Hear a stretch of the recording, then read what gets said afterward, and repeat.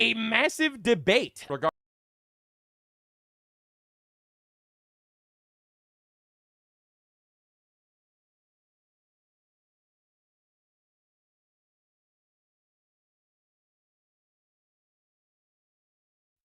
Attention, hell divers. Please direct your attention to the nearest monitor for this mandatory broadcast incoming from Super Earth.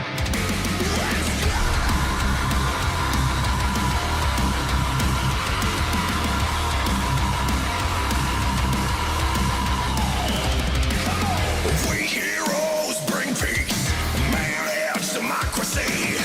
We keep the galaxy safe. Oh, evil impeached, I fear no bottle beast. All heroes wicked on every planet. Our bombs bringing hope. These bullets are balance. I can't stay my foe. Let's fucking go. Into hell we dive.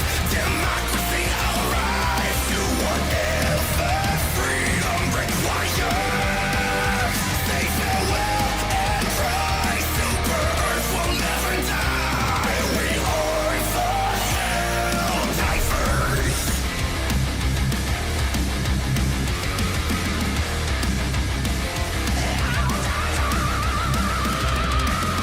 Those villains, they need a taste of liberty. I think it's time to get lost. Join up with me. I'm sure that we will be perfectly safe, so we extract on every planet. Our bombs bringing hope. These bullets are balance. I can't stay my foe. Let's fucking go. Into hell we dive. Democracy arrives to whatever freedom requires. Say farewell and try. Super Earth will never die. We are the hell divers.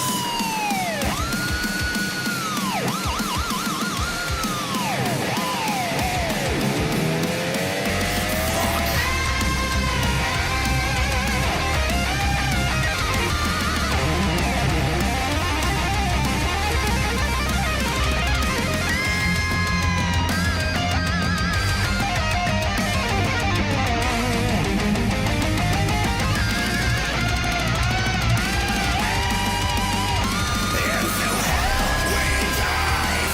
Democracy arrives to whatever freedom requires. Say farewell and try. Super Earth will never die. We are the hell divers. Fuck.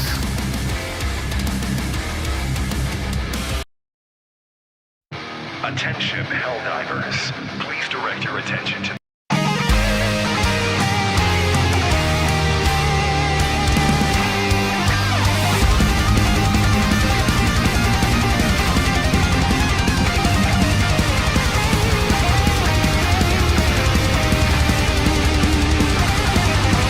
Another planet has been shrouded in despair. Set a course, reinforce, and the tides of freedom take us there.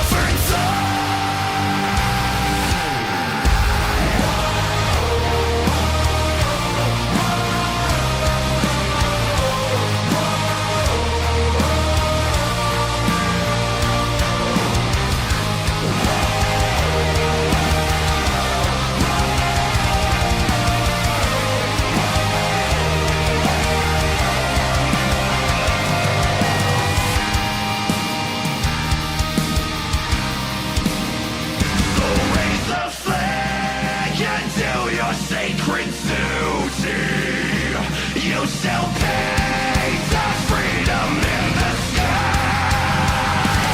Raise the flag, we're reaping at its beauty.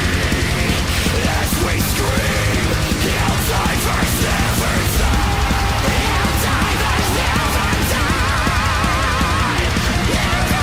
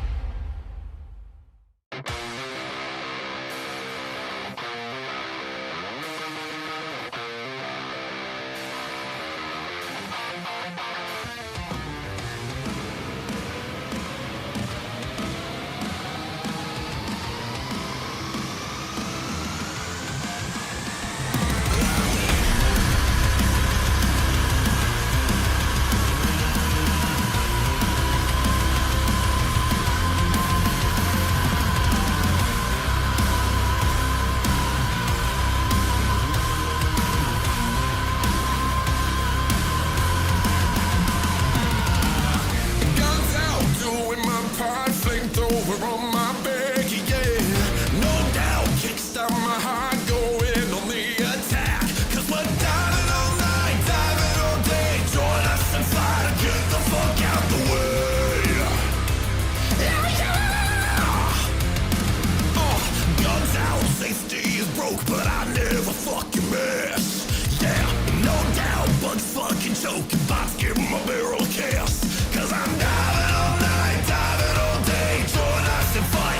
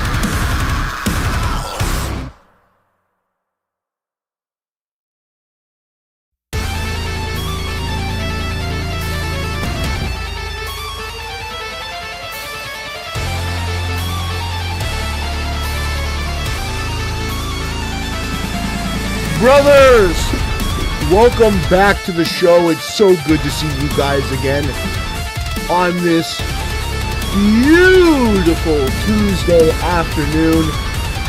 Guys, we're going to get into it. We've got a jam-packed show for you all today. We got a jam-packed show, and you know what? I'm so glad you guys are here with me. First and foremost, that music. Let's just give a round of applause for Jonathan Young. Jonathan Young has a YouTube channel, over 2 million subscribers. He has some absolutely amazing music over on YouTube.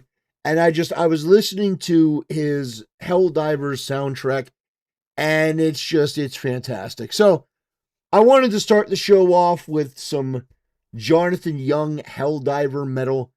And yeah. That's great. That's great, brother. Thank you for, providing these great songs for this amazing game. Anyway, let's get into it. Guys, we have so much to go over. We're going to be talking about the Lindsay Clancy situation. TikTok women are evil. There's no question about that. I think we need to bring back insane asylums. And a lot of white women need to go inside of them. We need to start institutionalizing liberal white women. This is an epidemic and a plague and a scourge on the entire human race.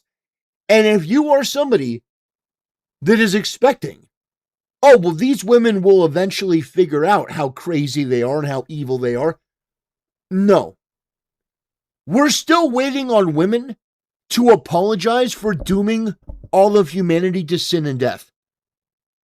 We're still waiting on that. We're still waiting on women to apologize for dooming all of humanity to sin and death in the Garden of Eden. So if you think women are going to take accountability for anything now, it's not going to happen. Anyway, we're going to be going over a lot of stuff today. I hope you guys are prepared. I hope you got a snack and a drink. I hope that you're locked in, ready to go. We're going to also be talking about Alex Jones bringing the quartering onto stream, guys. That's right. The quartering versus Alex Jones. This is something that needs to be seen to be believed. There was a segment. Apparently, the quartering can actually go on a debate. Yeah, the quartering can. It's just he's not going to do it for Yellow Flash or the Kino Casino or Bearing. He's not going to do it to be held to account, but it'll go on Alex Jones. Interesting. We're also going to be talking about Derek Chauvin. Remember Derek Chauvin, the guy that was railroaded over the George Floyd trial? Well, he's been stabbed. That's right, he was attacked. And the details around his attack are very, very suspect. Very, very, very weird. And we're going to be going over that. And maybe we're going to go over, some of the Candace Owens getting exposed. Because, man, it has been a rough couple of days for Candace Owens. She is desperately trying to remain relevant, and it's not going well. I think the people have seen her for who and what she is. She has no facts, no evidence, nothing concrete to support any of her claims. And so in that way, Andrew Wilson did an extremely effective job. So, brothers, let's get into it. I think we're going to start with Derek Chauvin today. But here it is. Let me give you guys the pre-fight. Let me give you guys the groundwork, the basics. I'm sure a lot of you who are regulars already have heard this before, but let me just say this for anyone who may be watching that's new. If you want to support the channel, I have 2 rules. Okay? I know. Supporting the channel, what, you got rules? Yeah.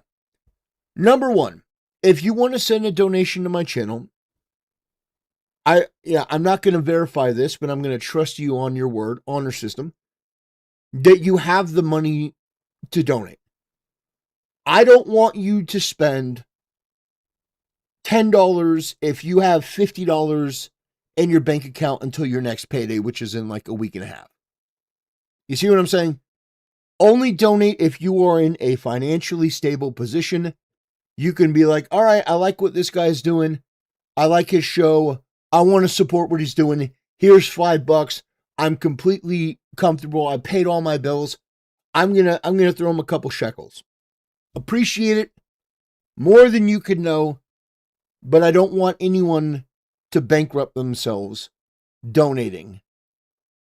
It's something that's very important to me. The other thing, obviously, is donating because you want to, because you support the channel. There's no reason to do what Doyle is doing in chat.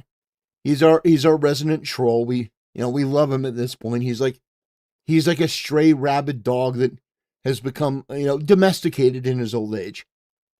But Doyle is like, oh, the donation button is broken. It's not broken.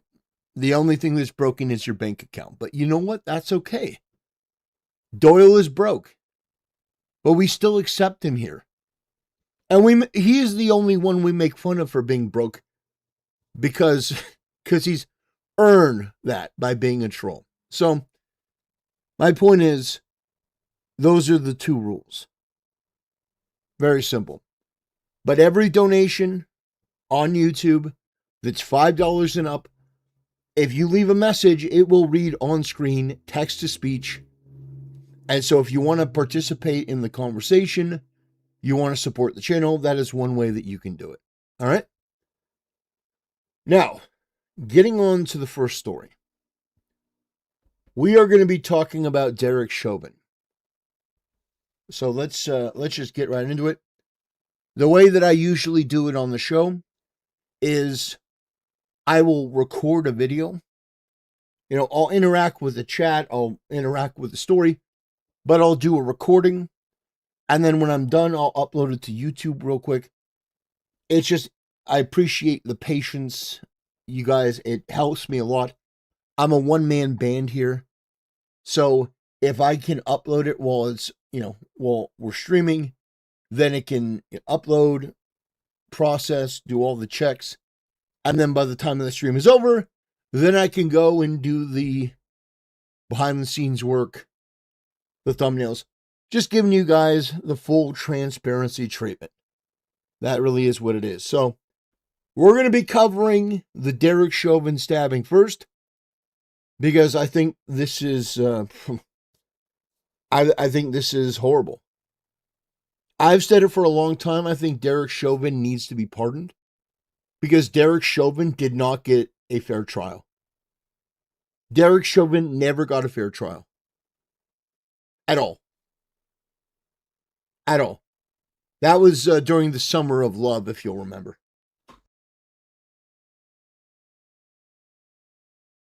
All right.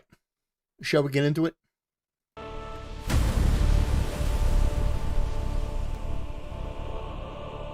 Brothers, it seems like only yesterday that the far left was burning down buildings in the United States all over George Floyd, the Summer of Love. The mostly peaceful protests, according to CNN, as the city is burning down behind them. But we need to talk about the man who was basically sacrificed at the altar of culture, which is Derek Chauvin. Derek Chauvin, he has that clip of him kneeling on his neck for 9 minutes, but he never really knelt on his neck, he knelt on his shoulder. Derek Chauvin did nothing wrong. And I know that's going to trigger some people, but the reality is that George Floyd was a career criminal. He was a piece of shit. He was a fent addict. He was somebody that was trying to, give a store a fake $20 bill. He was higher than a kite. He took more drugs, enough drugs to kill an elephant. Do you know how much fentanyl George Floyd had in his system? 5.5 times the lethal amount. in addition to all of the other drugs that he had in his system. George Floyd was going to die no matter what because of all those drugs he had in his system. And yet he was resisting arrest. They had him in the cop car, and George Floyd demanded to be let out of the car and put on the ground. That was one of the biggest mistakes that they made. They should have just basically put him in the back seat by any means necessary and drove him to the precinct. That's what they should have done. They shouldn't have let him out of the car. Anyway, the result of George Floyd led to billions of dollars being lost in, fires, looting, people lost their lives. It was chaos. And unfortunately, Donald Trump didn't do anything, at least didn't do enough, to really put his boot down and quell this as an insurrection, as treason, whatever you want it to be. He didn't really do anything at all. And so the left became emboldened, and now we're dealing with the ramifications and consequences of that. But I want to jump in and I want to talk about this because we need to take a look at what's been going on in the recent days, which is that Eric Chauvin has been stabbed in prison. That's right, boys. So we're going to be taking a look right here. This is important, I think, for people to really process and understand that this guy, Derek Chauvin, has been stabbed 22 times in prison. Shocking new details in the attempted murder of America's most high-profile inmate. Last Friday, Derek Chauvin was shivved 22 times in the library by another inmate. And now we know who the other inmate was. His name is John Turskak. He's 52, and he's already served 27 years of his 30-year sentence. And with 3 years left until freedom, apparently decided, I'm going to murder somebody. Turskak is also a member of the Mexican Mafia. And are you ready? An FBI informant. The complaint says Turskak at first denied wanting to kill Chauvin. And then the complaint says the Mexican Mafia guy waived his Miranda rights when the FBI agent showed up to interview him. First of all, why is the FBI conducting the interview? The FBI only shows up to prison murders as if someone's ordered a hit or if the perp or the victim was still informing. Interesting. So why is the FBI there? That's a very good question. That's a very good question. Why is the FBI there? This guy that was an FBI informant apparently decides with 3 years left to just stab Chauvin? We're going to say that it's not all coincidence. It does seem like there is something more here, and it may have to do with a documentary about the FBI relating to the trial of Derek Chauvin. Or all of the above. And why does a guy who knows the criminal justice system waive his Miranda rights?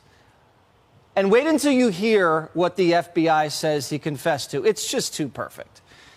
The FBI claims that the Mexican Mafia guy wanted to murder Chauvin on Black Friday to symbolically avenge Black Lives Matter. So let me get this straight. The Mexican Mafia member who poisoned blacks his whole career with drugs and who was incarcerated during the Black Lives Matter movement is a social justice warrior. And anybody who knows anything about prison knows the Mexicans stay with the Mexicans, the blacks stay with the blacks, and the whites stay with the whites. Mexican inmates don't just start murdering white inmates to show solidarity with black inmates. Maybe. But here's what's mysterious. Turskak is listed as white, and the origin of his name is Croatian. Now, how many Croatians do you know in the Mexican Mafia? I didn't know the Mexican Mafia was so diverse. So this woke Croatian Mexican mobster FBI informant has been suddenly moved to a new federal prison. For whose protection exactly? We're not sure. And Terskak's history with the FBI is fascinating. He flipped on the Mexican mob back in the late 90s and helped the FBI lock up more than 40 of his fellow gangsters. He admitted to carrying out a number of crimes while working as an undercover FBI informant, but was furious during his sentencing and told the judge the FBI made him do it. Quote, "I didn't commit those crimes for kicks." Very interesting. So you've got a white guy that's being linked with a Mexican cartel that decided to kill Derek Chauvin to appease Black Lives Matter. Okay. Yeah, that sounds pretty retarded. I did them because I had to if I wanted to stay alive. I told that to the FBI agents, and they just said, do what you have to do. Liz Collins produced a very eye-opening documentary on the death of George Floyd called The Fall of Minneapolis. And Liz joins me now. Liz. Boy, she's not kidding. Minneapolis is cooked. She is not kidding. With a title like that, Minneapolis is absolutely fried. It's been embarrassing to watch these communists and these regressives worm and weasel their way into positions of power and use that authority to make life worse for literally everyone in their vicinity. Anyone that they can get their hands on or try to control, they make the lives worse of everyone. Liz, this is getting stranger by the day. How do you think this went down? Yeah, this certainly took another turn yet today. It was just yesterday that Derek Chauvin's family, in fact, heard that he'd been stabbed 22 times. He described it to them as in being sort of a media center where he was making copies at the time. And he told them, that he was attacked from behind. He tried to fight him off, but every time he did, he was stabbed again with some sort of makeshift knife that this guy had. So there are so many questions about where the guards were. That's a good question. Where were the guards? Derek Chauvin is just by himself, and all of a sudden, some guy comes in and starts stabbing him with a makeshift shank. And he's gonna do it. Oh, I'm gonna get this guy on Black Friday. Because I'm gonna Black Friday as though that has anything to do with people being black. I don't know. Maybe he's like, well, Black Friday is a day where people, assault each other to try to, get their hands on a bunch of goods, so that I'm going to choose that day to represent black people. That's crazy. That's just absolutely crazy. At this point, why this guy wasn't being watched. His family is obviously very fearful of all of this. We know that he's using a walker at this point, so they still don't know the extent of his injuries. They're monitoring that. But this all transpires, Jesse. I was on your show before, but this happened 8 days after our film was released. That questions the FBI involvement in this case, bringing that out quite a bit in the film for the very first time. So there are still so many questions. You're right. Yeah, like you said in your documentary, which is amazing that the FBI showed up to the lab. And it's interesting here, the FBI... So the FBI showed up to the lab? Shows up to the prison after the stabbing, and then the Mexican mafia guy's story changes. And he's some social justice warrior trying to avenge... So what is Kash Patel doing at the FBI? What is Kash Patel doing at the FBI? That is my question. I thought we were supposed to get these giant reforms in the FBI. That it was supposed to be run by a strong leader that was going to have conservative values, and we weren't going to see this shady nonsense anymore. I don't know. It's bizarre to say the least. Black Americans. Black Lives Matter, Mexican Mafia, Croatian. Does that add up? No, there's so much that just doesn't. Derek Chauvin has been in this medium security facility for 15 months now with no issues. His family has been there several times to visit and is in touch with him quite often. We've talked to him as well, of course, for the film. So the timing of this is very suspicious. And also, let's not forget here that the only person to receive an update on Derek Chauvin's condition after this happened is the man who put him behind bars in the first place. And that's the Attorney General of Minnesota, Keith Ellison. He heard about all of this and was updating the media in Minnesota that Derek Chauvin was stable and that he would survive. And that happened days before his own family got word of anything about his condition at all. Yeah, Liz, if you're going to do this symbolically, you don't pick Black Friday. You pick Martin Luther King Day. You pick the anniversary of the death of George Floyd. You pick George Floyd's birthday.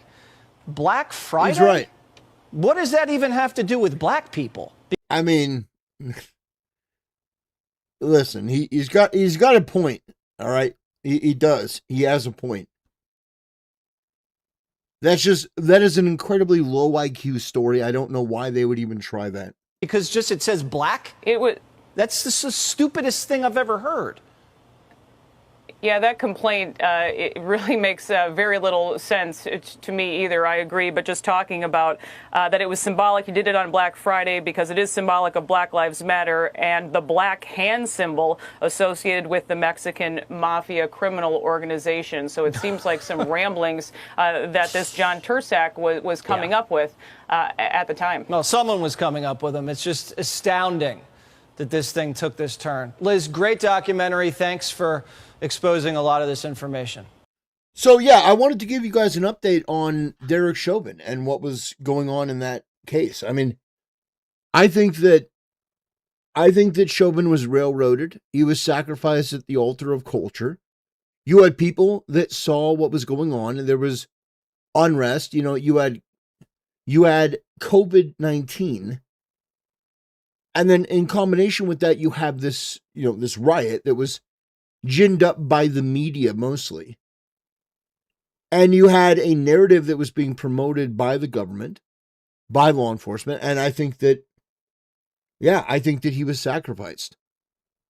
I think Derek Chauvin should be released immediately. That's my personal opinion. And if you disagree with that, just know that I immediately think less of you because I know why you disagree. You don't disagree because you have any actual substantive reason. You disagree because you think that the safe mainstream opinion is to say that Derek Chauvin deserves to be in jail and that he killed George Floyd. We know now, looking back, that Derek Chauvin did not kill George Floyd. George Floyd killed George Floyd. And the world is a better place for it. As uncomfortable as that may make you, that is the reality. And so this guy is, again, being sacrificed on an altar because apparently the first time wasn't good enough. Now people are starting to wake up and see the truth. Anyway, I wanted to bring that to your attention. I wanted to talk about that. Derek Chauvin getting stabbed 22 times. He seems like he's going to make a recovery. But the fact is that Derek Chauvin, he should absolutely get a pardon. I don't think he's going to get one, but he should. He should. That's my argument. Anyway, that'll do it. I want to thank you for watching, and I'll see you next time. Okay, TT. I hope you will have me on the show, even if it's in a bit. Yeah, sure. You wanna hop on the show? You wanna hop on Discord? I don't mind. Yeah, that'll be fine.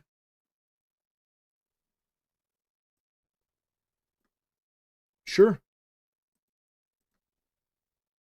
Okay.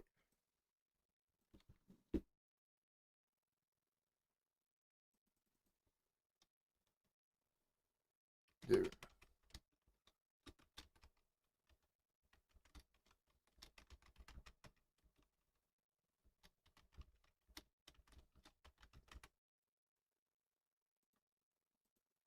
Okay. Yeah. Come on down.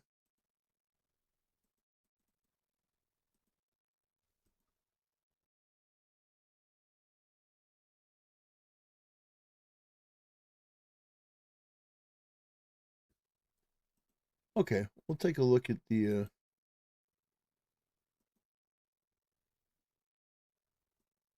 Okay, how's it going, brother? Hey, TT. Thank you for having me. I appreciate you allowing me in. Oh, sure. I just wanted to thank you for the prayers before because honestly, my dad's doing a lot better now. Fantastic. Love to hear it. It's so weird to be on a live stream, so I really do apologize. I'm No, doing you're the. great. No, you're good. Oh, sorry. I'm hearing the. What's that? I have to. The echo was weird. I'm apologizing. A little technical difficulty on my side. Okay. Hey, you sound fine. Uh, but how are you doing, man? I hope you're doing a good. I hope you're having a good stream. Yeah, yeah. It's been so far. It's been pretty good. We just started not that long ago, but Well, thank you, man. I appreciate you having me here. Anything you want to talk about? I'd be happy to chat if you have me, of course. sure. Like, well, you talked about your dad getting better. I mean, I don't want you to get into specifics, but Well, he you was, know, he didn't really like do very good with his health, and honestly, I've been trying to get on him on this, and honestly, it's kind of good that he's doing better, but like mm-hmm, at the moment, I was actually worried I was gonna lose him. So I right, want to be honest with you and say thank you for praying for him of because course, I've been worried about him, you know? He is my dad at yeah, the end of the day. yeah. Oh, it's our pleasure. It's one of the things that I like to do with my channel and my platform is pray for people in need. And so, yeah, I'm glad to have the opportunity. I'm glad that's going so well. Well, I just wanted to say thank you for that. I don't really want to keep most of your live stream up and all. You know, you probably got a lot of things you got to get in regards news wise, so I don't want to like keep you. But Yeah, no, that's just fine. wanted to say thank you, you know, Well, I because appreciate it. he's finally actually doing good. He's in rehab finally, Yeah, so a lot better than where he was, for sure. yeah. Well, it's important. It's important to spread good news. If there's something that changes, if you see that prayer is working in your life, spreading the good news is very important. Oh, I So, definitely believe in Christ. the He is good, my Lord and Savior. fantastic. Love to hear that. Amazing. It's weird to probably hear from most people to say that straight, but I'm one that doesn't sugarcoat, so I try to Well, speak good. as real as I can. I believe in being unyielding on that. That you should just basically, with both your feet planted, say that you believe. I do the best I can, even in my shitty situation, you know? Right. Best we can, you know? Right. But it's been really interesting to, see it grow, to be honest. I've been Mm, here with you for a while, so awesome. Well, I of course I appreciate the support, and I appreciate you being here, and yeah, it means a lot. So thank you. no problem, man. Hey, you keep being you. All right. You're God real. bless. God bless. Fantastic. Great conversation. We got Mitsley. TT, I'd like to ask for prayers from you and everyone else in your community willing to offer them. My wife and I are expecting our first child, and just told that the doctor wants to induce labor at 37 weeks, cutting our remaining time till birth in half. Oh man! All right. So what we're gonna do is we're gonna bow our heads in prayer. No, we're gonna bow our heads in prayer. Scout Gaming, you did great. You did great. You did fantastic. Great job, brother. But we're gonna bow our heads in prayer for Sully here. And I always say I'm not very good at public praying, but I always give it my best, and I never let that stop me from trying. Okay. Dear Lord, we come before you today, and we just ask that you be with our friend Sully here, who made a prayer request in chat. Lord, you know this person, you know their heart. You know their situation better than I do, better than we do. I pray that you be with them, that you give the doctors wisdom and courage, that you allow them to explain what is going to be the best solution. And I pray that you touch their hearts, that you heal the sick, the people that need your healing most of all. I pray that you be with them, you give them reassurance in the way that only you can, Lord. I pray this in Jesus' holy name. Amen. Okay. So, I mean, I hope that everything goes well, brother. I hope that, yeah, the intent means more than anything else. Yeah, I really hope that you have a positive outcome. Yeah, we are praying for you. We got Scout Gaming saying, I really hate my voice. I feel so obnoxious. No, you're great. No, your voice is great. You got nothing. You got nothing to be nervous about. You did a great job. Fantastic job. You know. That's right. All right. So, we on this channel, I believe in the power of prayer. I think it's important. Now, let me explain something about prayer, okay? Because there are people that say, well, if you really want to pray, you should pray alone. But no, that is correct and incorrect. There is nothing wrong with praying in a group.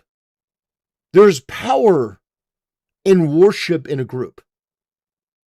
But the main thing is that you shouldn't be praying in public to let people see that you're praying in public.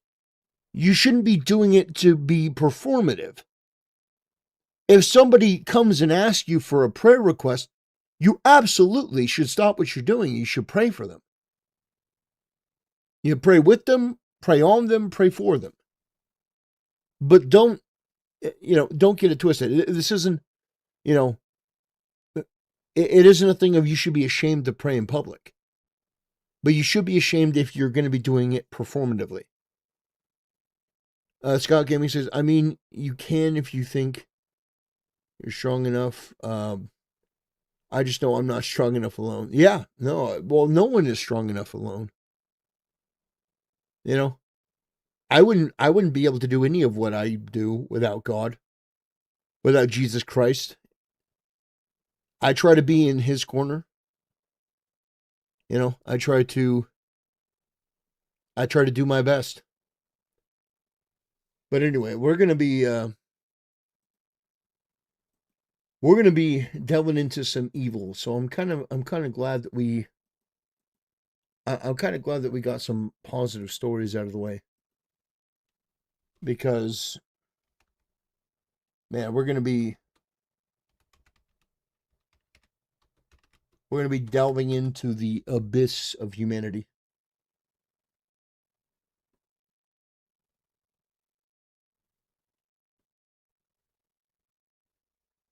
Okay.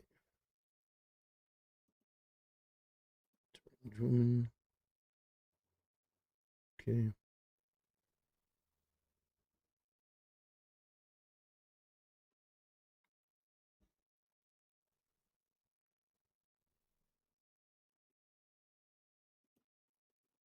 Yeah, man. I mean, we're going to be talking about a story it's just brutal.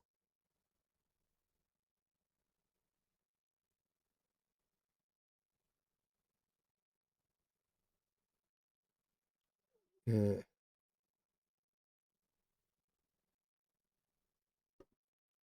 Gross. Anyway.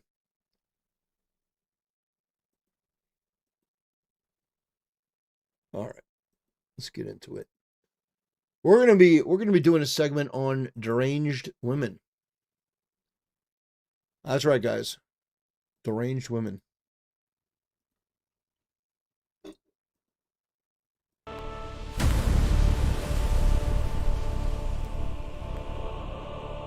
Brothers, putting aside all the memes, watching the women of TikTok, these true crime retards, it makes me seriously want to repeal the 19th Amendment. It is scary in the extreme to watch these women. Here, hold on. I got it.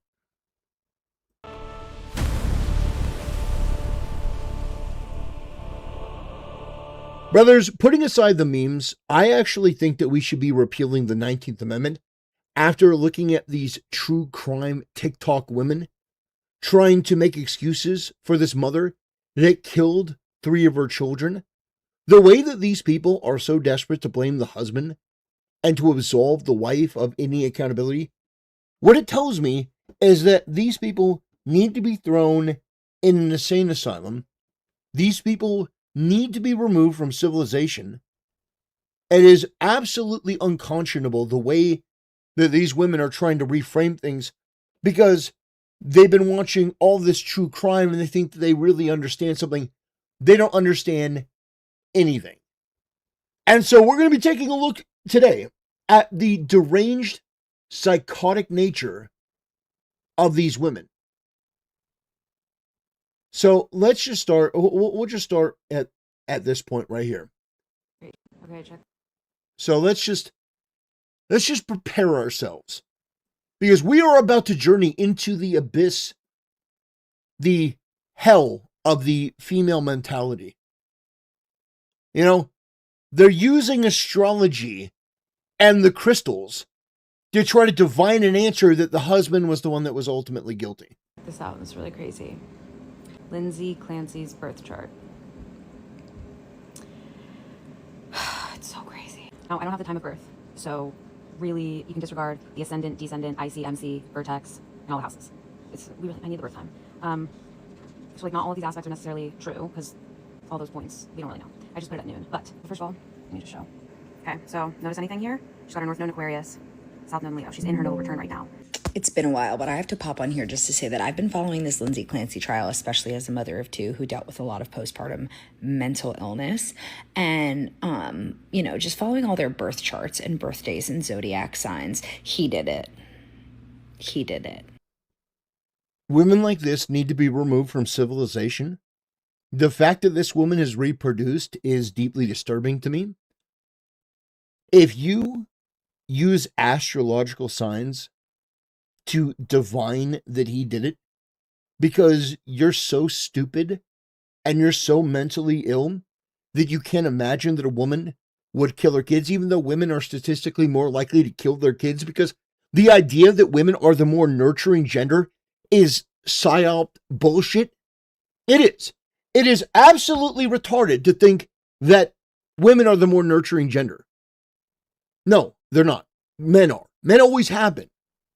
Men always take more care of their children, which is why single mothers lead to the worst outcome when it comes to kids, when it comes to drug use, criminality, prostitution.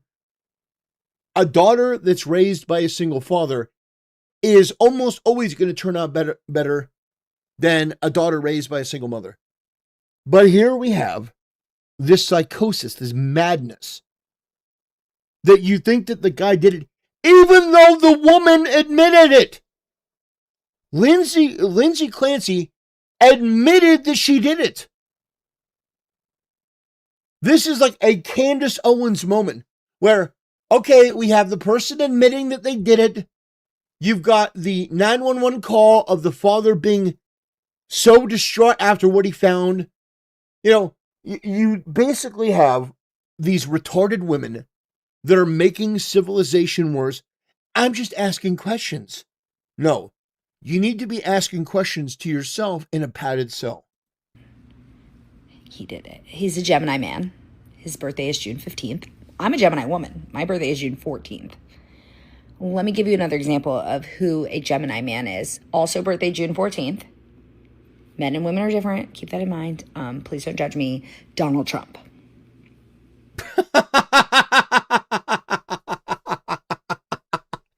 I shouldn't be laughing, okay? I should not be laughing. But what can you do but laugh? That's right, guys. Donald Trump is a Gemini, according to her. I don't know what Trump's actual birthday is. But let's say it's true. Let's say Trump is a Gemini. What on earth would that possibly mean? When I tell you that these women are retarded and should not have the right to vote, we should not be listening and believing women on anything.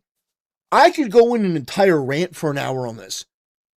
I have always been opposed to the believe all women narrative because, and this is not true of all women, but especially in modernity, women are some of the most dishonest, lying, manipulative creatures that have ever existed. And we're going to pretend that, oh, well, she divined it from an astrological sign, so we should just believe this woman if she tells you something. Absolutely not.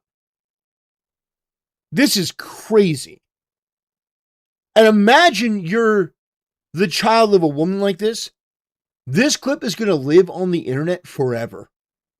You're going to grow up being the child of this crazy yenta, this nag, this hag. That's nuts. Patrick did it. Thank you for coming to my TED Talk. So if you're watching the Lindsay Clancy case, I've already gone over the forensic astrology charts that show that the perpetrator is a male, the perpetrator is having an affair, and that the victims, specifically Lindsay, was drugged during this. And I've also gone over with the theory and the lie detection. I'm telling you all right now, when the South Node goes into Cancer in March of 2028, the South Node is going to transit over Patrick Clancy's moon in Cancer. He's going to be having eclipses over his natal moon, which is home, family, emotions, his emotional life. And then it gets better. 2029, all the way into 2030, he is going to have eclipses over his Gemini placements. The South Node is going to move over his Sun, his Mercury retrograde, his Venus retrograde. It's about to get real interesting in the next, 3 to 4 years for him. I'm grabbing my popcorn. I can't wait for this man to be humbled and for karma. Brothers, I'm just going to say it. We need to start treating women worse. I think maybe Islam has the right idea. Man, you've got a woman that killed her children, killed them in a horrific fashion, admitted to doing it. It's pretty much a fait accompli that she killed her kids. But you have women that are now defending a child killer based on astrological signs and intuition. We need to start treating women worse, okay? They've had it too good for too long. They need to be second-class citizens. You need 4 men. For everything that a woman says, you need 4 men to be able to verify it. That should be the new standard, okay? I'm making a compromise with Islam on this. You need 4 men to be able to verify anything that a woman says. That needs to be the new standard. Yeah. You know what? Fight me on that. Tell me why I'm wrong. You think that these crazy bimbos that are just out there spreading the shit. And by the way, a lot of these same women were the ones that were cheering on the death of Charlie Kirk. Explain to me why these absolute retards are supposed to be treated as the equal of men. Or you're supposed to say, no, men and women are equal. They're just as smart. Absolutely fucking not. Okay? The reality is that maybe I'm being a little bit hyperbolic, a little bit, but not much. The reality is, if you have a murder case where it's clear that he's guilty and you're talking about astrological signs, that the stars, the tarot cards told me, what? There's actual tangible logical evidence. And you're telling me that you think that the guy did it because he's a Gemini and Donald Trump's a Gemini. It's crazy. let's take a look. We got other people talking about this. We got Patrick Bet-David, the PBD podcast. They're talking about it. But the excuses that are coming out of this, it's insane. So we're going to watch a little bit of this, and then we're going to watch a little bit of Court TV. What a weird, dark story. Folks, if you're not into it, you're not going to like this. But if you're into these murdery, mystery, all this stuff, this is just one of the weirdest stories I've ever heard in my life. Literally, it's one of the weirdest stories I've heard in my life. Lindsay Clancy's phone was used to search, can you treat a sociopath? On January 20, 2023, days before she killed her 3 children, a state police investigator testified at a trial Thursday. Jurors heard from Massachusetts State Police investigators Timothy and Sergeant Kyle Pavot on the forensic analysis of Clancy's phone and her ex-husband's Patrick Clancy's tablet. Clancy has pleaded not guilty to 3 murder charges and the death of 5-year-old Cora, 3-year-old Dawson, and infant Kaylin at the family's home in Duxbury on January 24, 2023. Defense lawyers don't contest she was responsible. They argue she shouldn't be held criminally responsible because she was suffering from postpartum psychosis. Are you kidding me? I'm struggling so hard because I wanted to parent each of my kids like my first, and since I can't, that's depressing to me. Clancy wrote an October 2022 phone note per process. Oh man, I just want everyone to watch, who's watching this, to know I'm doing everything I can to keep my composure. You say it's postpartum depression or postpartum psychosis, and your thought is, I'm going to kill my kids. Here's a thought. Why don't you kill yourself? You're going to take you. Oh man, I think this woman should face the death penalty. I do. I think this woman should be publicly hanged. It is absolutely insane that we live in a civilization that is actually entertaining that she shouldn't be criminally charged for murdering her own children. If you don't hang this woman, firing squad. What are we doing? What are we doing as a civilization? How are you expecting us to be a nation of laws when one of the most brutal crimes, you kill your unborn, not your unborn, I mean, that's another conversation. You know, the fact that women in the West are most proud of the right to kill their unborn kid. But you have young children that you murder. And your thing is, well, I was kind of depressed. I was, had this thing going on. You mean to tell me you're well enough now to diagnose yourself, but in the moment you get this woman off the face of the earth. Please. Do humanity a favor. Do humanity a favor. And put this woman up for the death penalty. Please. Prosecutors, this is definitely the root cause of all our problems. She appeared frustrated with compromises around newborn Callan. I hate that he has to put himself to sleep. I'm sad I'm not breastfeeding anymore. Prosecutors are using their searches and notes to argue the killing were premeditated. The defense says they show a mind unraveling, that mind is unraveling. Vinny, do you have a clip on this? I'm sending Connor right now. Connor, there's a clip of her in the courtroom. I think one of the medical examiners, Pat, is talking about Cora's autopsy. Pat, this gets me emotional because these kids are so young. She was 5 years old, and they're reading what was happening during this autopsy, and they have to call the freaking. Can you just play this clip? That's the medical examiner. Listen. It could be a pattern, or it could be more developed types of injuries, such as bruising or abrasions. And what about I can't injuries? do it. Yeah. Who's crying exactly? The mom, the murderer. Yeah. Oh, yeah. Yeah, tears. What about your kids' tears? What about your kids' tears? You manipulative bitch. Disgusting. She deserves every single emotion she's feeling. No. Disgusting person. Oh. Okay, you can stop. No, get this lying sack of garbage. She killed, Cora was 5, Dawson was 3, and Callan 8 months old. Okay. Ugh. Okay. So now prosecutors are saying that she deliberately, these are prosecutors, not me, sent her husband out for takeout and medicine, giving herself a window. So she brought them all downstairs in the basement and used exercise bands and strangled all of them. The defense is saying exercise bands. Exercise bands, and mind you, choke, squeeze them out and kill them one at a time, while the other ones are sitting in there watching other siblings getting choked out, okay? And I'm going to get into it. So you talked about the postpartum psychosis, severe mental illness and all that stuff. And then there's a GoFundMe for her parents that are they're going to stand behind her daughter. It's raised $750,000. The goal is $2 million. And what makes it darker is the women on social media going, I know what she's feeling. There was a TikTok of a psychiatrist. Ooh, man. I knew this was going to be difficult, but I didn't realize how difficult.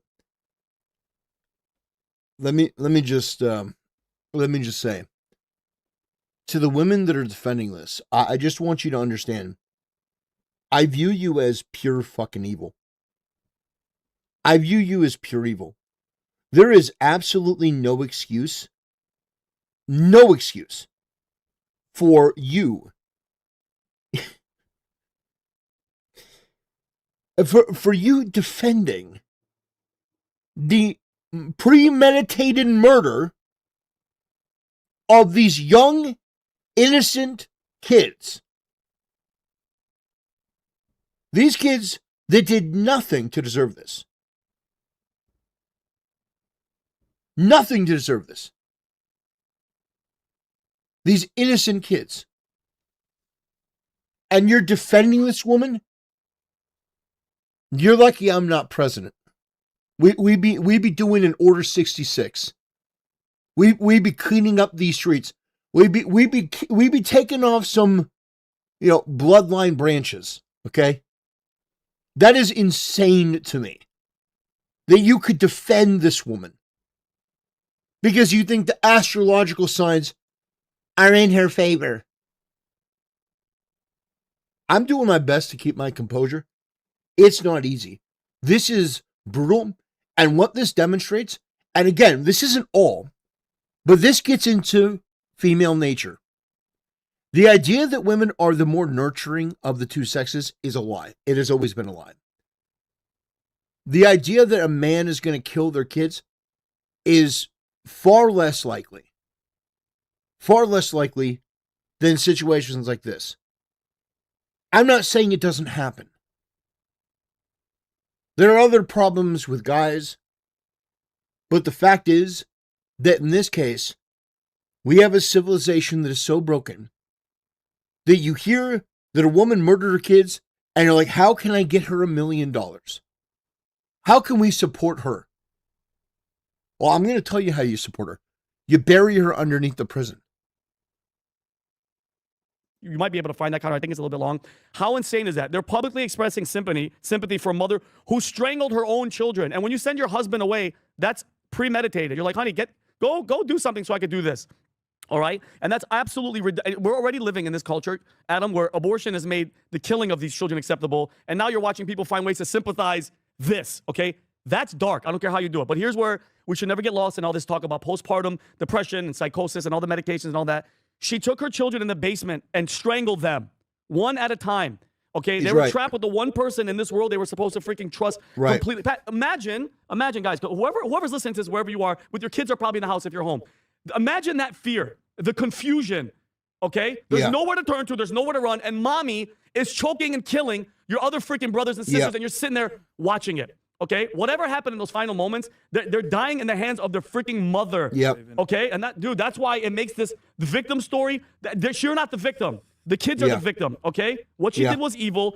She was a freaking monster. I don't care. Call her a demon. I don't care how uncomfortable it makes people. Okay, you killed all 3 of the kids, and if she's found responsible, Pat, for deliberately murdering them, she deserves the harshest punishment. And that's it. Well, apparently she's already admitted that she did it. I don't think that's the deal. But they're playing when you have children. Postpartum, no, they're saying she was under because she was dealing with bipolar disorder. So do not consent that Clancy was responsible for the deaths of 3 of your children. They argue that she was not held criminal responsible for their deaths because she was suffering from. I saw that, but there's also another one that says, they say she experienced an auditory hallucination, a voice telling her to kill her children and herself. This is substantial evidence because experienced some psychiatric problems from before. She suffered severe insomnia, anxiety, and suicidal thoughts. Sought help from numerous providers, contacted a suicide hotline, admitted herself to McLean Hospital on research postpartum depression, psychosis, hallucinations, schizophrenia, and bipolar disorder. Another major defense argued is medication fragmented psychiatric care. In roughly 4 months, she was prescribed 13 different psychiatric medications and more than 30 prescriptions, including antidepressants, psychotics, and benzos. Her defense argues that the changing medication and inadequate coordination between providers contributed to her deterioration. Yep. They're going to try to pin it on the medical establishment. Yeah, well, and not her. so you all that stuff, and she's not medically admitted into a hospital. Give me a freaking break, because at the end of the day, somebody has to pay for those 3 kids. What is this video here? Yeah. She's paying Oh, the Pat, price this is a therapist. This is she's a a therapist basically saying, like, guys, if you've had kids, you understand. Press play. Yeah, go ahead. Clancy trial is going to be one of the most significant trials of your lifetime. We are all experiencing something completely unprecedented. Never before have we seen so many mothers and women rally behind somebody who confessed to killing her 3 children. Yeah, that's pretty unbelievably insane. And we need to, as a society, have a renewed conversation about women's role in government, corporations, institutions. Because if you have women en masse coming out to support this woman for what she did, even though we know that women have been insane and immoral for years, decades, with the defense of abortion, the fact that women believe that it is their right to murder an unborn child because of their convenience factor. I feel inconvenienced by this child. I'm just going to murder him. So we've already known that women are without morals and without decency for years, that their highest priority is, I want to have promiscuous sex and I don't want to have a kid. So I'm going to do everything I can to elect people that allow me to murder that child. But now you have children that are born that are being murdered. And women are like, oh, yeah, well, I mean, look, who hasn't thought about killing their kid? This is just absolutely insane. It's just... And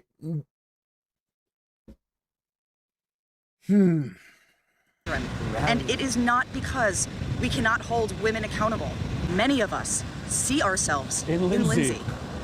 Many of us know that we could have been only one step away from doing some of those horrific things. What is she talking about? Experienced significant mental health issues. Killing your kids after one of our children was born. And many of us know just how dark some of those thoughts get. I've never heard of it. Do me a favor. Go back. Go back to recount. Go all the way to... So this is pretty much women admitting that they're mentally ill. They can't be trusted on anything. They should be treated as second-class citizens. They should basically, they go from the care of their father to getting married and then being under the care of their husband. They shouldn't have the right to vote. You should be treating women as though they are not mentally fit to do anything based on this. Because if you can't keep yourself from murdering your child and you have any sort of sympathy for this woman, you do not deserve to be treated as a fellow equal human being. You deserve to be oppressed. You deserve to be in jail. That, an insane asylum or some sort of care facility. If you can't recognize that this is an absolute immoral evil that this woman did, you shouldn't be allowed to be in our civilization. To the beginning, go all the way to the beginning. Look what it says on her profile. Strong therapy, Jess. Liberal voice on politics, culture, society, anti-racist, anti-fascist, pro-LGBTQ. Of course. Do you understand what she just said? She basically just said, the women out there. Do you think she has kids, this yes, lady? she does. She No, does. this lady. I think she does. Therapist? Because you know what she's saying, Adam? We've all thought of killing our kids when they've gone, because, you're depressed after you. What are you even talking about? How do you post something like that? And so basically what? So they're trying to get this Lindsay freed off what technicality. She was crazy. She was losing her mind. I'm sorry. 3 children are dead. And again, I'm going back to imagine, Adam, you're 5. I remember when I was a kid. I remember 5. I remember things that my mom would do to me when I was that age. You're watching her strangle and kill your brothers and sisters. Oh, God. And you're in those final moments. I am sorry, guys. I'm sorry. We always talk about accountability. She has to be held accountable. I'm sorry. Well, I'm so sorry. Of course she does. He's right. Because my thing is this: if you send somebody out, Adam, if your wife goes, "Hey, go get medication, go get takeout," you're planning it. It's not like in a moment where she just grabbed them and stabbed them. She brought them into the basement. She grabbed the exercise bands and she strangled them to death. Well, okay. True. I'm sorry, bro. I'm sorry. Let me ask the guys with kids here. I mean, look, I'm not making light of this. My mother always says, I brought you in this world. I'll take you out of it. I've never took that literally. But have you guys ever experienced anything with this postpartum depression? Tom, PBD, is this something that women have talked about in your life? So or your wife's friends or anything? Tom. Yes. women talk about postpartum depression a lot. And apparently, not apparently, it is clinically shown to be a real thing. That sometimes after having a baby, there is an emotional response that's there. Now, that's part one. Then part two is, I do not believe, based on what I've heard many counselors indicate that, postpartum depression is made worse by someone who maybe is a drug user or already had, psychological things or was, a deep depression or, schizophrenia, bipolar disorder. It just makes that worse. So in other words, a person who, already has diabetes that gets lupus, that's bad. You know what I'm saying? Because you're already sick. I'm using that, a stacking effect. Sure. And so postpartum depression and counseling is to be treated very seriously. But the issue is if somebody was already, had issues ahead of time, Pat, it just makes it worse. And the people running to her are people, remember, the postpartum tribe is also trying to create a victim tribe, taking nothing away from the disease itself. Remember, they become a special interest group of their own, and they have their own, what do we talk about? Their own concerns, their own motives, their own assumptions, their own fears, their own asks. And so they're out there. So it's very, very real. But when you stack it up and say, oh, we're coming to her defense, they don't know her other side. They don't know if she was bipolar. They don't know if she was using psych meds and she was having complication effects from the combination of meds. They don't know if she was possibly schizophrenic. They're hearing postpartum and they're running out to defend postpartum. Right. That's what's going on. That's insane. This is dark. Very. I'm trying to see if this lady has kids. I can't find it. The lady, whatever her name is, something Jess. Jessica McNair is her name, and she's a licensed therapist associated with Falls Church Wellness Center. A church? And the creator behind Strong Falls Church, Therapy, Virginia. Jess. Thank you, Baked Buddhist. I know we're being hyperbolic, but in order for that to even be a conversation, we'd need to fix the economy back to where the man is the only one expected to be earning, which is whole other conversation. Mm-hmm. You're absolutely right. You're absolutely right. Men being the only one in the workforce would allow men to negotiate with corporations for higher wages. It's the same argument, we're not going to get too far deep into that. It's an economics argument. But one of the reasons why corporations lobby for mass illegal immigration is because of, it gives the corporation more leverage when negotiating, salaries, negotiating pay per hour. More people, mass flood of immigration gives the corporations an advantage. If you were to take away the illegal immigration and limit immigration and take women out of the workforce, it would give men a lot more advantage to negotiate a reasonable wage that would allow them to be able to provide for a family better. But thank you, Baked Buddhist, for the donation. I appreciate the support.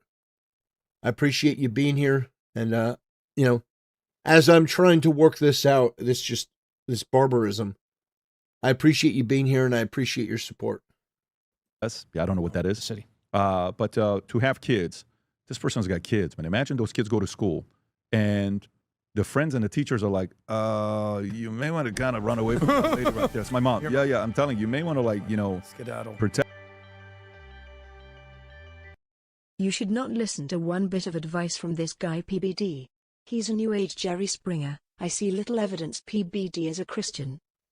I understand what you're saying. I understand what you're saying. PBD, with the Candace Owens debate, he looked at it from a purely numbers point of view, and that was how it was determined. I don't disagree with you, but I think that in this case, listening to him and the panel, I think it was pretty good to give an insight into this situation because they were just really relaying information.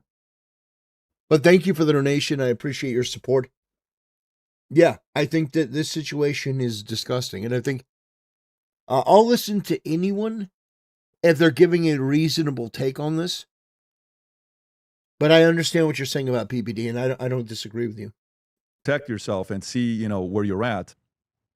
Go to the Trump one. Go to the Trump one that she has right there. Yeah, what does she say?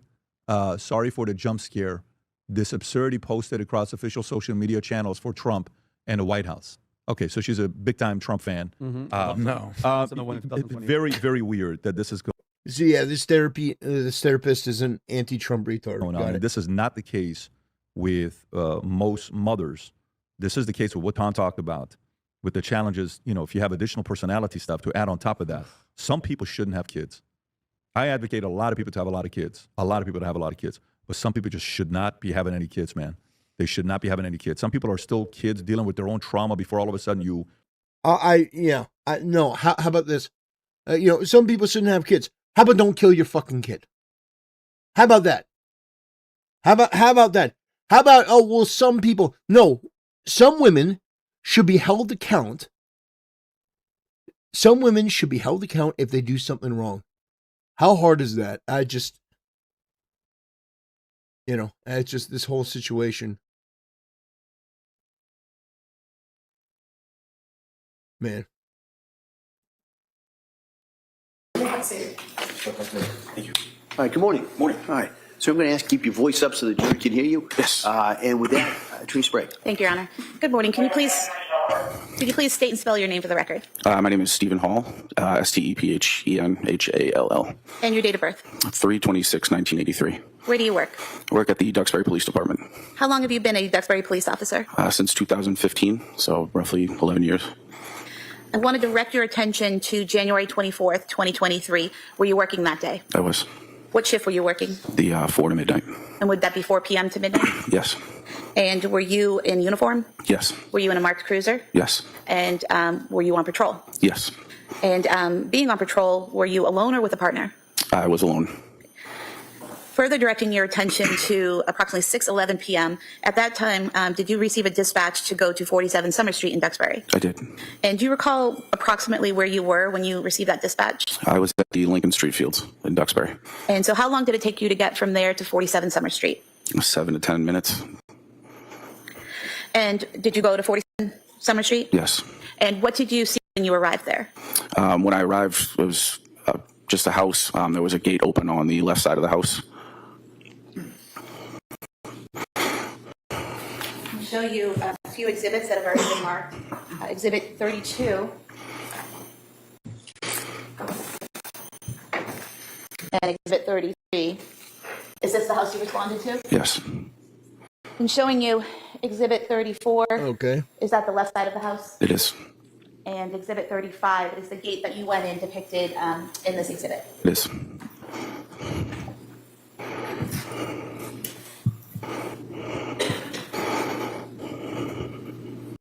First officer on scene? I arrived simultaneously with Officer Josephine. And is he also an officer with Duxbury Police? Yes. Man, I can only And imagine. so did you what both would be head to like. that same direction or did you go in different directions? We both went to the backyard as we were dispatched to. And you said you went to the left, correct? Yes. We heard a male voice calling for us on the left side. So. And that's where you headed? Yes. Okay. And did you encounter a male in the backyard? Yes. And did you later learn his name was Patrick Clancy? I did. What was his demeanor? He was upset. Didn't know what was going on. So. And did you see anyone else in the backyard? No. Okay. Did you see anyone on the ground? Yes. And who was on the ground? Miss Clancy. Is that Lindsay Clancy? Yes. And do you see her in the courtroom today? I do. Could you point to her? No issue with ID, Your Honor. Record may reflect. The witness has identified the defendant. Thank you. Where was she positioned? She was on the ground, if you were looking at the backyard on the right side. Okay.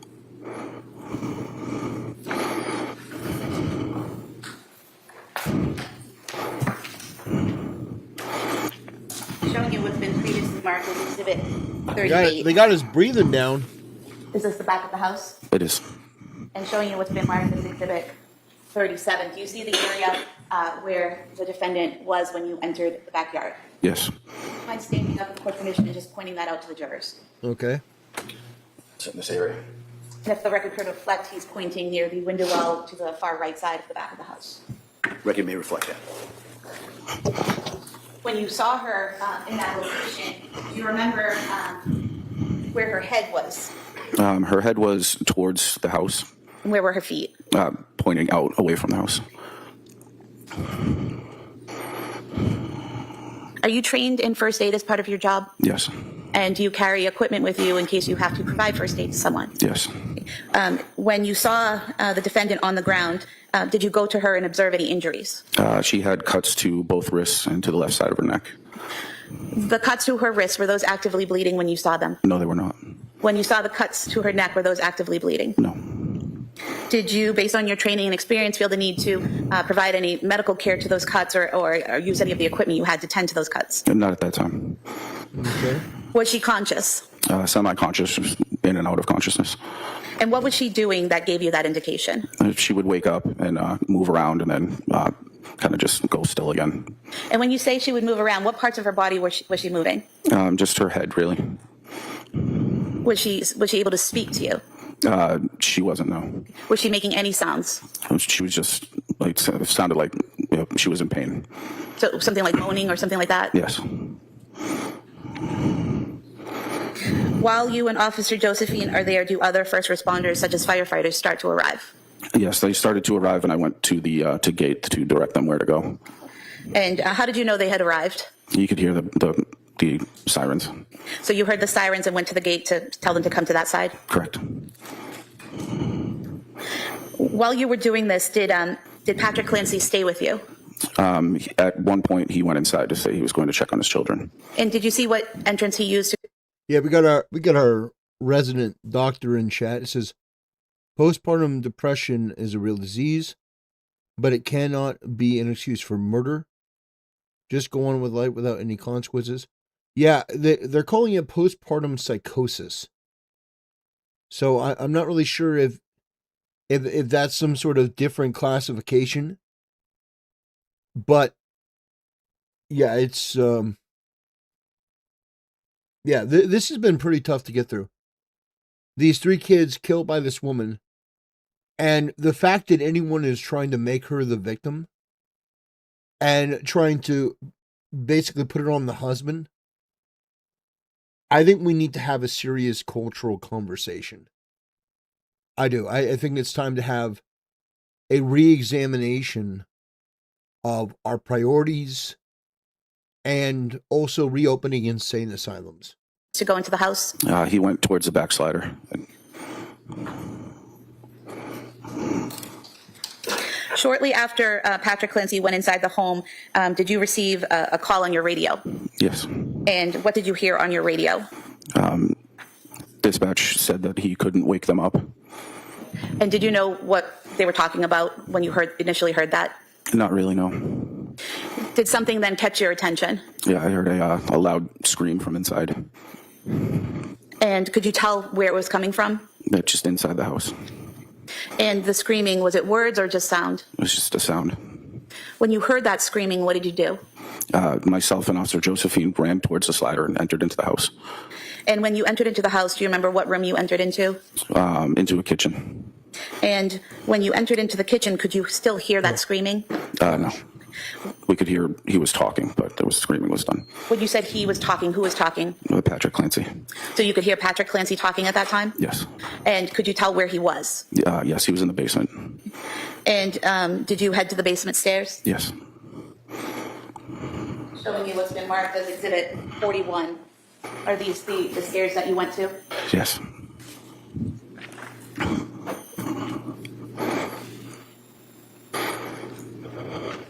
Did you go to the bottom of the stairs? I did.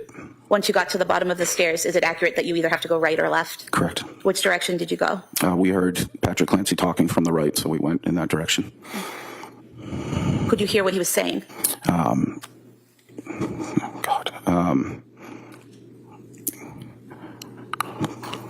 Do you mind if I? You don't recall? Yes. I have no objection to that. Do you recall him saying, I can't wake them up, I can't get them up? Yes. And do you remember his demeanor as he was saying that? He seemed very upset. What did you do in response to that? He came from a back room, so we ran into that back room.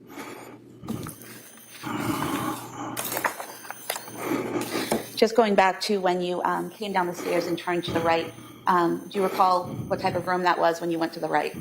It looked like a workout room, like a workout area. I'm going to show you your pictures here. If you could just look at them and tell me if you recognize what they depict.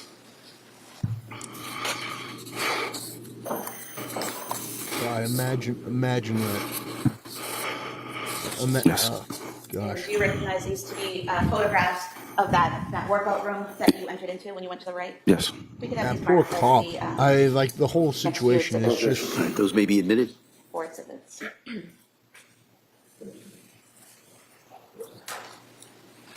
Man.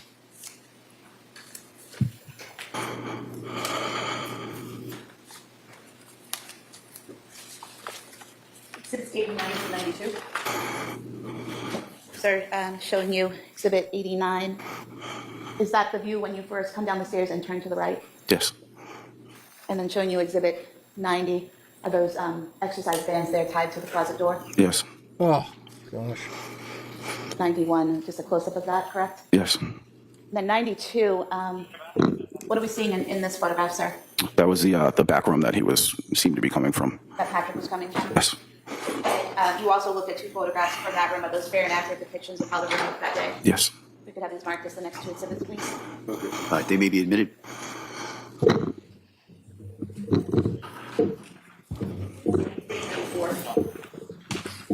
Sir, did you head to that back room?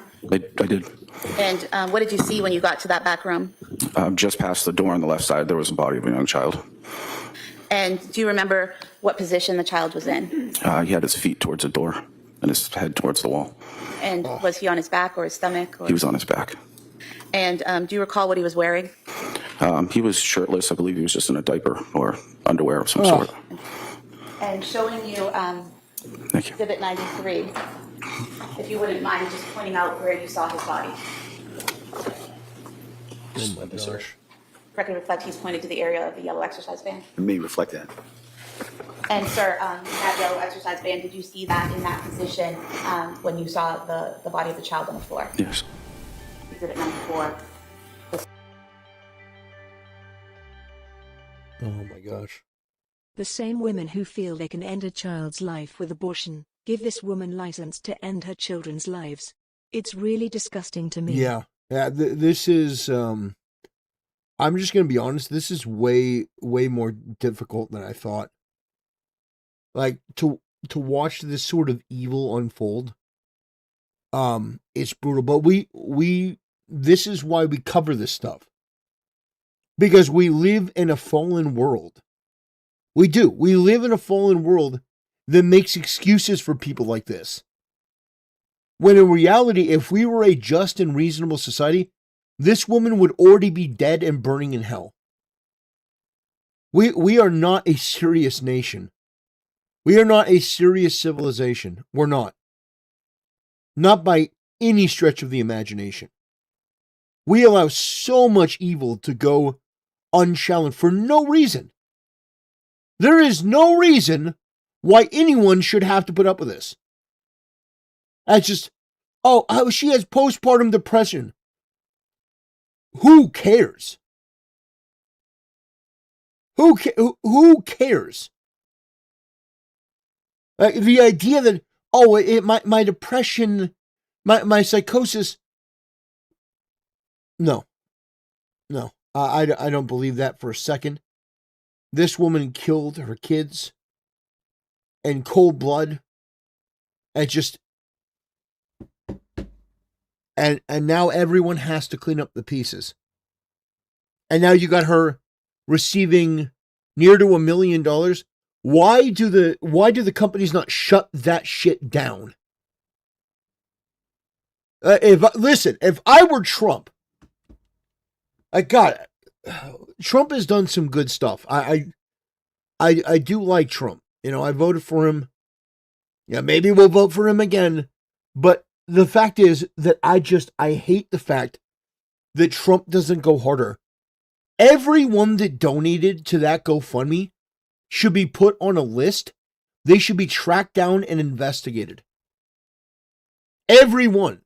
Because they are a danger to themselves and others. We need to do more sweeping changes in this country. Because if this is where we've gotten, thanks to secularism and liberalism, modernity, feminism, we need to crush those ideologies in a way that hasn't been seen for hundreds of years. If this is the result, that we have a trial where a woman murdered her 3 kids in cold blood, admitted to doing it. And now they want to say, well, she shouldn't face criminal trial. Well, then what? Well, she shouldn't face criminal trial. She should be executed by the state. But we're having these arguments about semantics. She did it.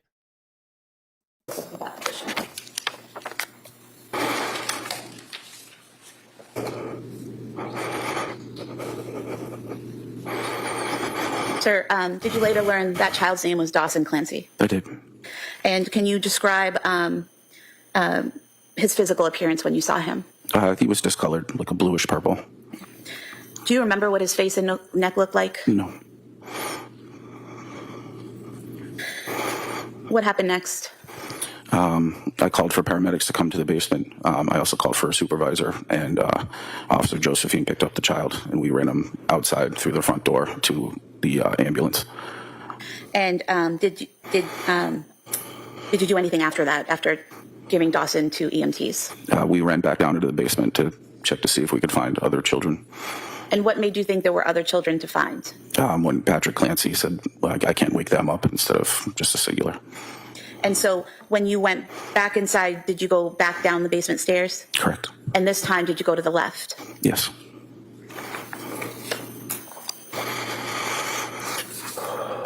Sir, showing you a series of photographs. You could just tell me if they clearly and accurately reflect how the left side of the basement looked on January 24th, 2023 when you went in there. Right, just for the record, they don't need to lay a foundation. I agree to the photographs, no objection to any of them, so we don't have to go through all the foundations. All right. Yes. Could I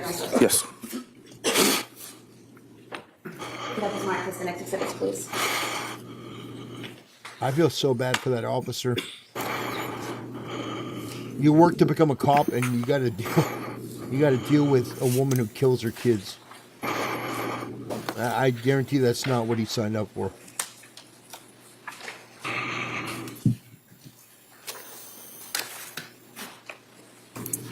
Yeah, I don't blame you, brother. I don't blame you at all. That's so brutal.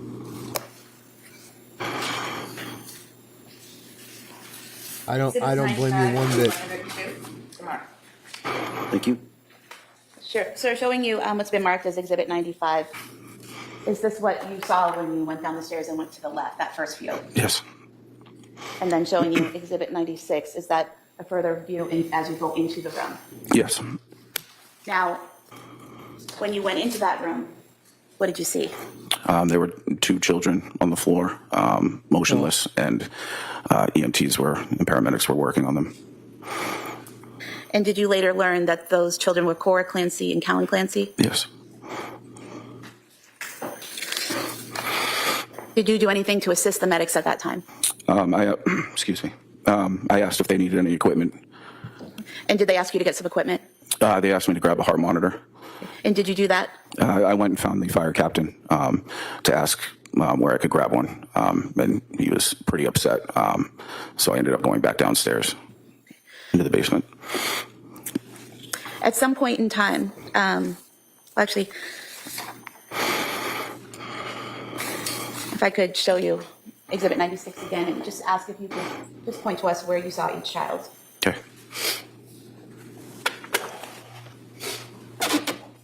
Here, and that's in that area. So for the record, the first area you pointed to was in between the blood stain and the black exercise band. Is that correct? Correct. Oh, man. And then the second area was over in front of that small nightstand or some type of shelving unit. Yes.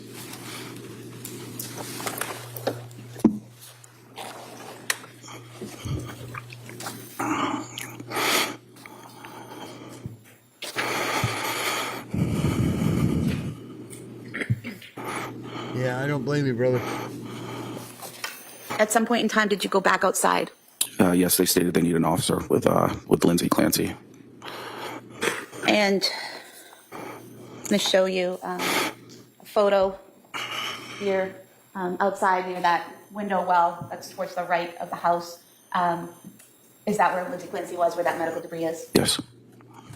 And just showing you another photograph. Is that just showing further to the right in a broader area of that same scene? Yes. I could have the close-up mark as the next exhibit and the broader photo as the All following. right, they may be admitted. Exhibits 103 and 104.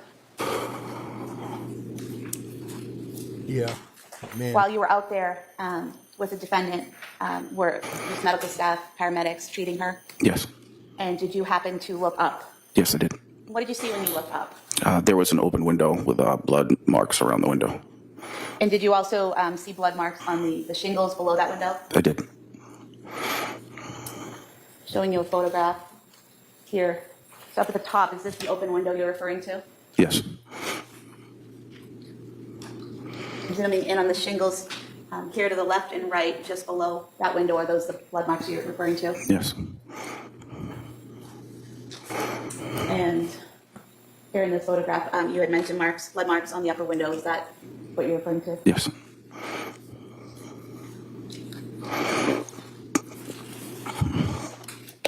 And then here at the top of the lower window, these marks here, are those the other blood marks that you saw? Yes.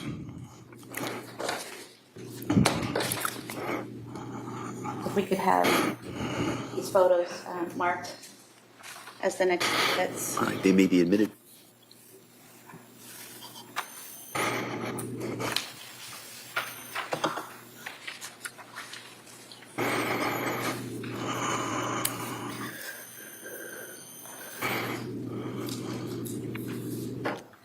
While you were out there in the backyard, did you see a ripped or, oh, I'm sorry.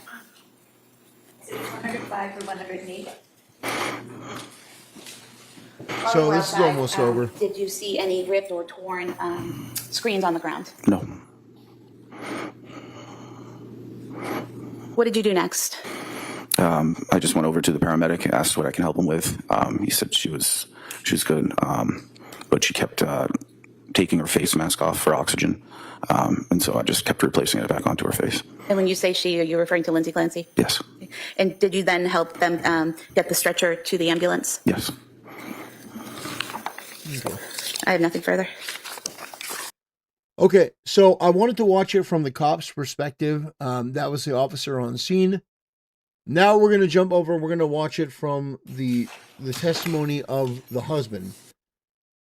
Now, again, this is going to be brutal, and I don't care if this video goes long. This video can be an hour, 2 hours, however long it is. The reality is this is an incredibly important topic because, like most issues that I cover, it's culturally relevant, but this shows a very real flaw in the current system that we live under. A very real flaw. An immoral flaw, a demonic flaw, where you have a system that is, it's not really so much the system, it's the culture around it that's trying to do anything they can to make sure this woman doesn't face justice. And the fact that you have any women at all saying that they understand this woman's point of view, I mean, it's unspeakable. It's unthinkable that you would say that you would believe that, articulate that this woman had a point maybe.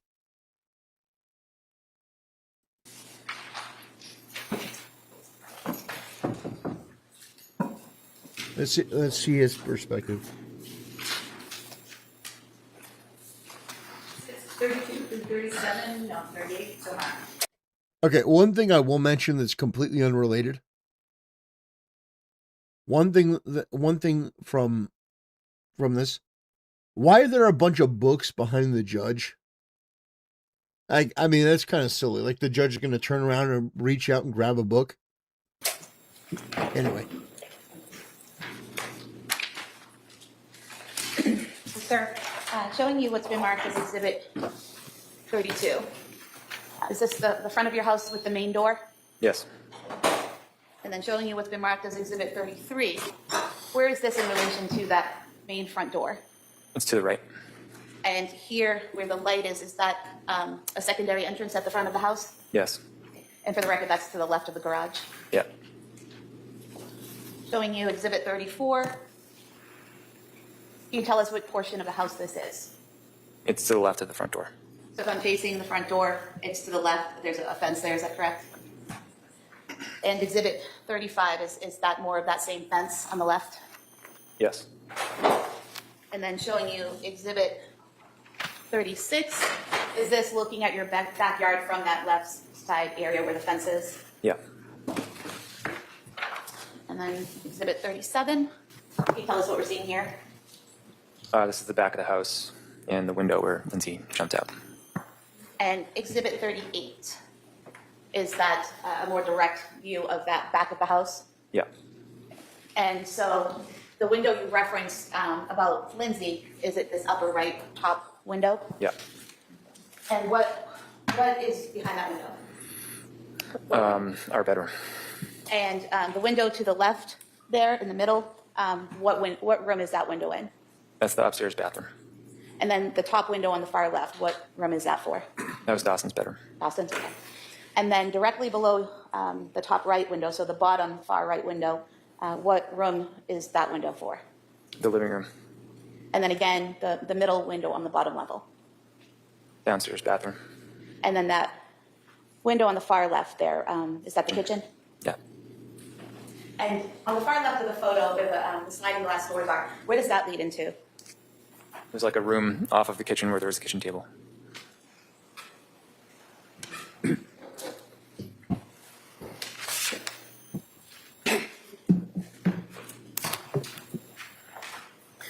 When you got home and you parked your truck, how did you get into the home?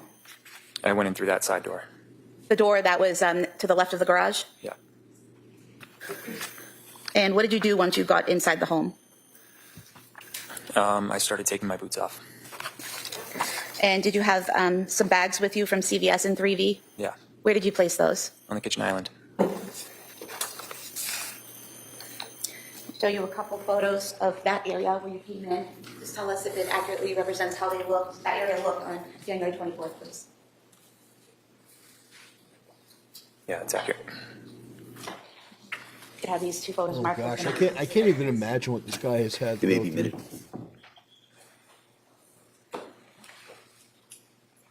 Exhibits 39 and 40. So we're showing you what's been marked as exhibit 39. Can you tell us where the sliding glass doors are in this photograph? They're to the left of the kitchen table. So we have here the kitchen table, kind of in the center of the photograph, is that correct? Yeah. And so these are the sliding glass doors? Yeah. And where's the door that you came through? To the right after the kitchen table. Right here. We got A Spade. It says, "Can we get a prayer for the innocent children that got wrongfully taken from life?" Yeah, I think that's extremely appropriate. I do think that is extremely appropriate. These children were innocent, and they were murdered by their mother. And I actually agree with the guy on the Patrick Bet David podcast. I do agree with him that no matter how you try to contextualize this, no matter how you try to reframe this, those children died watching their mother kill their siblings in extreme fear and panic. And the woman needs to be buried underneath the prison. She needs to be put to death. Now, I don't believe in this case. I don't think that rehabilitation is, I don't think it's possible. I think the woman needs to be buried. I don't think that any prison sentence length is going to be enough. You murdered 3 of your own children. That's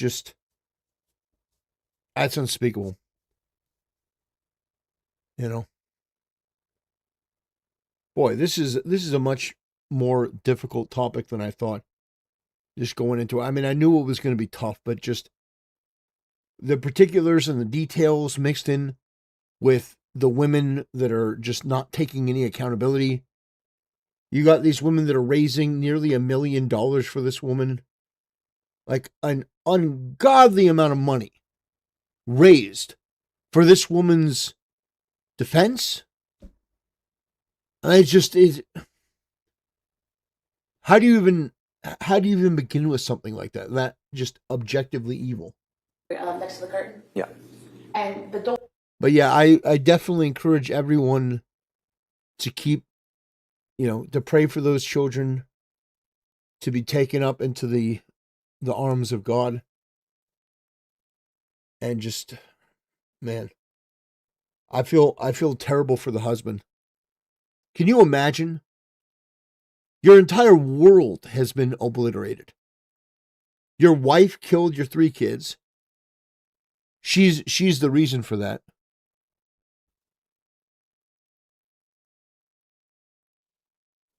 We got Samuel says, what about a prayer for the exercise belt? Don't you care that it wasn't used for its actual purpose? What?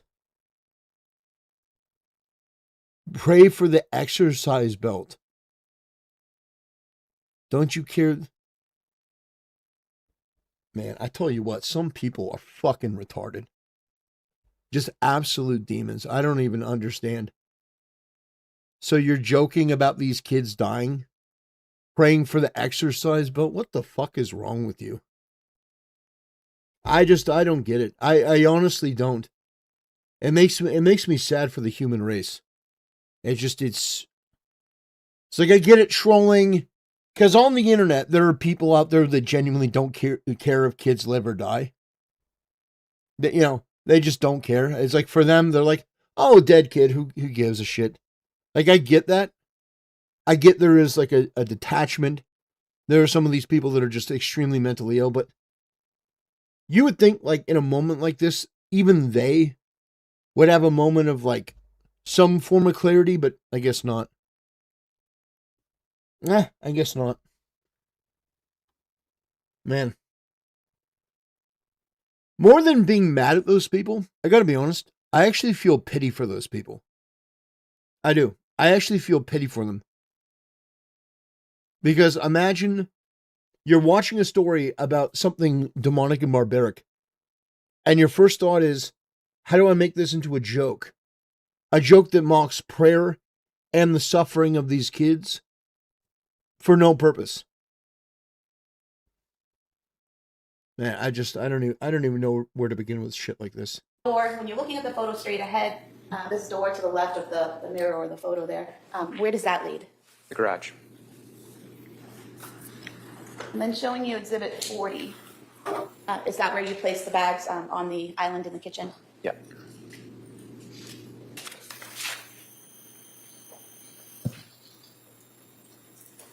When you came into the house and you were taking off your boots and putting things down, was there anything you noticed? Yeah, the house is really quiet.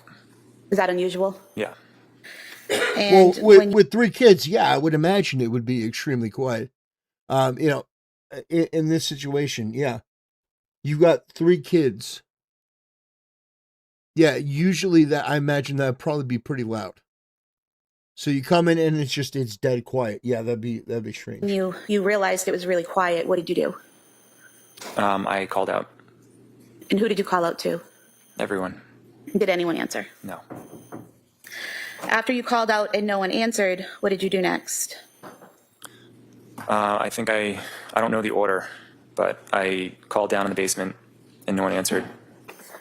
And then I called Lindsay to see if she was home because I looked out and I couldn't see her car, but it's because it was dark and her car's black. Okay, so when you say you called down to the basement, when you approached the basement door, do you remember if it was open or shut? It was shut. So did you open it and yell down? Yeah. And there was no response? Correct. And showing you a photo here, is that a fair and accurate depiction of the stairway down to the basement level? Yeah. We could have this marked as the next exhibit, please. That may be admitted.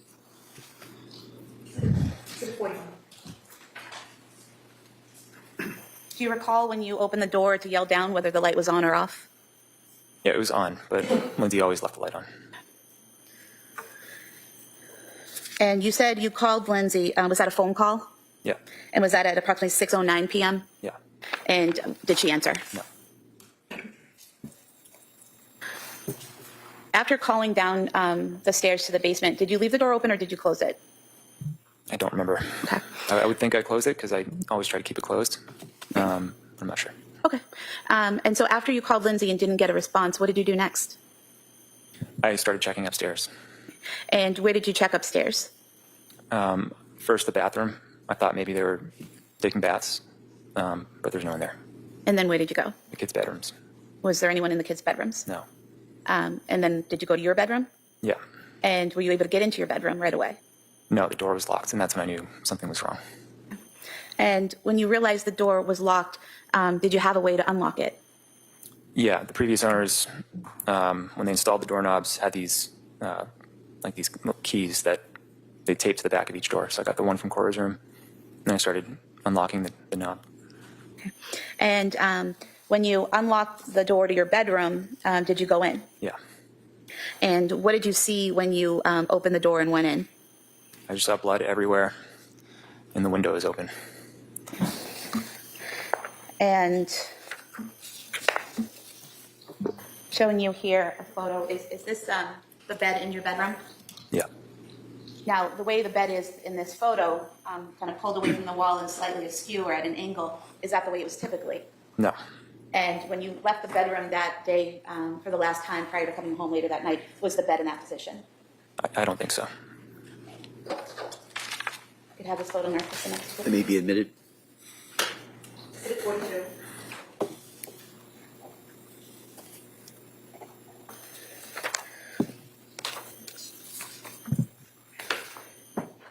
And you said you saw the window, is that correct? Yeah. Was it open?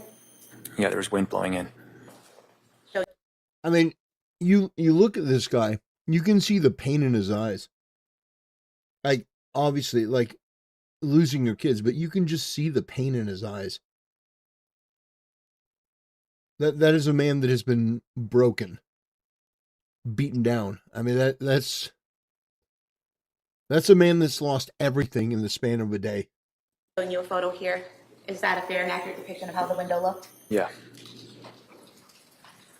Mark this the next exhibit, please. That may be admitted. Exhibit 43. Did you walk into the room and over to the window? No. How far into the room did you get? Probably 1 or 2 steps, and then I immediately turned around and went outside. And the blood that you saw, where was that located in the room?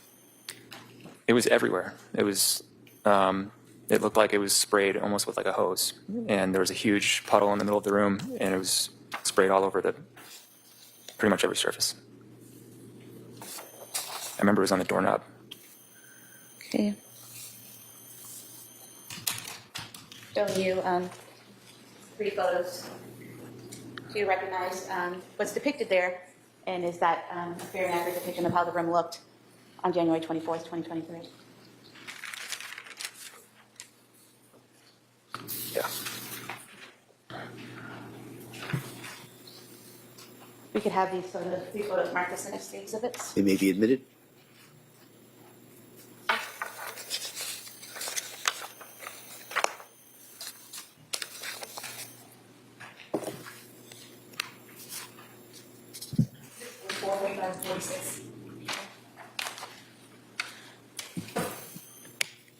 So we're showing you what's been marked exhibit 44.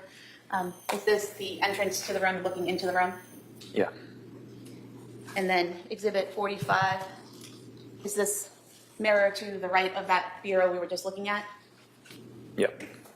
And this area right here, is this the blood you were referring to? Yeah, that's some of the blood. And then in exhibit 46, is that getting closer to the window? Yeah. And is that more of the blood that you were talking about? Yeah.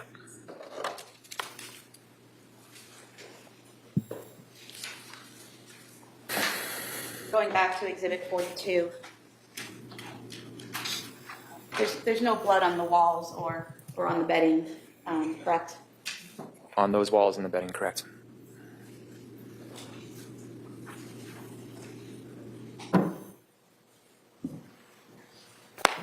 Like, imagine coming home. Yeah. Imagine coming home and something is off.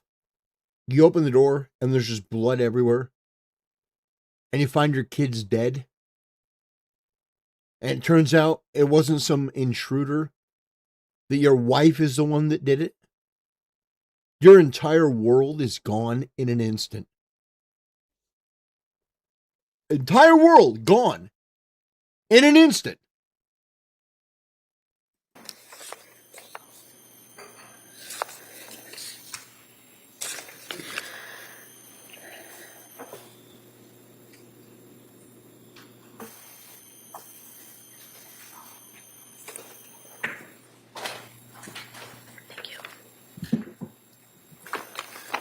Sir, were you aware that the defendant's phone was found on the bed in the bedroom that night? Yeah.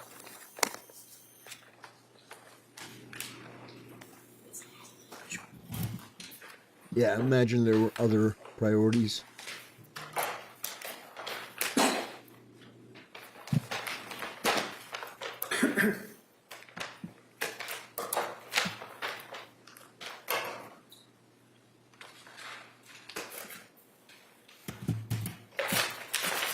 Throughout the following observations in the bedroom, what did you do next? I ran downstairs and went outside. And do you recall whether you came around, whether you went out the front door or the back door? I went out the back door. So that would be the sliders, is that right? Yeah. And where did you go from there? I just looked around in the backyard below that window, and I saw Lindsay. And where did you see her? She was face up in the backyard, And where in the backyard was she? at the bottom of the window. And so,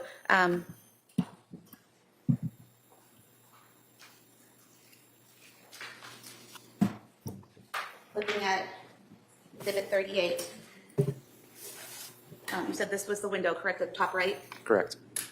Where was she in relation to that window? Directly below it. So down here by the window well? Yeah. So she tried to jump out the window? Straight below the bottom right window by the window well. I'll show you a photo of that window you were referring to. Is this the exterior view of that window to your bedroom that night? Yeah. We could have the Nacho Ninja says it's demonic that these women are trying to push that it's his fault, that his wife should be acquitted. Yeah, it's absolutely indefensible. It's disgusting. I said, she was like, that bro's got that 1,000-yard stare. Yeah, you know, and it's interesting. It's like the internet has, this is, I guess in some ways it's a blessing, in some ways it's a curse. But there is very little empathy on the internet. Like a 1,000-yard stare. Yeah. I would have that same expression. You would have that same expression. Shield, if you came home and you found that all your children were dead, that they were murdered, strangled to death, one after another, they had to watch their own mother kill their kid, and then she tried to jump out and kill herself, you would have a 1,000-yard stare. Any of us would have a 1,000-yard stare. Because it is what this guy went through is something that human beings they're not programmed to go through. Losing your wife and your children in the same day, but you lose your children because of your wife. Yeah, this man is broken. I feel so bad. Yeah, I mean, I don't even think that a year of time is enough to process what happened. This is just such a horrific event. Unbelievably brutal. And then, on top of all of that, you lose everything in one day, and then people want to blame you online for it. Might that may be admitted? Exhibit 48.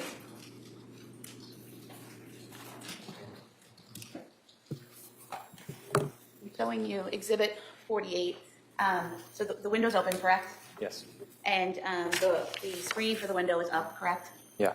At any point in time that night or afterwards, did you notice that the screen was cut or broken in any way? I didn't notice that, no.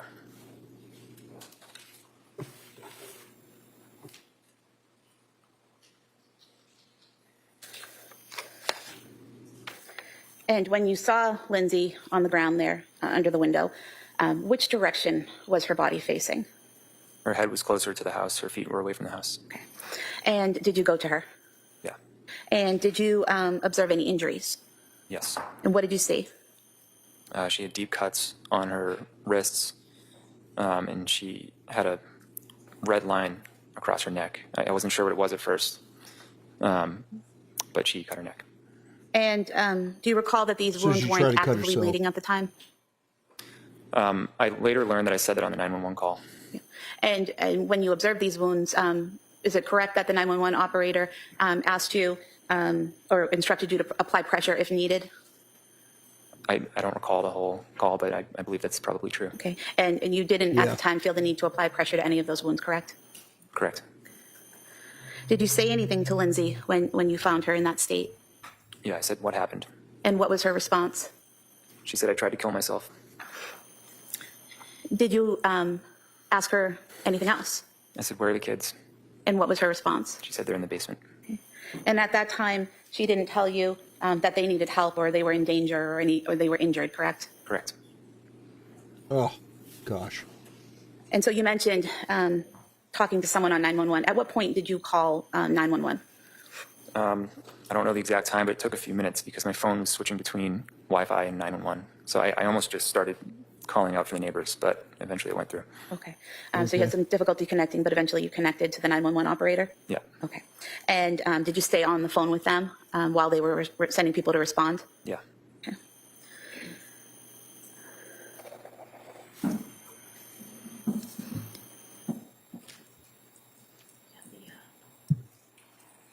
Man, this is a tough one.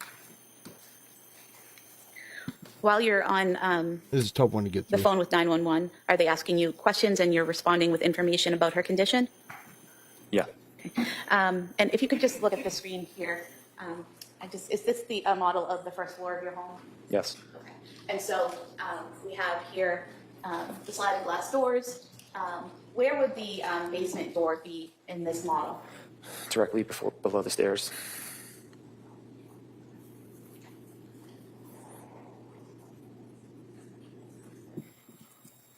Oh, looks like The Sims. So now that it's flipped around, is this the door to the basement right here? Yeah. Okay. And for the record, that's the door across from the downstairs bathroom. Yeah. And then,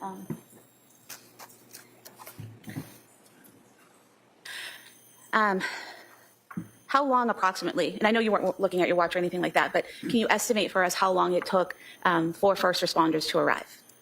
4 or 5 minutes. Okay. And Wow, during that quick. time, are you continuing to try to talk to Lindsay? Yeah. Is she responding? She's in and out of consciousness. Okay. Was she breathing on her own? 4 or 5 minutes is actually pretty quick. I believe so. And you're communicating information to the 911 operators, and are they giving you, advice on how to deal with the situation as it progresses? Yeah. Okay. Once emergency personnel arrive, what do you do? I immediately got up and ran to the basement. Okay. And do you still have the phone on you? You're still on the 911 call? Yeah, I didn't realize it at the time, but I did. Okay. And have you look at this model here on the screen? Yeah, I heard they Is this can't. a They're not fair going to play the depiction of 911 phone the call setup because of it's the too basement? graphic. Yeah. Okay. If you can just describe the rooms for us, what the purpose of each room was. So the room in the back left was my office. The room with the black rubber mat is the gym. And then there's a living room to the right of that. And then the back right is just an area of the living room. And then there's a bathroom next to that. So when you come down those stairs, That's a that nice night, house. which direction did you go? I immediately went left. And when you went left, what did you see? I saw Cora. And how did she look? She had a band around her neck. And was Oh, that an man. exercise band? Yeah. And do you recall whether she was, what position she was in, whether face up or face down? She's face down. And when you saw her in that condition, what did you do? I immediately ran over and tried to take the band off. Were you able to get the band off? Yeah. And do you recall how you got the band off? I think I untied it. And when you say untied it, was it in a knot that you had to, put everything down and unknot it, or how was it tied? I'm not sure I fully remember. Do you recall describing it previously as when you initially tie your shoes but then don't do the bow? Yeah, that sounds right. And was she responsive? No. And what did you see or do next? I saw Callan. And where was he? He was next to her. And how did he appear? He had a band around his neck. Sorry? He had a band around his neck. And did you remove that as well? Yeah. And do you recall what position he was in? Same as Cora. And looking at the model here, if you could just tell us, where was Cora? The left of the couch. So would that be this area here that I'm pointing to, in between the This is bureau and the couch? Yeah. And where was Callan? To her left. So would that be more over here towards the chair and the bureau? Yeah. We need to reopen insane asylums.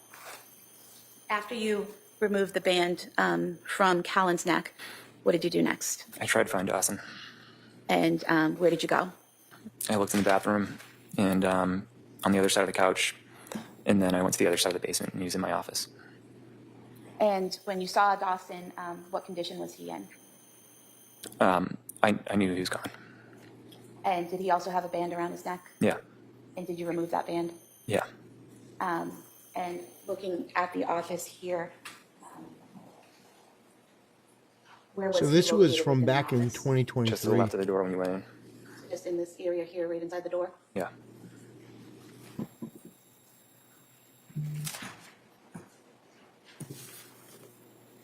So we may approach briefly? Yeah, please.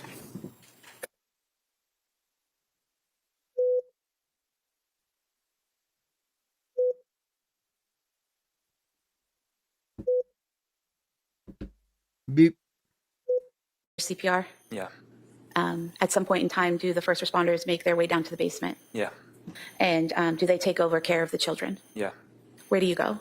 They sent me upstairs. Okay. And at this point, Your Honor, I'd move to submit the 911 call as the next exhibit. That may be allowed pursuant to the earlier order.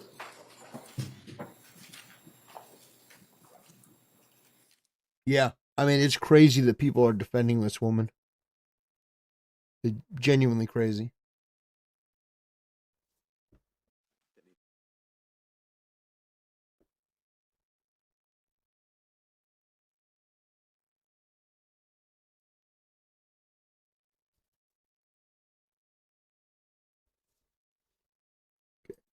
Did she ever tell you she was going to kill your children? Yeah. Did you receive, a few days after this happened, did you receive a phone call from the defendant while she was at Brigham and Women's Hospital? I think it was like a week or so after, yeah. And what did the defendant say at that time about what had happened with the children? She didn't talk about our kids. She talked about what she went through. And what did she say about what she went through? She said she heard a man's voice telling her that if she didn't do it now, she would lose her chance or something like that. And did she also tell you that she had had a moment of psychosis? I don't recall.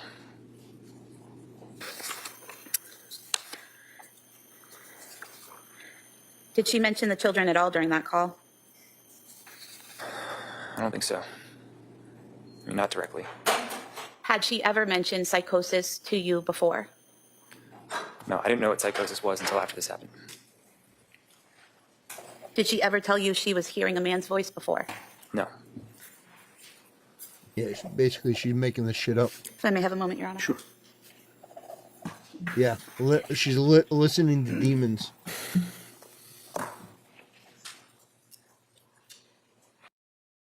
Yeah, listening to demons. You know. Anyway, yeah, we got a couple more posts to go over as it relates to this. This has been a really, really, really difficult topic, and so I appreciate you guys. Sticking it out and watching this with me, but you know, we have just a little bit more to go. It's been unbelievably brutal. Unbelievably brutal to watch this. And to know that there are people, you know, There are people that believe the woman. Believe all women. And you were asked about some text messages in October, and those are now an exhibit, I believe. Exhibit 276. And so you talked about the text on the 20th when she asked you to come and she was having a hard time, right? Yes. A day before, on October 19th, she had sent you a different text message stating, "Hi, Mom. Would you ever consider coming to stay with us for a couple days at a time to help with childcare so I can work?" And talking to a therapist and doing a lot of thinking, I actually think going to work will help me, but it's really hard with nurses' hours to get childcare that we need. I'm thinking if you could come like Sunday to mid-Tuesday, it'd be really helpful. Just a thought. Do you remember that text the day before? Yes. And did you agree in a text message that you said I can come and help out? Yes. And then after that next day is when she said she was having trouble and wanted you there then, and you went that day, correct? Man. I'm going to lose followers for this, but I don't care. 48 hours ago, I believed Lindsay Clancy killed her kids. Then I started watching the trial. Now I have serious doubts and the defense hasn't even begun. By every account, Lindsay adored her children. Even her anxiety centered around protecting them and fear of leaving them. She was struggling and asking for help, yet Patrick fired the nanny. Oh, yeah, so, he fired the nanny, so it's okay she killed her kids. Yeah, just, as you do. Patrick told his parents not to come help. So, I mean, like, this is why. Like, this is why we need to have a new conversation. Yes, you will lose followers, and I am one of them. Anyone stupid enough to have sympathy for a child murderer and to think Patrick Clancy did the deed when no one closely involved with the case, including Lindsay, is making that ridiculous claim proves that you are an idiot not to be trusted for anything. Call yourself MAGA or whatever, but you're a fool. Bye. This isn't an airport. She pleaded not guilty by reason of insanity. That is an affirmative defense. That means you affirm or acknowledge you physically committed the crime. Who is this? Women.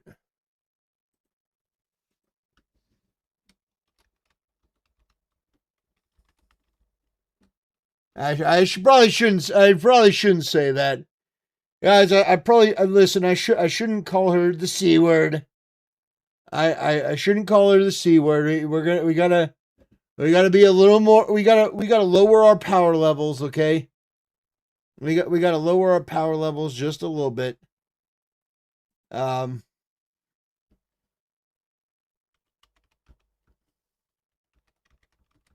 Is not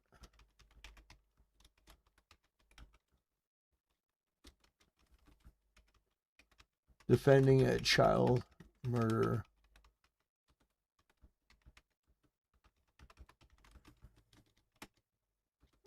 Pulling a Candace Owens.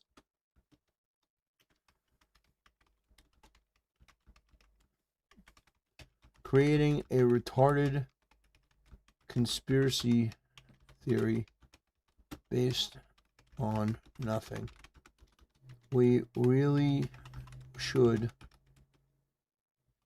repeal the 19th Amendment. True, we should repeal the 19th Amendment. Absolutely. Absolutely. Yeah. That's so brutal.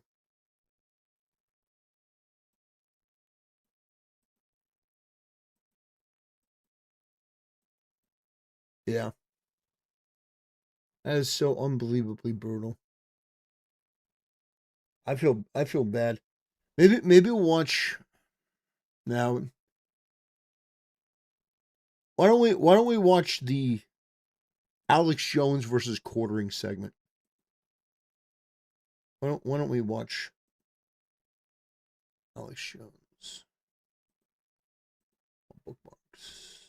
Let me see.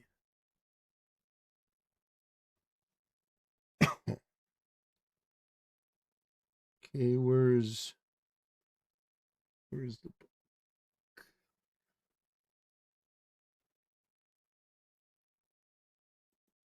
Indicated further on into her travels, I am completely overwhelmed trying to take care of the kids. I'm drowning every day. I feel guilty that I'm spending my family's money and Man.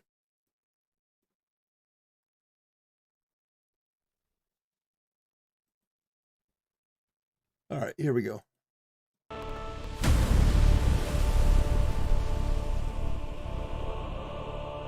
Brothers, I'm going to give you a summary and a recap of the Lindsay Clancy situation. It's currently going viral for all the wrong reasons. So basically, this woman, Lindsay Clancy, murdered her 3 children. It was brutal. It was horrific. Everyone on the scene says that it was something that they'll never forget, including one of the officers breaking down and crying on the stand. It was just a total and complete mess. And the number one victim of this is Patrick Clancy, the husband, who came home and found not only his wife near death because she tried to kill herself, but then discovers that all 3 of his children are dead. That in itself is enough to break a man, to just completely ruin him. You lose your whole family, and the one that did it is your own wife. But it actually gets far worse.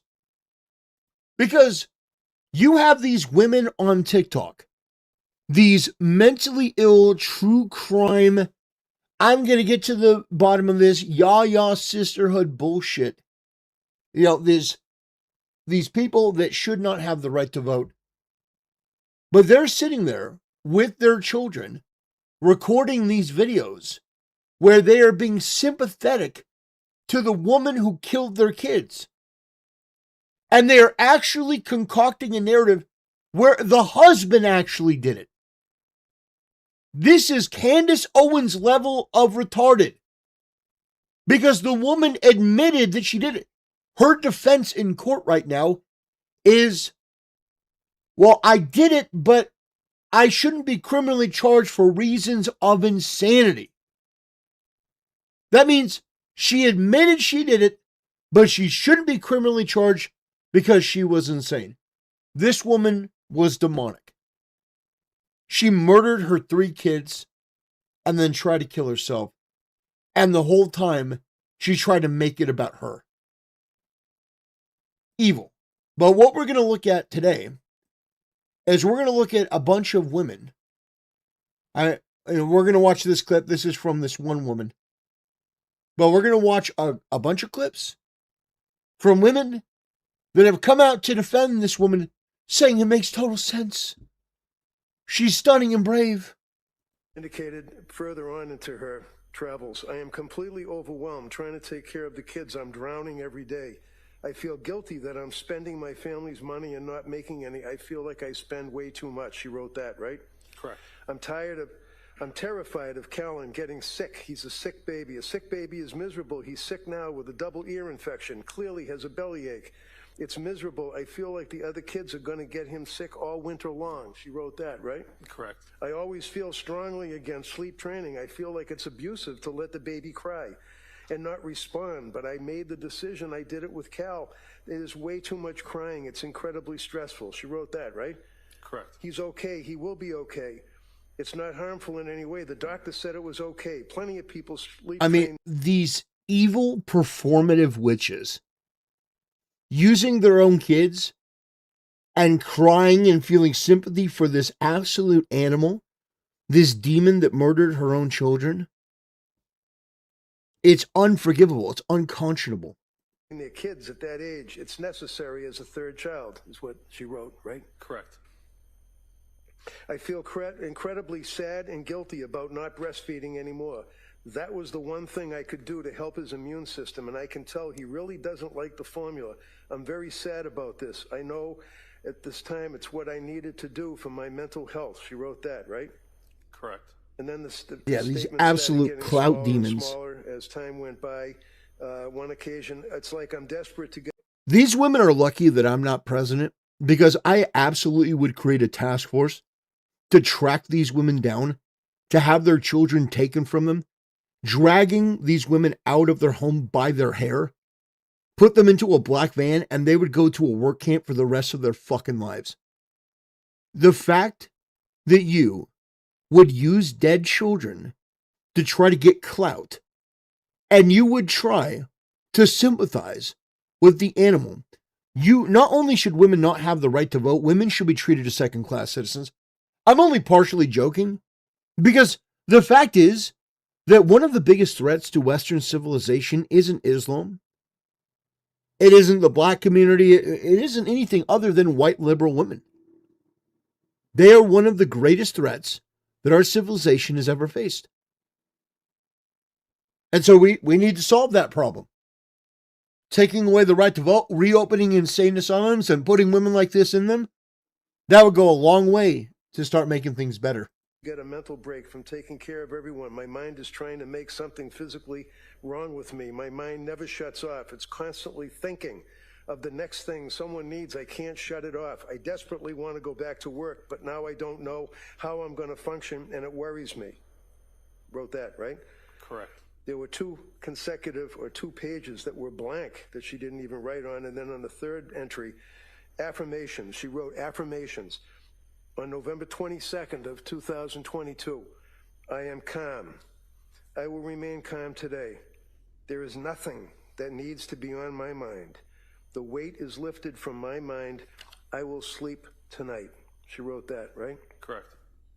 Continuing on into November, I slept well last night. I will sleep again tonight. Today will be a great day. I will go back to work on Sunday. I will thrive. I can feel like myself again. That was November 23rd. She wrote that, right? I believe that's the day, yes. Gratitude. I'm grateful for Sue, who's always listening. That'd be a mother-in-law. You knew that, right? Yes. Sue, I'm grateful to Sue for always listening and trying her best to help me. Kids are sleeping great for Pat. Pat is handling nighttime stuff. Julie for making a plan for me. A big thing is I feel disconnected with myself. Time, reality.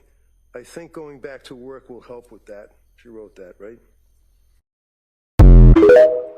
Yeah, so that was the defense attorney reading that. Means absolutely fucking nothing. But it says, we did it. Her post got taken down and she is being investigated. Good. My account isn't just a copy and paste grifter account like the big ones who steal my stuff. If there is concern, we all come together and help. And now that mom might get the help she needs, and her 6 kids are safe. Yeah, well, good. Her posts are taken down. Her friends are pissed, by the way. I guess she's a single mom of 6. I don't care. She learned about accountability today. And you can't post shit like that without concerns or consequences. They're mad if we help. They're mad if we don't. Congratulations on being a catalyst for those 6 kids going into foster care. Well, good. That'd be a better place for them than where they currently are. But guys, it is so much worse. It is so much worse than that. The fact is, Lindsay Clancy, what? The fact is that you have women that are actively going out there and are defending this. And it's just, it's monstrous. It's unconscionable. So we're going to be taking a look at a clip from Patrick Bet-David. I like this guy. You know, this guy, Patrick Bet-David, I can take him or leave him, but this guy does a pretty good summary of the entire situation. Give me a freaking break, because at the end of the day, somebody has to pay for those 3 kids. What is this video here? She's paying. Oh, Pat, this is a therapist. This is a therapist basically saying, like, guys, if you've had kids, you understand. Press play. Yeah, go ahead. Clancy trial is going to be one of the most significant trials of your lifetime. We're all experiencing something completely unprecedented. Never before have we seen so many mothers and women rally behind somebody who confessed to killing her 3 children. And it is not because we cannot hold women accountable. Many of us see ourselves in Lindsay. Many of us know that we could have been only one step away from doing some of those horrific things. What is she talking about? Experienced significant mental health issues. Killing your kids after one of our children was born. And many of us know just how dark some of those thoughts get. I've never heard of it. Do me a favor. Go back. Go back to her account. Go all the way to the beginning. Go all the way to the beginning. Look what it says on her profile. Strong therapy, Jess. Liberal voice on politics, culture, society, anti-racist, anti-fascist, pro-LGBTQ. Of course. Do you understand what she just said? She basically just said, the women out there. Do you think she has kids, this yes, lady? She does. She No, does. this lady. I think she does. Therapist? Because you know what she's saying, Adam? We've all thought of killing our kids when they've gone, because, you know, you're depressed after you. What are you even talking about? How do you post something like that? Like, and so basically what? So they're trying to get this Lindsay freed off what technicality. She was crazy. She was losing her mind. I'm sorry. 3 children are dead. And again, I'm going back to imagine, Adam, you're 5. I remember when I was a kid. I remember 5. I remember things that my mom would do to me when I was that age. You're watching her strangle and kill your brothers and sisters. Right. And you're in those final moments. I am sorry, guys. I'm sorry. That we always talk about accountability. She has to be held accountable. Yeah. I'm sorry. Of course she does. And because my thing is this: if you send somebody out, Adam, if your wife goes, hey, go get medication, go get takeout, you're planning it. It's not like in a moment where she just grabbed them and stabbed them. She brought them into the basement. Right. She grabbed the exercise bands and she strangled them to death. Well, okay. Yeah. I'm sorry, bro. And it's I'm absolutely sorry. brutal. By the way, on stream we went over the details of the case. We looked at the husband's testimony. We looked at a police officer's testimony. We looked at the details of the case, and it's very, very clear that these children were strangled with an exercise band. It was brutal. It was heart-wrenching. It was disgusting. And the fact that you have women that are, cosplaying as detectives in one of the most low IQ spectacles since Candace Owens and the Charlie Kirk investigation, the fact that you have these women who are like, I'm a therapist, and we can all put ourselves in Lindsay's shoes. If you can put yourself in Lindsay's shoes, you also should be removed from civilization. By the way, just very briefly, I wanted to bring this up. You have this America First account, Kylie Jane Kremer. This woman deserves every bit of your condemnation. This absolute whore is making a defense for the mother and actually saying that she believes that it was the husband. Yeah, making it up. So she's getting called out for that, thankfully. But look at these women. Look at these women ooze out of the woodwork to create this narrative that it was the husband because they don't want to take any accountability. And I know on this channel we joke about women lacking accountability. I'll say something like, guys, we're still waiting on women to apologize for dooming humanity to death and sin in the Garden of Eden. But the fact is, with this situation, you have this guy that very, very, very clearly did it. And yet, they're coming up with alternative theories based on astrological signs. It's so crazy. No, I don't have the time of birth. So really, you can disregard the ascendant, descendant, IC, MC, vertex, and all the houses. I need the birth time. So not all of these aspects are necessarily true, because all those points, we don't really know. I just put it at noon. But first of all, let me just show. Okay, so notice anything here? She's got her North Node Aquarius, South Node Leo. She's in her nodal return right now. It's been a while, but I have to pop on here just to say that I've been following this Lindsay Clancy trial, especially as a mother of 2 who dealt with a lot of postpartum mental illness. And, just following all their birth charts and birthdays and zodiac signs. He did it. He's a Gemini man. His birthday is June 15th. I'm a Gemini woman. My birthday is June 14th. Let me give you another example of who a Gemini man is. Also birthday June 14th. Men and women are different. Keep that in mind. Please don't judge me. Donald Trump. Yeah. Patrick did it. Yeah. So Donald Trump, well, he's complicit as well because his birthday is in June. Repeal the 19th Amendment, get these women off of our streets, get them into insane asylums. We need to start taking steps to treat women like second-class citizens. Okay? Anyway, there are so many of these. I'm not going to go over all of them. If you want to find them, these clips are on X, and there are numerous examples. Patrick Bet-David is covering it. A lot of people are covering it. There's a lot here where these women are creating these counter narratives based on no evidence and their intuition and their feeling and the astrological signs. And guys, the crystal told me, and I looked at the tarot cards, we need to start getting serious about treating women the way that they deserve to be treated, which is put into the insane asylums, okay? I am being tongue-in-cheek in some regard, but actually not that much. Because if you can't understand that we don't have a civilization if we don't hold women that kill their children to account, I don't even know what to tell you. It says, what does Trump have to do with the trial? Brother, you're asking me? Ask these crazy women. Trump is a Gemini, apparently, and the husband is a Gemini. So therefore, that's how he's connected to the trial. I'm like, other than that, I don't know how. I don't know what Trump has to do with it. Oh, maybe because Trump's bad, this other guy must be bad, even though there's no evidence for any of this. It's delusion. These women are delusional. Anyway, I'm going to wrap things up there, guys. This is a horrific trial.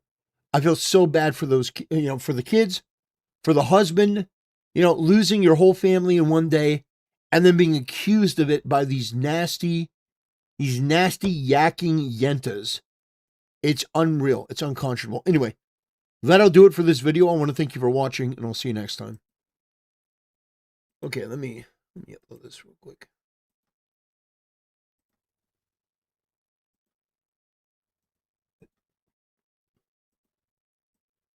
Okay.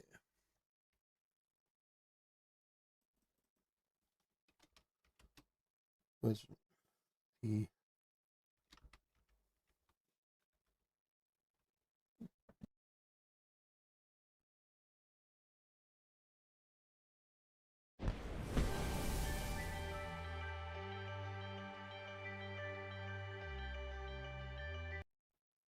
The horrible thing, my mother was such a good woman, that I expected more from women. I got absolutely sucker punched as an adult. I was not ready. Yeah.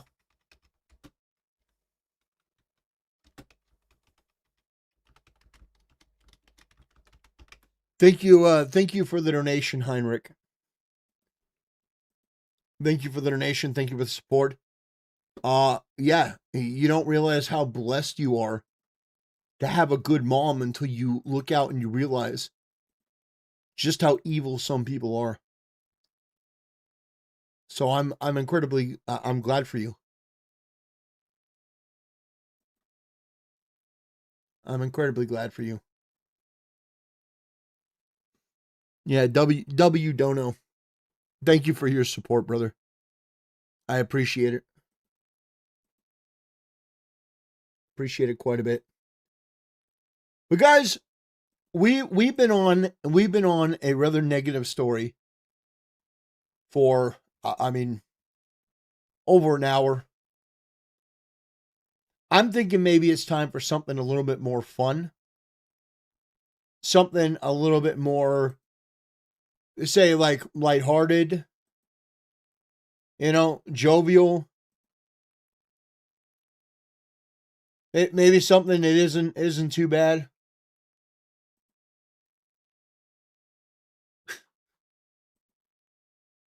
Oh gosh. What do you guys think? Let's see. We gotta look at the quartering. Guys, the quartering had a debate with Alex Jones. He had a debate with Alex Jones, And it's something that you have to see. It's something you have to see. Yeah, a story with no women involved. True. Yeah, we gotta take a look at the quartering versus Alex Jones. It's gonna be something to behold. Miserable. He then has to tell the juror to settle down. Oh man. All right. Let's see. Let's see if we can find the full debate. Where does it start? They get vote Cortez. What's happening is tiny the 2028 to 2020 to 20. I think I've credited and all that, and that's why I'm here with millions. Okay, all right, boys, you ready? You ready?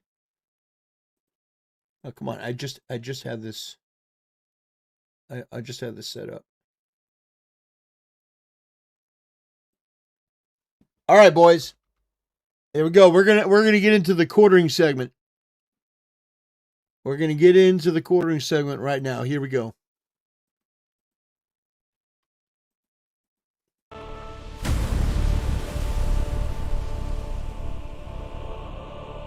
Brothers, I present to you some premium content. This is gold. There is gold in them there hills.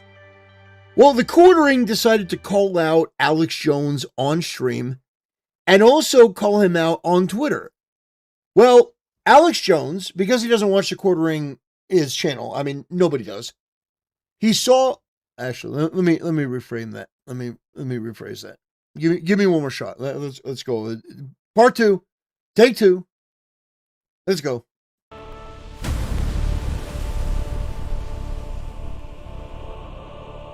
Brothers, I present to you some premium content. We're going to be looking at the quartering debating Alex Jones live on stream. That's right. The quartering apparently found his balls enough to go on Alex Jones' show. Now, he won't go on a show with the quartering, Camelcast, Kino Casino, Yellow Flash, myself, Luther Morgan, Don Flurgandy. He won't go on anyone else's show. He always bitches out. He always nopes out. But Alex Jones, well, apparently he'll go on that show, even when Alex Jones is calling him out and making fun of him. So, the quartering decides to jump on, and this is something that you just really have to see to believe. Because the quartering was accusing Alex Jones of saying that Israel killed Charlie Kirk. And Alex Jones said, guys, listen, I never said that. The quartering is just outright lying. There was nothing that I said that had to do with Israel killing Charlie Kirk. That's just a complete lie from the quartering here. And so the quartering thought that he had some kind of dunk because Alex Jones said, and if quartering can prove that I said that Israel killed Charlie Kirk, I'll give him $10,000. And maybe it was the idea of maybe getting $10,000 that motivated the quartering to jump on Alex Jones' podcast. But the fact is that the clip that the quartering used, the statement that the quartering pulled up, that was, attributed to Alex Jones, was a statement that was about Trump and not Charlie Kirk. So the quartering can't even do the most basic research right as he's trying to dunk on somebody else. It was one of the biggest L's in the quartering's entire career, and he gets absolutely obliterated. So, guys, without further ado, we're going to be looking at the quartering versus Alex Jones. I didn't think we'd be having this sort of premium content, the gold just dropping from the sky, but here we are. Heading to Earth for years. They just never saw it coming because they're too stupid and too old to see it. So, I don't know who that guy is, but he's smart and I want him on. But I don't want to be back at the cool table. I mean, quite frankly, Democrats get back in there trying to put me in prison. I'm not course corrected on Trump because of that, but it's a nice fringe byproduct that they might not be as interjected, put me in prison as they were last time. But they will, because I'm going to come after him. I'm not going to do softball interviews with Hunter Biden. So, bringing in Jeremy of the Quartering, popular YouTube and Rumble commentator with... well, that's already a lie. The Quartering's not popular. Millions of subscribers and owner of the... Yeah. By the way, guys, just completely unrelated, I would like to introduce you to the germinal decline. The germinal decline is it's a website, and also it's a Twitter account now. Germinal decline pretty much identifies when the Quartering does something on the internet. And it says, congratulations to Jer for gaining 100,000 new subs in the last 9 days. A truly remarkable, with no increase in viewership. Oh, man. A truly remarkable increase with, there's no increase in viewership, but he's getting 100,000 new subs. A mere 77x increase in sub rate, an 80x increase in subs per view. So thank you to the germinal decline. It says germinal decline. He's shortless.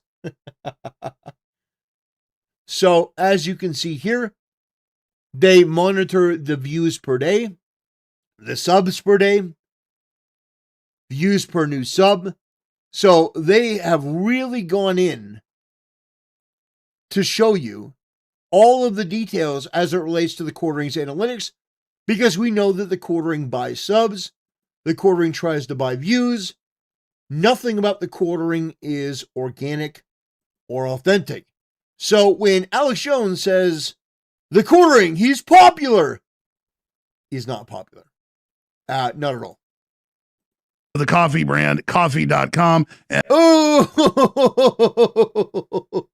no, don't bring up coffee brand coffee. No, it's a drop ship white label product. An apolitical coffee company seeking just to get people great coffee. So we're plugging for you, thequartering.com. And I like his show. I like his clips.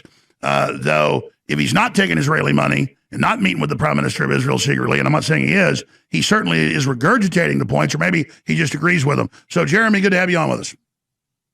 Thanks, Alex. It's an honor to be on your show, and I appreciate you taking the time to have me on today and to discuss perhaps a small disagreement that we have. I think you're right. We agree on 98% of things, and I'm looking forward to this opportunity to try and hopefully refocus people, because I think there's a lot of infighting right now going on the right, whatever form of the right you want to talk about. And, you know, after Charlie Kirk was assassinated brutally, it was a real opportunity to finally defeat the left. And instead, it seems like the right is more focused on infighting in certain foreign countries. And that's why I'm here. I want to try to hopefully realign together before complete disaster with the midterms and then the 2028 election. I agree with that. And, you know, early on, because the trannies were saying they were going to kill him and they celebrated, and George Zinn jumped up and, you know, diverted and all that, and a bunch of them turned around instantly cheering. They knew. I was like, no, I don't think it's Israel, and I still can't prove that. That's the majority of people, I think that. And then I get called an Israeli operative for saying, come on, let's look at everything here. But then I learned about Kash Patel killing and investigations into foreign involvement from other sources, later directly from Joe Kent, the head of counterterrorism. And then just everything else. I don't know what happened. I just don't buy the story. And I even told TPUSA highest levels early on, I said, have you asked Kash Patel about the 10 post? Well, here's the problem, Alex. You said that Candace Owens won the debate, and you went on to say she won the debate, when very clearly she lost the debate.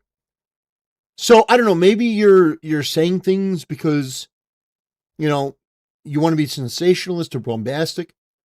But the fact is, Alex, it does take a blow to your credibility when you're saying that Candace won, and you're retweeting things about Andrew Wilson that are just, I mean, ridiculous. I mean, of course, it's satire and it's memes.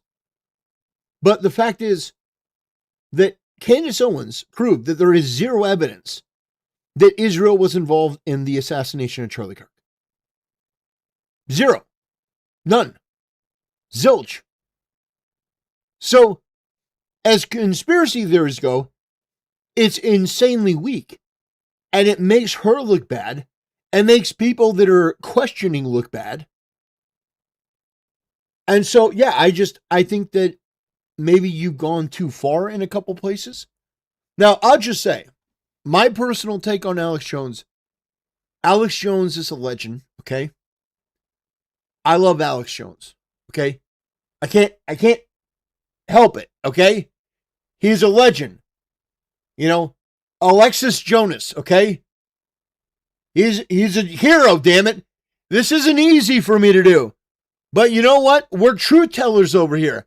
And if I think that Alex Jones is wrong, I'm going to say that he's wrong, even though I love the man, okay? Humans aren't born out of laying around on their asses. We've been born out of conquering a world. We're the dominant species. We built all this. We're powerful and we're beautiful and we're ready to build the next level of civilization in God's plan. But you must stop bowing to those who want to make you a victim. You must become the victor. If you love God and you want to build a pro-human future, then you are an enemy of the New World Order and Satanism. They want us shut down because we have the spirit. I'm jacked into the source. I know the secret, and I want to see you empowered. But you have to believe in yourself first. This is the truth, and everyone knows it. That's right, brothers. Alex Jones is jacked into the source. He's going to tell you about the Imperium of Mankind, brother. You know, I look at it and it just, I can't help it, guys. I disagree with Alex Jones vehemently on a lot of stuff, okay? I disagree with him on Trump, for the most part. I disagree with him when he comes out and he supports people like the Hodge twins or Candace Owens. I just look at that and I go, that's an L, okay? But I don't come here with any sort of real hate or animus towards Alex Jones. Just, I can't. The guy is just an absolute legend, okay? Okay? I know. I usually go scorched earth in this. I can't help it. Alex Jones has too many clips. He's too funny. He's too charismatic. Yes, he's wrong. And there are things that he's wrong about. And I think that I think that's fine, okay? I'll criticize him when he's wrong. I'll compliment him when he's right. I think that he's been wrong a lot recently. But hopefully he turns it around. In the 3 days before, in the town saying he'll be dead when he comes here, and then they celebrated it, and he said, yeah, we think they might have known, but we can't convict them, so we're not going to go after him. Well, there's the proof. So why did Kash Patel do that? So I'm in the middle here, not on purpose. I'm usually decisive, but this is such a quagmire, such chaos, that I've criticized a lot of the stuff Candace has said, Egyptian planes and Fort Huachuca, and I get called, but then I've also criticized people saying, oh, no, it's all open and shut when there's a lot of problems. I mean, so that's where I'm at. Well, I think where I'm coming from, and obviously the bot conversation was not about you. The comment was not about you specifically, and sometimes that gets lost in translation on places like X. It's about anything, Israel bad seems to be heavily bought on X. I have no evidence of that, but that's just my there's opinion definitely forces pushing the anti. The Russians are, the Chinese are. Qatar spends $40 billion a year on propaganda. That's going on. So yeah, definitely the anti-Israel stuff does get pushed. Well, my concern is that okay, why are you playing the Charlie Kirk getting killed clip over and over? Alex, why is your team playing that? But also, putting that aside for a minute, that Alex Jones is just playing the clip of Charlie Kirk getting assassinated for some reason. You notice the Quartering's demeanor changed immediately? The Quartering's demeanor changed immediately. When he was on X, oh man, the Quartering was talking tough. He was saying that, Alex Jones has said that Israel killed Charlie Kirk. Alex Jones going, if you can prove that, I'll give you $10,000. The Quartering was incredibly smug. He was incredibly arrogant. And then, as it turns out, the quartering gets on the show, and he's like, "Oh, well, Alex, thank you. I love you so much. Alex, we agree on like 98% of I wasn't talking about you, Alex. I wasn't talking about you." Yeah. I don't know why Alex Jones is playing the clip of Charlie Kirk getting assassinated, but the fact is that the quartering's demeanor, it just reveals what a weak, pussified bitch he really is. The quartering will talk tough online, but then he can never back it up in person. He can never back it up. He's never going to go on anyone's shows. He's never going to be able to defend what he's been doing, what he's been saying. So he tucks his tail between his legs. It's a very weak maneuver. It's being pushed to do exactly this. Now, I find this opportunity, which I'm very grateful for, as a blessing, because it's my hope that maybe we can work together to point out the fact that there very clearly is a concerted effort to divide the right. Now, you've gone from a staunch Trump supporter to somebody who's been critical of him, and I think many of the criticisms you've laid at the Trump administration's feet is valid. I don't support Trump attacking you, calling you low IQ or whatever stupid personal attacks he gave out. And you're right to be mad about that. But I'm concerned that you're getting a little, like when you tweeted, "I believe Israel was involved," has that changed? Do you still believe that Israel was involved? Because I think that is the core wedge issue on the right now, when we should be focusing on the left, who is laying back and continues to be demonic and continues to want his death. Oh, come on. No. Alex with the drawing. Alex is, he's doing some artwork. Oh my gosh, he actually drew the Hitler mustache on Bibi Netanyahu. What are we doing, Alex? What are we doing? Oh, man. Wow. Wow. But let me just, let me refresh your guys' memory on how we got here, because the quartering decided to run his mouth. The quartering decided to accuse Alex Jones of, well, basically saying that Israel killed Charlie Kirk. The only problem is, well, that he never actually, Alex Jones never directly said that, and that was the accusation.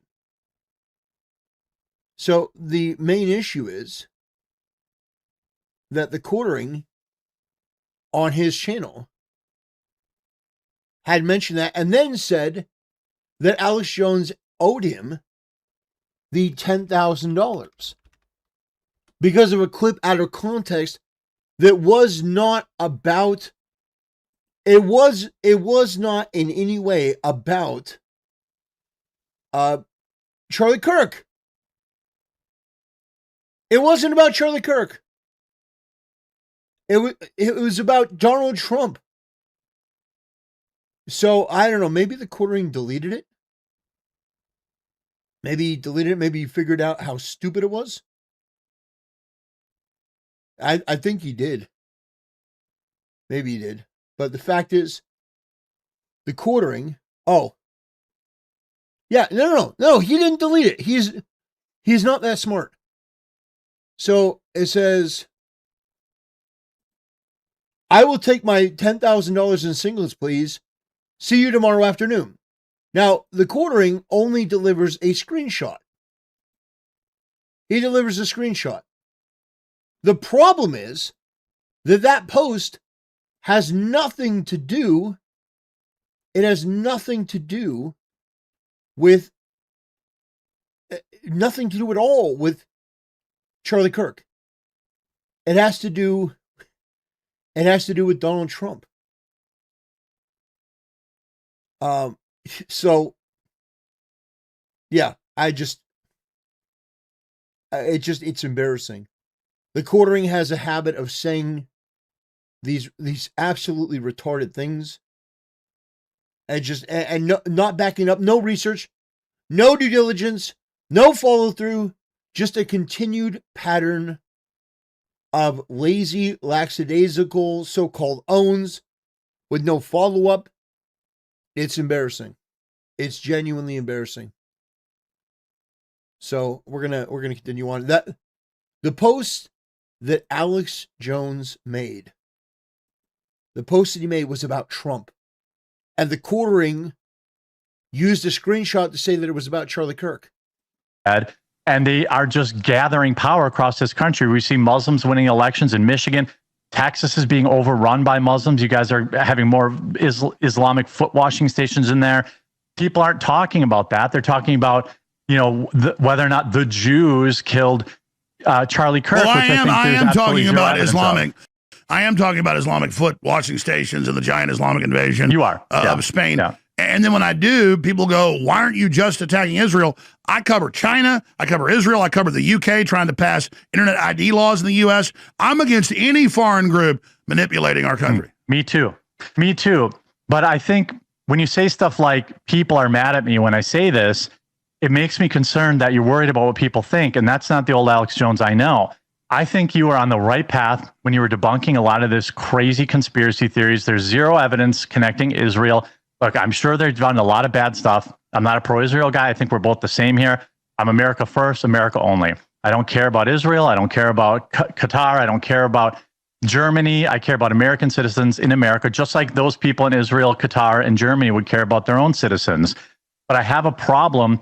I have a real concern with people getting sucked in to what I believe is a concerted effort to divide the right. And I feel like some people are getting sucked into it because they see all the interaction and they see how popular this stuff is on X. And so they think, well, maybe I'm wrong. They gaslight themselves because, the bot army, I mean, who benefits from dividing the right now? And that's what we should really be asking ourselves, not whether or not Candace Owens' absurd lies about Tyler Robinson are true or not. She should be ignored completely because she is clearly driven to destroy the right and perpetrating her narrative, which is, of course, exclusively, anybody who's looking at this honestly, is that Israel killed Charlie Kirk. She's had a bunch of offshoots from that, but that is the core tenet of what she is claiming. And that is why I believe it's also artificially inflated on multiple places. Okay, well, Even I'm just being Hassan honest Piker. when I point out, we'll get to Hassan Piker in a moment, frothing communist Islamicist. But I just call the balls and strikes. So when you say people get pissed off at me at one thing or the other, I don't care, but I do mention what people are saying because I'm into what the population thinks. So any implication that I go with what pressure is the opposite. I neurotically do whatever I believe is real. There's not even, my brain doesn't ever think about pulling back from pressure. In fact, I tend to go into pressure. But that said, people go, well, what's up? You expose Israel financing all this propaganda in America, and you expose the other. Which side are you on? I'm on the side of being aware of this. So, yeah, it's known that Qatar spends all this money. It's known these other people do, but so does Israel, is my point.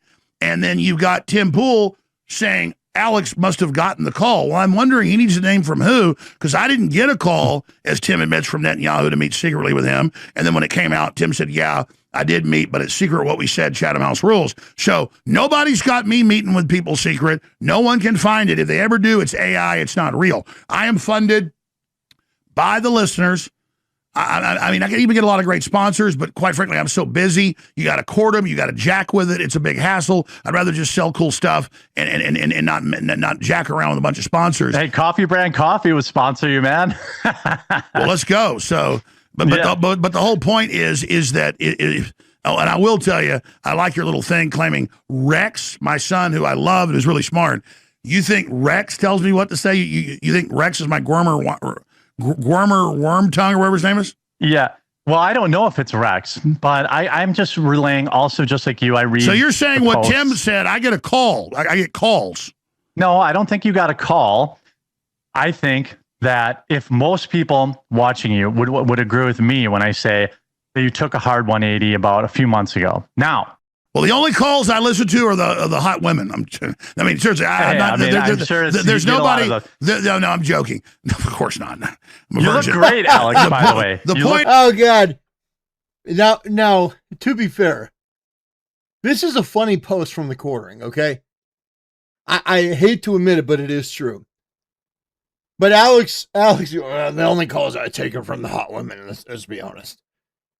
I mean, we don't need to hear that, Alex. Come on, buddy. Great. Thank you. You look great too. The point is that that's a lie. Alex trying to butter him up. Yeah, come on, Alex. Be honest. The quartering looks great. Like, let's be real here. Like, come on. Like, what are we doing? What are we doing? Is that I'm not getting calls from politicos because they know it goes into a black hole. Okay. I believe you. I believe you 100%. But when you look at the public perception, and perception is reality, and I believe that you are a truthful man and that you're just following your gut. People are allowed to change their opinions. People are allowed to, wholeheartedly support Trump. But I have mixed feelings about Israel. I'm not for the Muslims. I don't want to blow Israel up, but also don't want Israel claiming I'm a terrorist, need to be taken off the air, the Netanyahu crowd. I mean, yes. I understand Netanyahu is only one permutation of Israel. I get that. Yeah.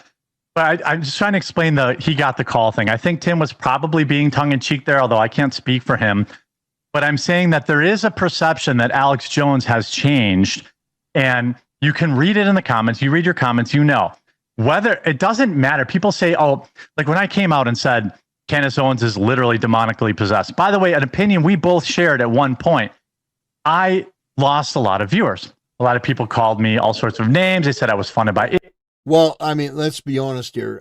You lost a lot of subscribers, but it was because you false flagged another channel. You've lied. You've been on drunken crash outs. Yeah, the reason you lost a lot of followers was not because of Candace Owens or her crowd. Let's be real. Let's be honest, Jeremy. The reason you lost followers is not because of Candace Owens. Israel, I get the same nonsense that you do with that. Now, nobody on the planet is under the level of stress and attack that Alex Jones is and your team and your company.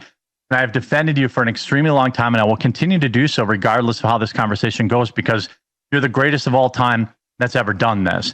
You're allowed to change your opinion, but the perception is reality. And the perception is there was a hard turn a few months ago, and people are just trying to understand that, because a lot of us have followed you for many, many years through thick and thin. You've been right about way more than you've ever been wrong about. But people are concerned when it looks like, and again, perception is just reality, when you're boosting Candace Owens' theories and you're talking about that. I get now that you've added the context. You're saying, hey, I don't know. Maybe they were, maybe they weren't. But let me ask you, as of today, from vacillating back and forth because you're unsure, what do you believe is more likely? Do you believe that Tyler Robinson, a trans dating leftoid who engraved the bullets like every trans shooter in history, do you believe that he killed Charlie Kirk, or that Israel did, or the Jews?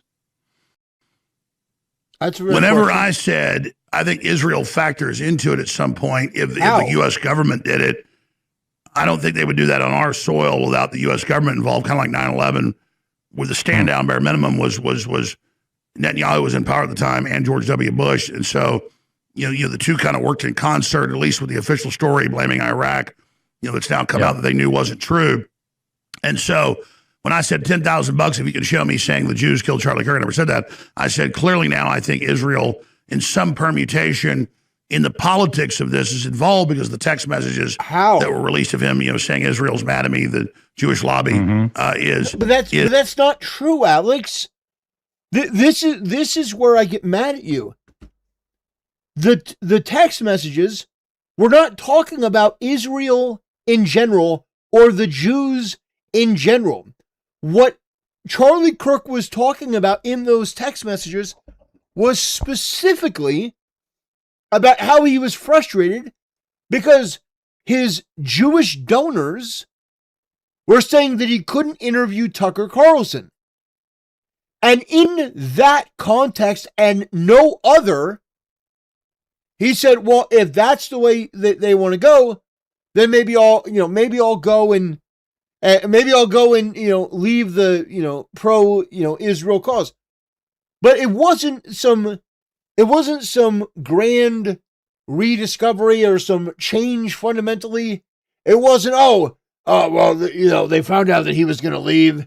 No, it was simply that Charlie Kirk didn't want to be told who he could interview and who he couldn't. Like, the fact is, Alex, you have no evidence for saying that Israel was involved. But what you do when you put that out there with no evidence is you undermine the fact that it was the far left. The far left killed Charlie Kirk. These communists and Islamists, these people that hate America, hated Charlie. This guy hated Charlie Kirk because of what he said and what he stood for.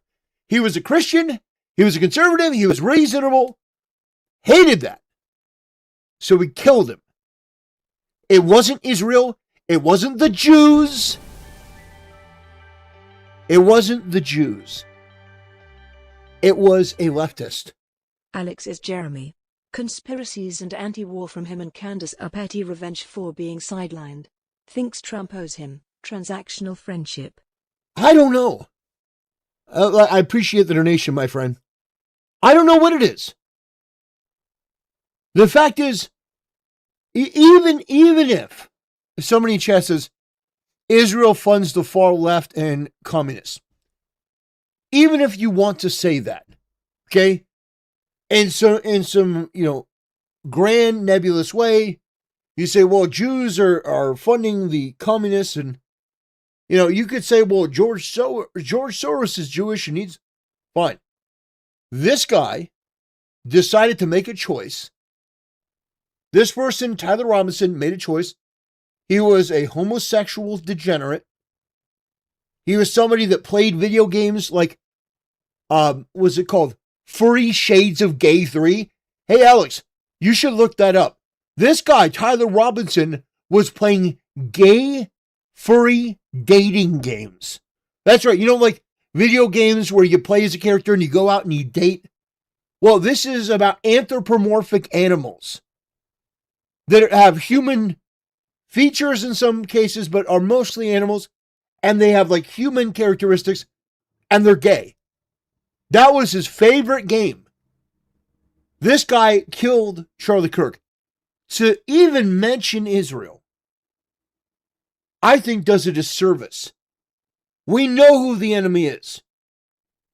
The enemy are the same people, Alex, that went after you. They got InfoWars taken down. The same people within our system that wanted to buy InfoWars to make a mockery of you. The people of the Onion. You know that the real enemy is the left. The real enemy is the left. And the more that we move on from that to something else, the more power these people are going to seize. We should have already crushed the left by now. Like they were a terrorist organization. Is mad at me. But if you want to know why I'm upset at Trump, it's that sea of red, future slide as market wakes up to soaring bond yields and diesel prices. Agriculture commodity prices break out as JP Morgan food crisis warning gets louder. Foreign holdings of U.S. Treasuries fall in June, led by Japan, UK, China.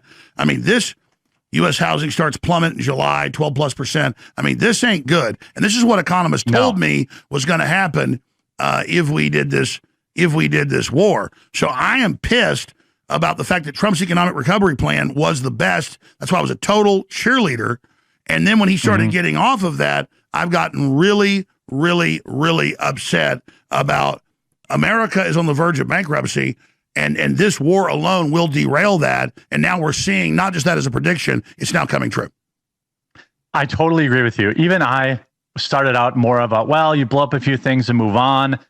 This is going to be whatever. And now it's dragged out much longer, as you did predict. But my question remains, do you think that Israel was involved in Charlie Kirk's assassination or not? That is, I think, what most people want to know. I'm not dodging the question. No, I don't have any proof that Israel was involved in Charlie Kirk's assassination. And And I said that early on, like 3 days in, they said Israel did it. And I said, we don't even know what happened here. And so what I know is the official story is not true. What I know is it's got more holes in it than Swiss cheese. But it doesn't. Like, there may be some inconsistencies, but no, it doesn't have that many holes. Like, I am 90% convinced that Tyler Robinson is the guy. I'm willing to give 10% leeway to other things, but not exploding mics. That, there was no mic that exploded. Not, there was another shooter, from the grassy knoll on the other side. No, that didn't happen. That Erica Kirk was involved. I don't believe that. The TPUSA knew and coordinated it. I don't believe that. That Israel was involved. I don't believe that. The fact is, we know who did it. We know why he did it. And the people that are pushing back on this, you're doing real damage to getting justice and holding the left accountable.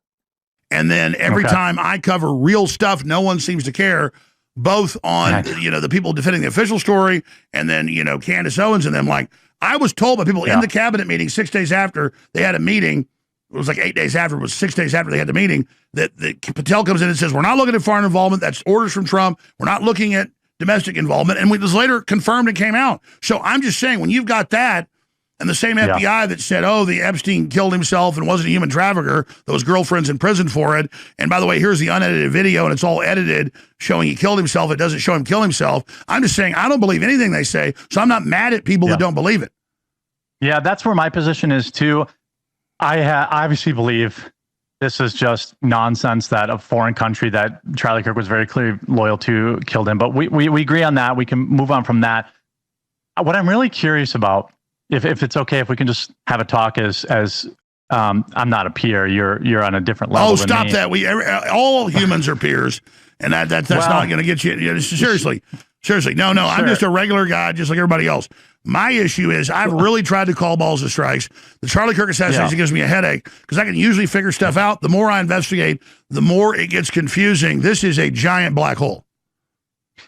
Yeah, I mean, I think there are questions about the case that I hope will be answered at the actual trial. I myself did not believe we'd ever even get to the pretrial. I thought something would magically happen to him while he was in prison and we would never get answers. Yeah. And to me, I want to get your opinion. I know you've shared it before, but I'm curious. So you're a Christian man. You go to church. Just like I do. I've only recently found God back in, when Charlie Kirk was assassinated. I started going back to church and I haven't stopped since. In December, everybody was in agreement about this. What do you make of the larger picture of dividing the right? In my opinion, TPUSA, a Christian organization, Erica Kirk, a blameless victim in a horrific murder of her husband and the father of her children. Mm-hmm. What do you make of the people profiteering off of that, spreading things they know are not true? What do you think they're motivated by? Is it just clicks, or is it a genuine effort to divide the right?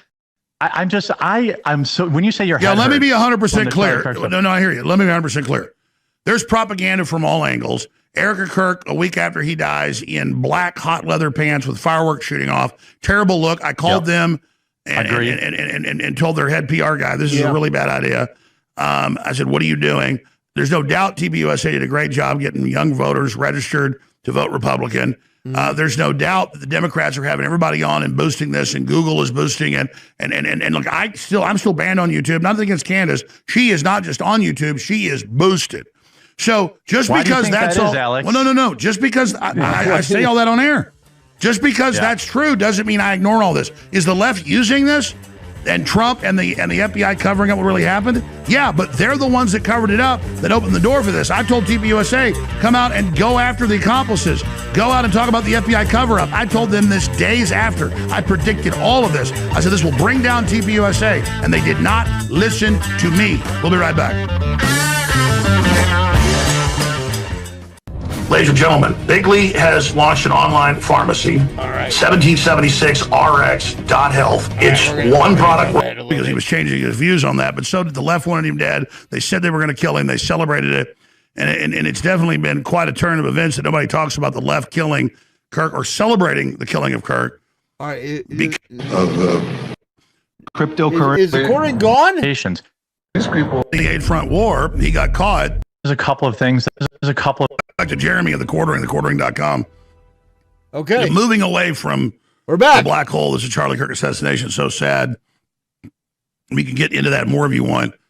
Just in general, what do you think Trump should do to try to win the midterms and pivot away? I mean, obviously, in this war, well, Netanyahu doesn't want this war ended. Well, I think there's a couple of things that Trump could do, but he's running out of time to do it. I think, as I mentioned earlier, perception is reality. And the Save America Act is the first one. I'd say the Save America Act, getting that passed is just absolutely vital. The fact that it hasn't been passed is just, it's criminal. One of the things that Trump should be focusing on is domestic prices. Absolutely. Trump has been great on medical pricing. A lot of medicine has lowered in price since Trump took office for the second term. So that's a huge thing. They need to be talking about that a lot more. I think that it's ridiculous that they're not talking about how much they've saved in terms of, medical pricing. But Trump needs to make a commitment that he's going to make sure that prices for regular people, they're not going to go up. They're going to come down. They're going to come down, and we take that seriously. We take that very, very seriously. We don't expect you to bear the burden of that. We're going to try to do something to make sure that you don't feel the sting. I think that's one of the two things that Trump could do. Focus on affordability, and also focus on the Save America Act, and also focus on deportations. Say, look, we need to get these people out of the country. There have been millions upon millions of people that entered America. They weren't allowed to, but they were, allowed in anyway because of Biden, the auto pen president. So cost of living, I think, is still more important to more everyday Americans than the Iran issue. I agree the Iran issue is a mess, but that is also contributing to the cost of living. He needs to get a resolution, obviously, as quick as possible, because the price of gas makes the price of everything, oil really. Sure. Oil is a part of almost everything we do, and it increases the prices and the cost of living. You mentioned the home prices to most Americans between 18 and 40, and I don't think this is an apolitical poll. The idea, the dream, the American dream of owning a home with a white picket fence seems impossible. And that's why you're seeing so many of these communists. We had one nearly win here in Wisconsin that won the Democratic nomination. And that's why I'm talking about what's most important to me is regalvanizing the biggest voices on the right. Now, I know the right is splintered, but he needs to figure out a way to get the Alex Joneses of the world and the Tucker Carlsons of the world and the Candace Owens of the world to either see that this is a real problem and focus on issues that Americans are really concerned about, or this fracturing is going to cost him the midterms and perhaps the Republicans at 2028 elections. Obviously, there you can say whatever about J.D. Vance or Marco Rubio as the potential, runners there, but the midterms are not going to go well if things don't get more affordable. That's one of the biggest reasons Trump gets elected, right? Secure the borders. People want more deportations. You can't back down every time there's an optics issue, every time there's another illegal that, gets shot during a stop, he backs off on that. So we're together on that. I think Trump needs to redeploy ICE and stop caring what the media says. He needs to worry about cost of living, and whatever he does, he has to do it quickly because November is coming and it's coming fast.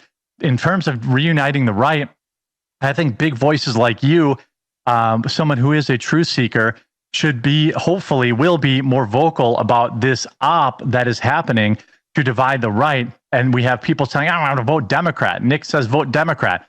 we can't do that because we can't take the worst option of the lesser of two evils just to stick it to somebody. That's not productive. So I'm hoping after our talk today that you will maybe prioritize the division of the right a little higher than some of the stuff that's currently dividing the right. Well, I mean, the media Candace Owens focuses is out on there. certain things. I say I've been prioritizing getting Trump back, but you've seen all his statements about affordability is not real. I don't care about Americans' economic plight. I care about the war. I don't care about Medicare. He's wrong Medicaid. about that. His surrogates saying, Yeah. who cares about $20 burritos? So I don't see Trump course correcting. I mean, if he doesn't course correct, and maybe there's no time with 2.5 months left, what do you think happens? If he doesn't course correct, it will be a blue wave at the midterms and we will lose the 2028 elections. Probably, as laughable as this is, to AOC. I mean, we see Democrat operatives like Hassan Piker coming around and supporting Candace Owens. Why? Specifically because she's divided the right. And if the right does not regalvanize, and I'm not a big fan of the big tent, but I'm a fan of it when it really matters, when we're talking about the midterms, when we're talking about presidential elections. And if we don't regalvanize and understand that while we're upset about these things, we're letting the other guys win, I just don't think that that's a winner strategy. I don't think checking out and getting blackpilled and having people putting out constant demoralizing Americans' content out there. Well, there is a competition to win. show how anti-Trump you are. That's not what I've done. But at the same time, you can't cover up Epstein and say it doesn't exist and you're not MAGA if you believe it. I mean, look what just broke. Palm Beach County Clerk of Courts, Mike Caruso, arrested on child sex abuse charges. Mike Caruso, the Palm Beach County Clerk of Courts, the staunch ally of Florida Ron DeSantis, was charged Tuesday morning on charges linked to child sexual abuse of his grandson, state officials announced. And it just goes on. It just goes on from there. So, Trump, MTG said it. He later said it. Oh, this would embarrass my friends. Ludnick is involved with Epstein, lied about it. Earlier this morning, with substantial assistance from the FDLE. So, but he said this just dropped. So as of right now, this is just an allegation. You see, I think it's fine if you want to investigate this. If you want to look into this, I think that's great. I mean, if there is an allegation here, but the fact is that you are just immediately believing this, Alex, the media lies. It's all they do. And like from sun up to sundown, the media lies. The media has lied about Alex Jones probably more than anyone else.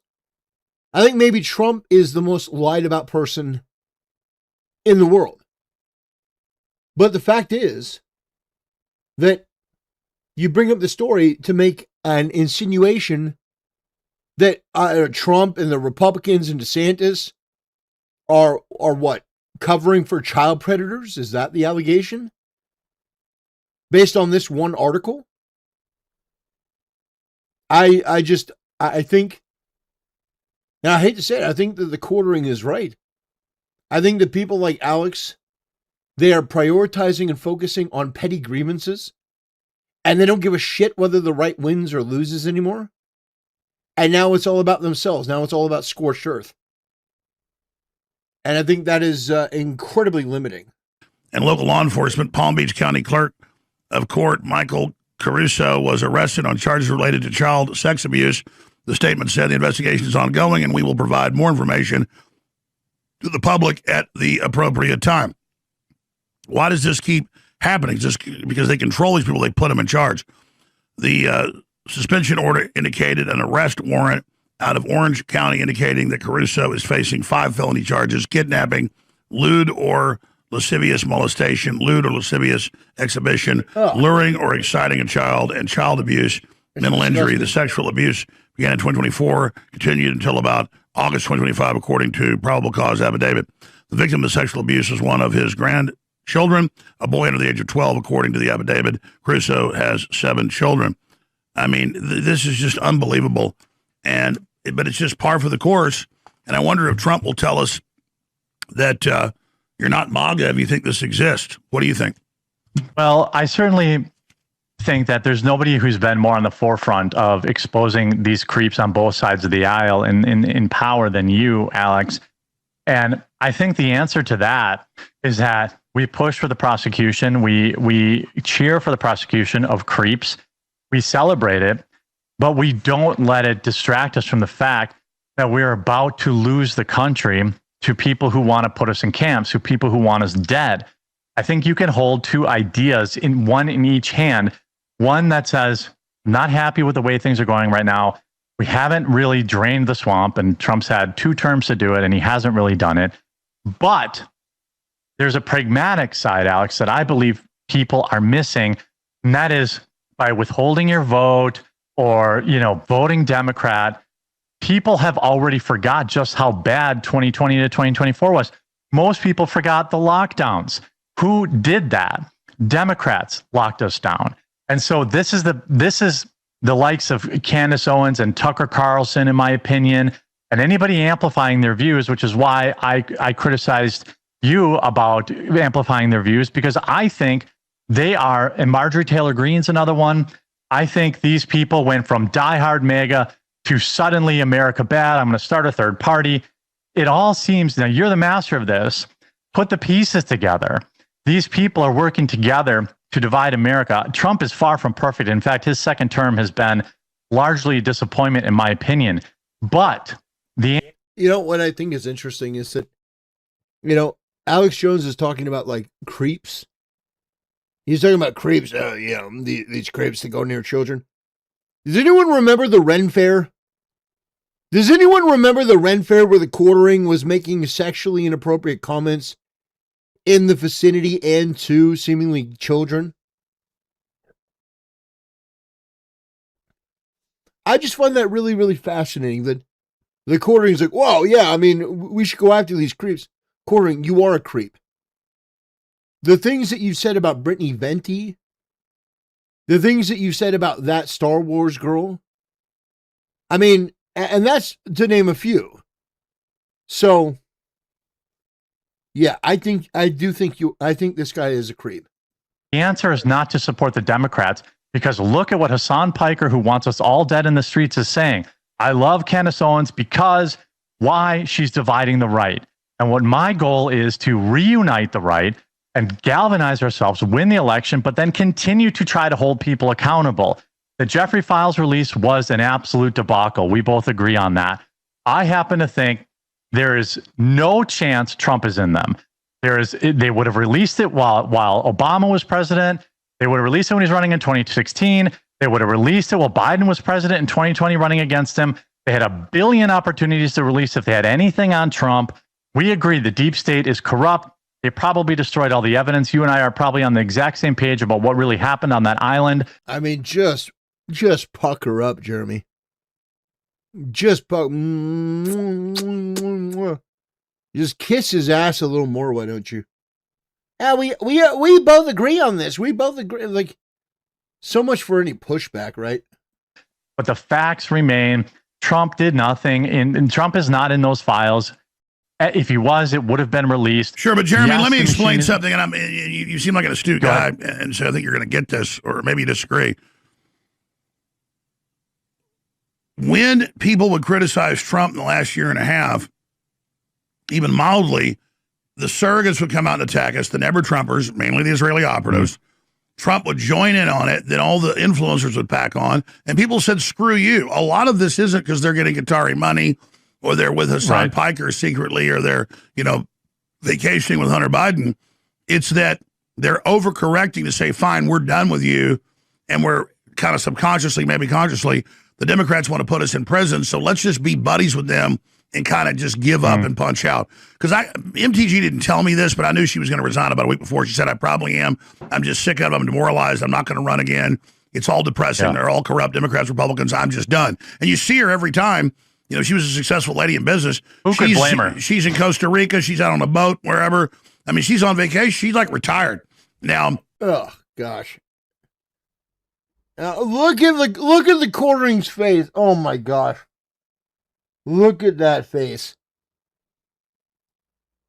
Oh, God. No.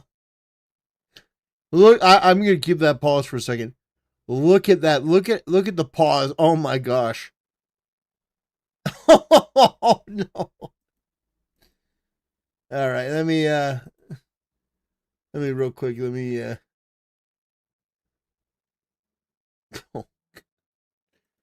right, yeah, that's pretty brutal. All right. Yeah. Tucker's told me he never wants to be president and run. He might support somebody to inject new ideas, but mainly talking to Joe Kent and others and him, this is mainly this third party talk, a way to put their platform out to get back control of the Republican Party to what original OG MAGA was. And I agree that if Trump would do olive branches of these people, it would neutralize that energy in a good way. I don't mean like neutralize them, but neutralize it like, you put a base in with an acid. And then we could off-ramp this and then listen to them. And he's starting to, go sideways with Israel. He's starting to say Netanyahu is a crook and his own worst enemy and, trying to sabotage his peace deals because it's true. And so if Trump came out against the NDAA in the Senate and basically merging us with the Israeli military, and it really says that, it says integrate, fuse, all of it, they'll co-own our weapons, then that would go light years. We need to see real action here. And I agree. I would love to salvage this. Doesn't mean I endorse the Epstein cover-up, but just for the party itself, it's hurting everything. I would love to see Trump stop pressing on the gas for accelerating this fight. You're telling me to stop the fight. You must not watch the show. This is exactly what I've been saying. Yeah, you're 100% right. I think one of the biggest mistakes Trump made was leaving X, because during his first term, it felt like he was more in touch with the grassroots, his grassroots base. You would see, like, he would do something unpopular, he would get shredded on X, and then he would revamp. Now he spends all his time on Truth, where it's essentially an echo chamber. Well, I can tell you back then, this is even in documentaries I've talked about else, he really was the guy on the phone reading replies and doing it. Now they say, sir, security, you can't have the phone most of the time. He dictates a lot of it, but a lot of the Truth Social is not him. Okay, and they've admitted that. They've admitted that. So you're right. He's more in a silo now. He's more cloistered. Yeah, that's the biggest problem, I think. I think we agree, and I think that this is a good common ground, that regardless of whether or not I agree or disagree with this, the Tuckers or the Marjorie Taylor Greens or Candace Owens or whatever, the reality is a lot of their viewers are real, and they were or are former or current Trump voters. And Trump does really need to acknowledge it. I'm not saying he needs to just do wholesale. You didn't say that either. You should just maybe look. Well, that's what they do. Paradox. They say you have no influence, but if we lose, it's your fault. No, these people, especially Tucker, I mean, he's right up there. Yeah. I mean, if I had to say, it's Joe Rogan, Tucker Carlson, and then, I'm not trying to be in pole position. I've been number one before. It's not fun, but I'm in the top 10 or so. But consistently, it's Joe Rogan, Tucker Carlson. Tucker has more power than he had at Fox. And I told him, this is only in a private conversation, but I said, I get you overcorrected. I think you may have overcorrected with the Hunter Biden fawning, but I said, I still respect it, whatever. But remember, these guys would love to put us all in prison. Like, Tucker Carlson was embarrassing in that debate. It wasn't just, he went too far in a couple places. No. Basically, in that debate, Tucker Carlson revealed that he has absolutely, he has no standards. He will glaze somebody like Hunter Biden, a degenerate crackhead fucking loser that, is, the family disgrace. Why don't you talk about Hunter Biden? Why don't you talk about Hunter Biden having sex with his brother's widow? Huh? His brother's, his brother's widow. That's Hunter Biden. Yeah, that guy does not deserve any credibility. The fact that you would even try to rehabilitate Hunter Biden is just pathetic. Prison and the censorship and the COVID. And I'm not going to say what he said back. It's just that, I mean, I've said it on air, and that's where I stand. But I mean, Tucker is a real guy. Like, he doesn't really hunt. He's not really, no. He is agonized over the fact that he supported Trump. He feels guilty about it. He feels really guilty. He used to be like a neocon pro-war. That drives him. The Tucker you see on air, that's the real thing. He's like a young Santa Claus or something. I believe that that's the real Tucker. I believe that these people, that there's a kernel of truth to the things that they're saying, but I do believe it's mostly listen, I've been in his houses, His dad's old house, his house. I've been in his hunting lodges. That's all he does. He knows every hillbilly out there. He's got hunting lodges everywhere. Yeah, it doesn't mean he's a good person. It doesn't mean that he's honest. The fact is that Tucker Carlson, what he's promoting now, is pure insanity. Now, don't get me wrong. There are things that Tucker Carlson says that are correct. Of course. There are things that Adolf Hitler said. I'm not making a comparison between Tucker Carlson and Adolf Hitler. I'm saying there are things that Adolf Hitler said that were correct, clearly because he won his election. My point is that, yes, Tucker can say some things that are correct, but what Tucker is doing, what he's moving towards, what he's advocating, a lot of it is wrong. And so you could say he's the most honest, goody-good person in the world if he's doing bad, and then he's doing bad. He obsesses and fishes constantly on this. Everything else is a side deal to that. And there's photos and stuff all over when you're in his house of him with his dad when he's a little kid fishing and hunting there. But I hear this like, oh, he's this rich kid. He doesn't really hunt. He doesn't really care about them. It's all bullshit. No, he is filthy rich. Like, what are you talking about? Tucker Carlson is filthy rich. Isn't he, like, what are we doing? The Tucker Carlson you see, let me tell you something. I can go to a shooting range with 5 or 6 special ops guys, and I shoot better than almost all of them all the time. Tucker Carlson didn't want it on camera because he goes, well, it's a little too, I don't want to, it's a little too militaristic. He can outshoot me, okay? And let me tell you, I'm a sharpshooter, buddy.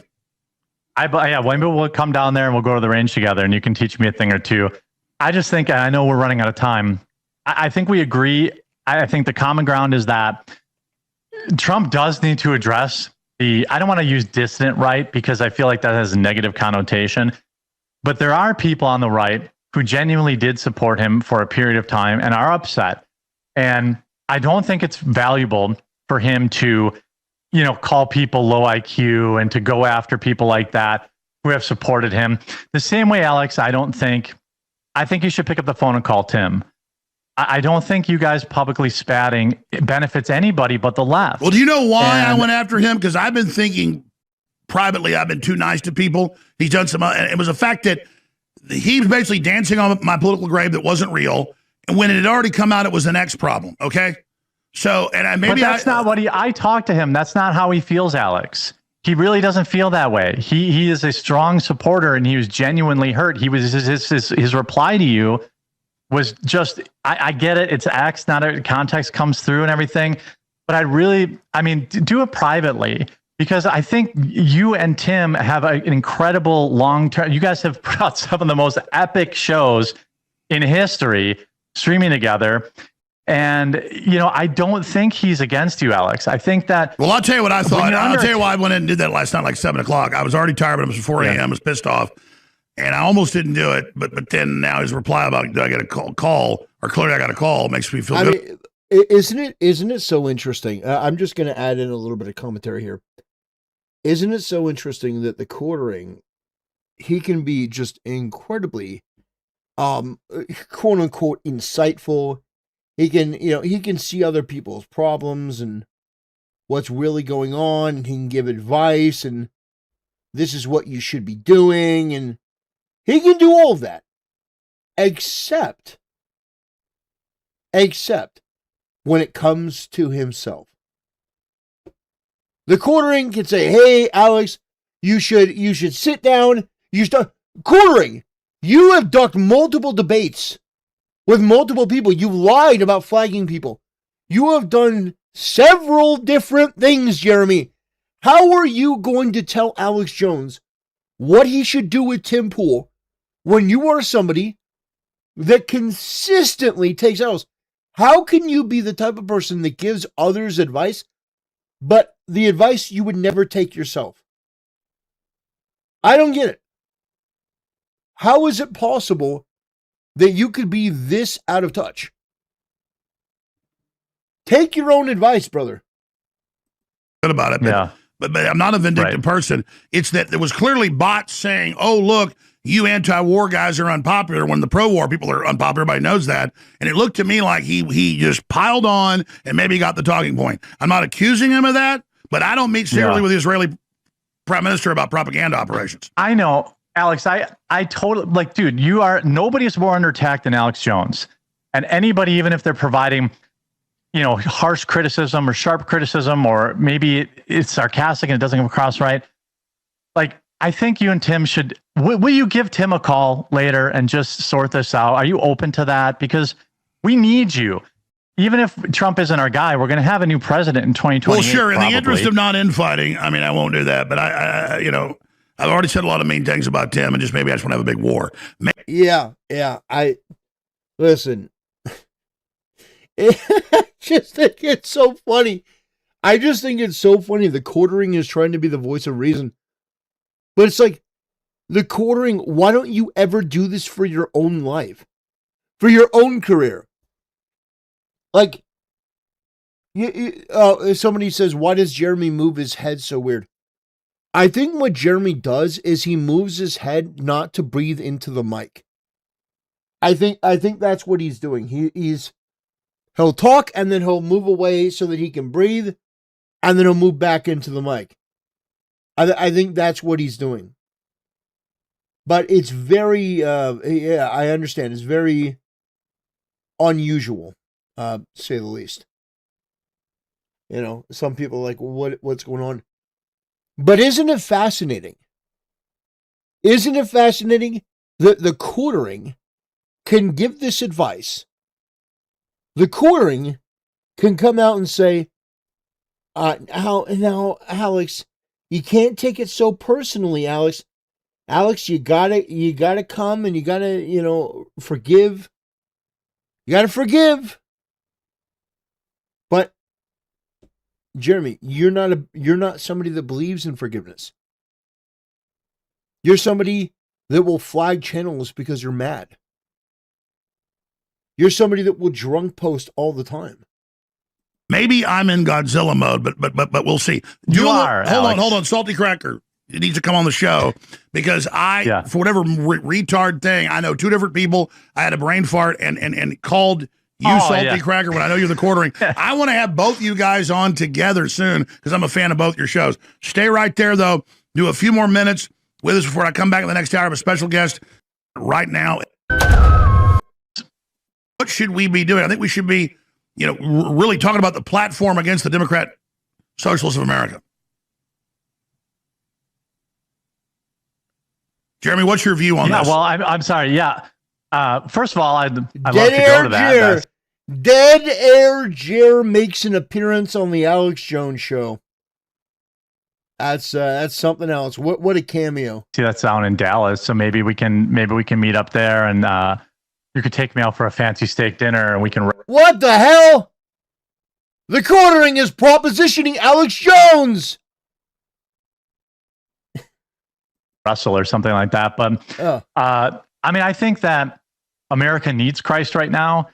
I happen to believe that there is something at a large scale. I know not everybody's religious, but like at a demonic level. And what's happening is, while we're all infighting, the Democratic Socialists of America are gaining power. It used to be fun to laugh at all the crazy, insane things that somebody like Hassan Piker said and did. But he helped get Zoran Mamdani elected. He helped get a Muslim socialist as the Democratic nominee in Michigan. He helped a Democratic socialist narrowly lose before the Democrats had another 1 a.m. Vote dump in Milwaukee that got their establishment Democrat in.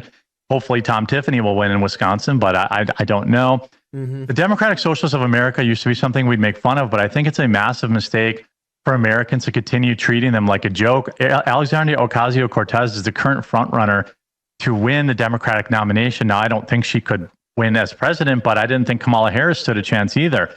People are still largely, red till I'm dead or blue no matter who. And if a Democrat socialist runs under blue, they get votes. And we used to have guys like Bernie Sanders that we'd all laugh at because he never actually achieved anything and he just bought more houses. But this is a real force. This force is basically Antifa and the far left that have been killing us in the streets. That's who these people are. And they're gaining more and more power in this country. I talk about on my show, by the way, during the day a lot. And it's it's scary. People are not paying enough attention to the fact that, you know, we all laugh at Ilhan Omar, but she won her primary in a landslide. These people aren't going anywhere. And the more time, again, I keep bringing it up because it's my most important issue. The more time we spend infighting, the more power they get. The left has... Jeremy, you've done nothing to repair bridges with people that you've alienated by either threatening them or flagging them, attacking them. You have basically done everything that you're criticizing people here for doing. Do you not realize that? You have false flag people. You bore false witness. Do you not understand that? Is that beyond you? Do you not get it? Because, I mean, damn. It's pretty crazy. Never polled lower in favorability. I saw a new report this morning than, I don't know, maybe in the last 20 years. I don't know what the time frame was. Yet they are still winning local elections. People are going further and further left. And we talked about earlier, I think Trump can slow the bleed by delivering affordability to Americans and not making Let's fun talk of us more for about saying that. burritos shouldn't be 60-second 20. break before we join hundreds of stations that don't carry the first five. Stay right there, Jeremy of The Quartering, making some really good points today, thequartering.com. We'll be right back. And check out his coffee. I've had it before. It's pretty good stuff. Maybe. Oh, gosh. Now he's lying. Now, after him, I don't know. Who do you get? Probably J.D. Vance running for the Republicans. Uh-huh. And one major thing I want to bring up, and I think maybe I wanted to get your take on this. A big mistake the Republicans have made after Trump won was checking out and pretending like the culture war was won.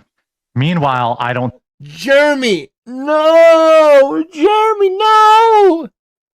Jeremy, you said that the culture war was over.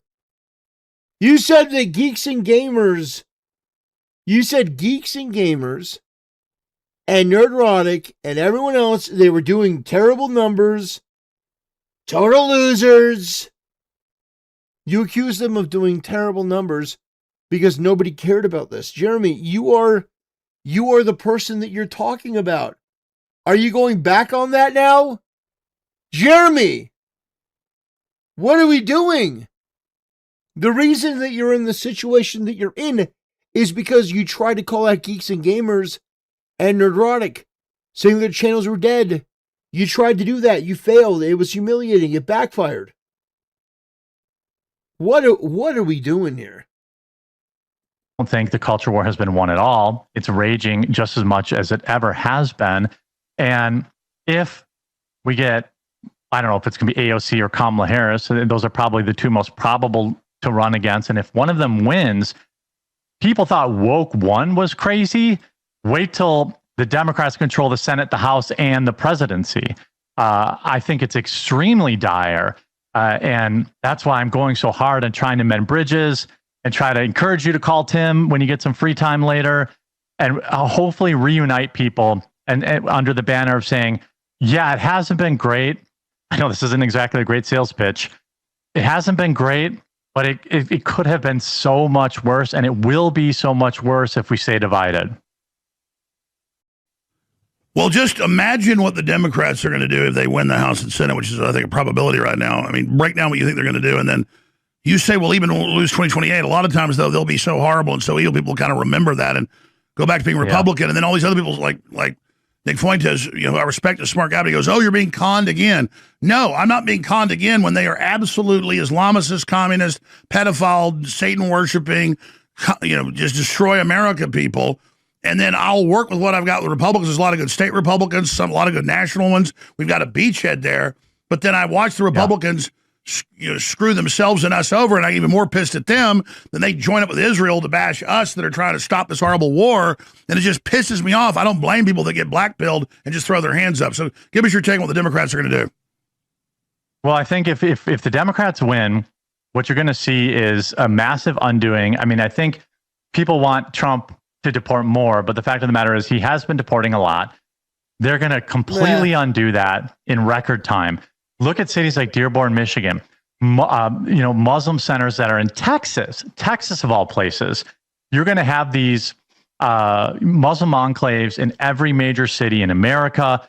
You're going to be importing people completely unfettered at a rate that we have never seen before, because that's how the Democrats continue to secure power.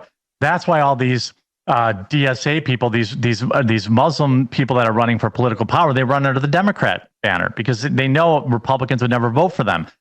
It is going to be a level of woke, a level of oppression, a level of actual fascism that we've never witnessed probably since the lockdowns during 2020. This is bigger than arguing even about Charlie Kirk's assassination. This is a bigger fight than even the 2024 election was, because way more is on the line. Because way more. I actually agree with Jeremy here. It couldn't have come from a worse messenger. But yeah, it's absolutely true, Jeremy. But that's so basic. Because we've seen what the Democrats have done. We've seen the censorship that they've imposed.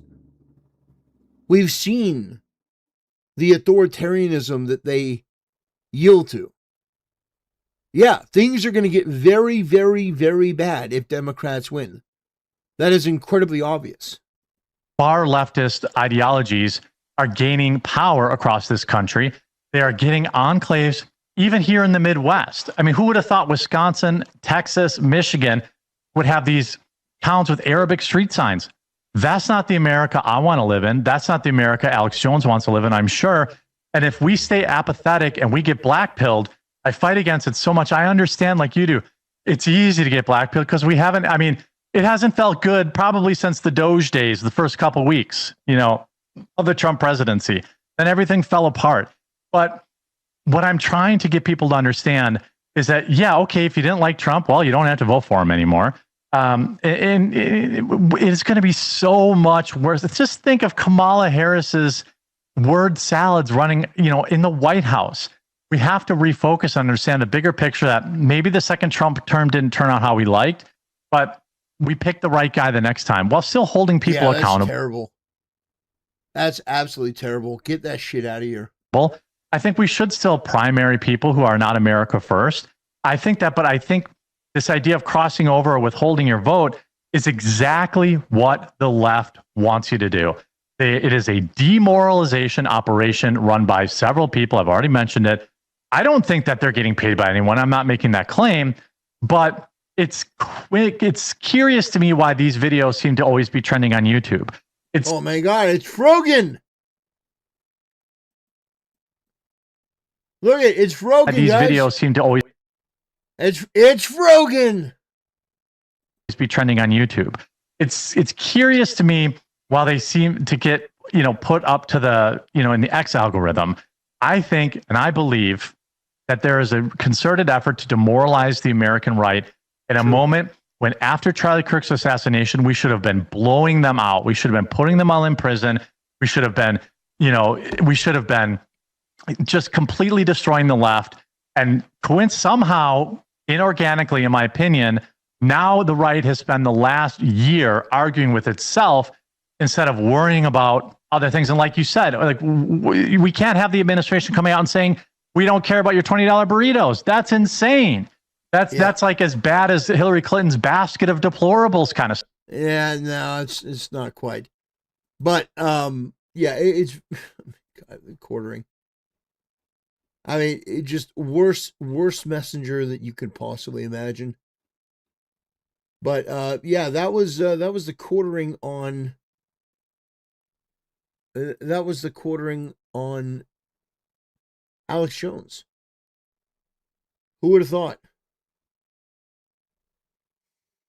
This is gayer than porn. Literally watching a man deep throat Alex Jones. Oh man. Yeah, no, he's not wrong. He's not wrong. Let's see. We'll never know. Nation, appreciate you, man. What are the oranges for? We'll never know. But I understand there's a great big fat grifting fuck who's gonna answer that for us one day. Yeah, I wonder how the quartering's getting on these days. Damn. Damn, you love to see it. You love to see it. Okay. All right, let me... Okay. Actually, you can just move that one over there. Let me get this ready. We're going to do a shorter video. Let's see. Later.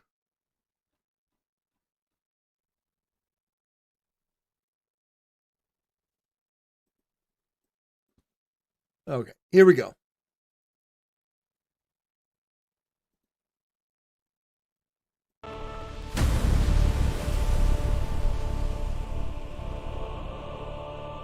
Nation, appreciate you, man. What are the oranges for? We'll never know, but I understand there's a great big fat grifting fuck who's gonna answer that for us one day. Yeah, I wonder how the quartering's getting on these days. Brothers, You ever watch Better welcome Off back to the show. So good to see you guys again. We're going to be talking about the quartering. And he decided that he was going to go to war with Alex Jones over on X. And he was going to call out the Grand Poobah himself. And he was going to basically accuse Alex Jones of saying that Israel was involved and responsible for the death of Charlie Kirk. Well, the quartering, in his usual typical fashion, was a real tough guy on X, calling out Alex Jones, standing 10 toes down. But when it actually came right down to it, when it actually came right down to the show, the quartering basically just slobbed on Alex Jones's knob. It was a gay love fest. Well, not really from Alex Jones so much, a little bit, giving the quartering way more respect than he was due. But I mean, the quartering just changed his tune like you've never seen before. We're going to watch just a little bit. Gaining power. It used to be fun to laugh at all the crazy, insane things that somebody. We're gonna take a look real quick. This is the start. Put me in prison. I'm not course corrected on Trump, but they will because. Thanks, Alex. It's an honor to be on your show, and I appreciate you taking the time to have me on today and to discuss perhaps a small disagreement that we have. Small disagreement. The quartering called out Alex Jones, saying that his audience was mostly Pakistani bots, and that Alex Jones had said that Israel killed Charlie Kirk. So the quartering comes out, both guns blazing on X, drinking some Fireball, getting drunk, asking himself what are the oranges for while congratulating himself for making it to the weekend. But then when he's actually face to face with Alex, it's, oh, Alex, oh, I'm such a big fan. Alex, I love your stuff. Oh, thank you, Alex. Thank you, Alex. Thank you for having me on the show. Oh, you're so great, Alex. Alex, you're so great. I love you, Alex. It's like, what happened to the quartering when maybe you should have had some Fireball before you went on the show, Jeremy? Because at least on X, you had some fire. Now, you were wrong. And again, you tried to scam Alex Jones out of $10,000 because Alex Jones said, quartering, I'll give you $10,000 if you can prove that I said that the Jews killed Charlie Kirk. And the quartering said, oh, okay. And he retweeted a post that was a screenshot taken from a message about Trump. And the quartering tried to apply it to Charlie Kirk, which is why the quartering just put a screenshot there. So the quartering actually trying to scam Alex Jones on the topic of Charlie Kirk, when the message that Alex Jones left was about Trump. Had nothing to do with Charlie Kirk. I think you're right. We agree on 98% of things. And I'm looking forward to this opportunity to try and hopefully refocus people, because it's so embarrassing. Okay, I got to do that once over.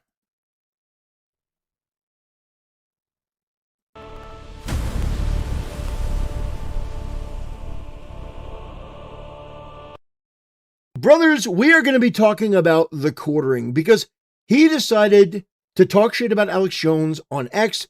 And then Alex Jones said, okay, tough guy, you want to talk about me? Well, then come on my show. Well, apparently this is the only show that the quartering will not dodge. The quartering will not go on Bearing's show. He won't go on Yellow Flash's show. He won't come on my show. He won't go on Camelcast.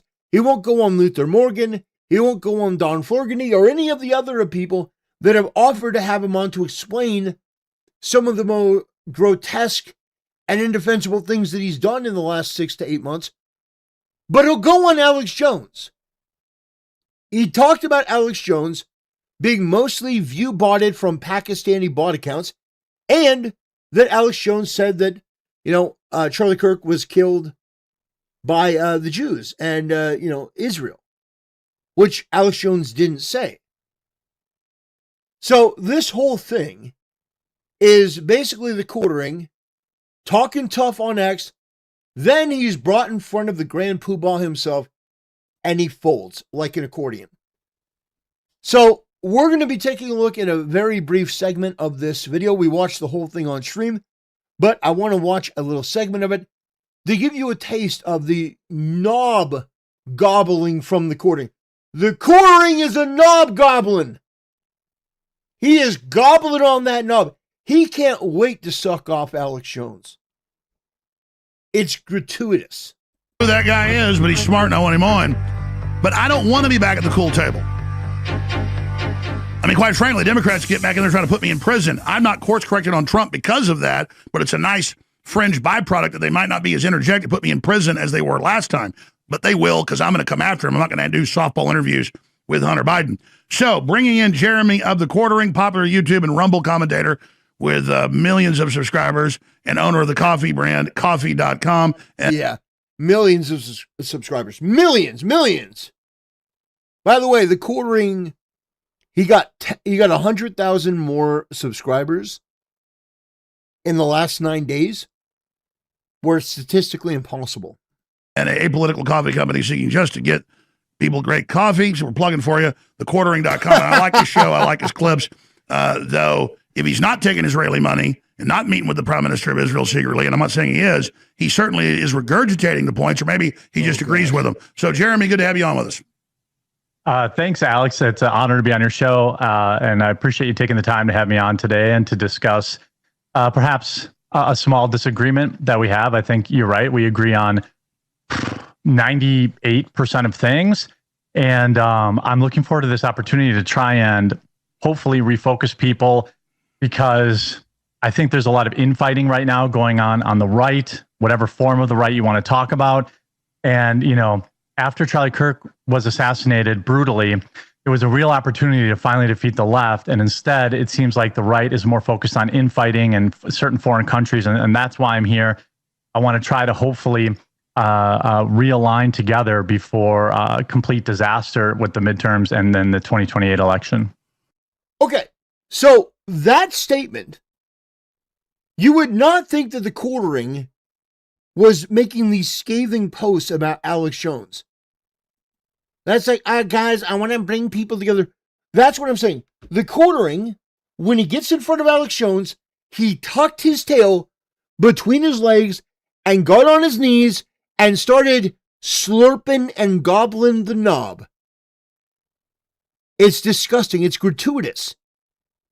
Now, the Quartering claiming to be the voice of reason is one of the most hilarious things that I've ever seen, because the Quartering has been the architect of his own misfortune and downfall for the past 6 to 8 months. The Quartering has done everything in his power to make his position worse at every step of the way. Worse. He decided that he was going to threaten the Kino Casino to get their channel taken down. He followed through and got them false flagged.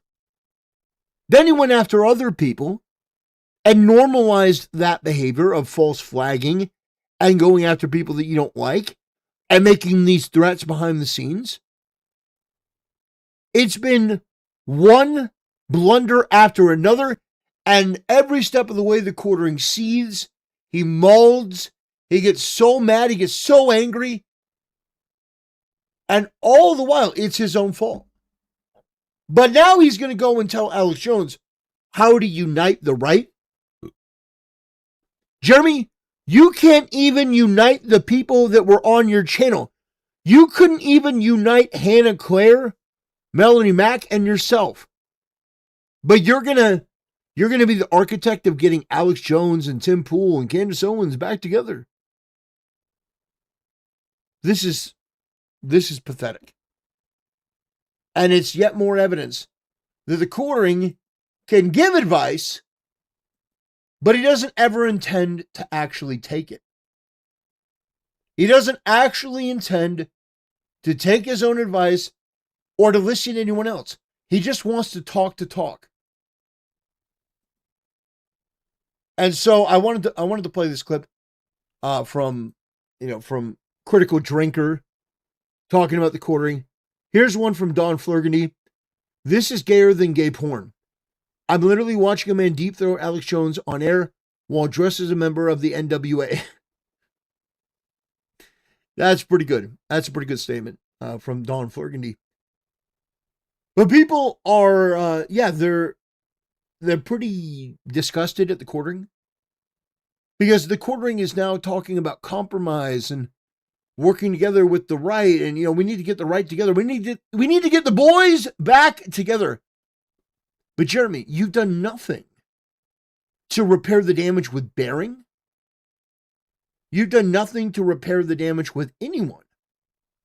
You've only made things worse. You have divided people. Jeremy, what's your view on this? Well, I'm sorry. Yeah. First of all, I'd love to go to that. I see that's down in Dallas, so maybe we can meet up there, and you could take me out for a fancy steak dinner, and we can wrestle or something like that. But I think that he's gay. He wants Alex Jones to take him to a nice steak dinner, and then quote unquote wrestle with him. What the fuck was that? That was incredibly bizarre from the Quartering. But anyway, Jeremy went on and he went on to Alex Jones and he made a complete fool of himself. Now, I think Alex Jones was being really, really nice. He's giving the Quartering these compliments that I think were backhanded compliments because, Jeremy, I know that you're really successful. I know you're really popular. Jeremy, I know you're doing really well. And it's like, I know your coffee's really good. It's like, we all know the coffee's not good. And we all know that his channel's not doing well. In fact, what I want to show you real quick, I know this is tangentially related, but the Germinal Decline is, it's a website, but also they post the Quartering's analytics. And one of the things that they noticed is that the Quartering has gained 100,000 new subs in the last 9 days. This is truly remarkable with no increase in viewership. So very odd that the Quartering jumps 100,000 subscribers without a jump in viewership. A mere 77x increase in sub rate and 80x increase in subs per view. That's very interesting. And so they go over all of the different analytics, the views. They find all the information about the videos, and you can get all of that for free. Germinal Decline. Let me see. What is the website? It's let me see. GerminalDecline.com.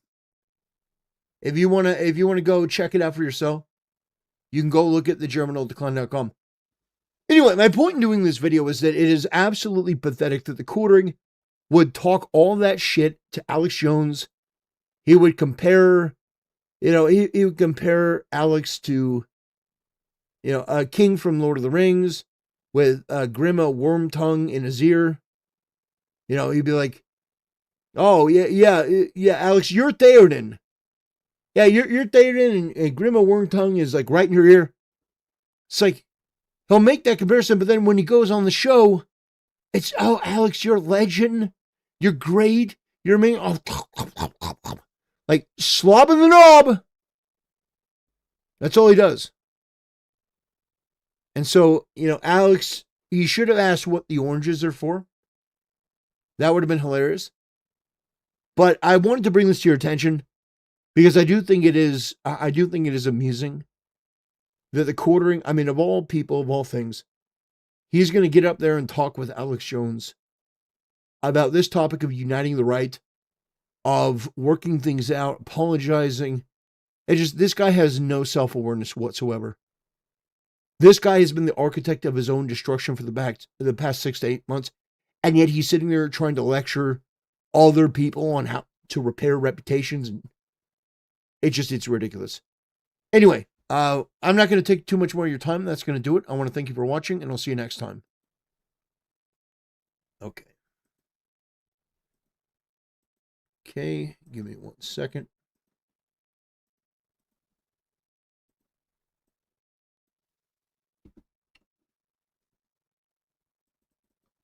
Oh,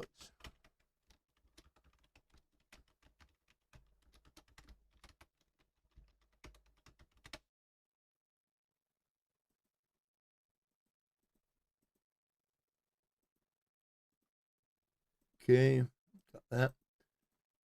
How about we play some Helldivers? What do you guys think? Helldivers, yeah, only $50 a spot. Yeah, how about that? Only $50 a spot to join the Helldivers team, right? Isn't that the price? $50? Isn't that right? Isn't that right, guys? $50? Isn't that right?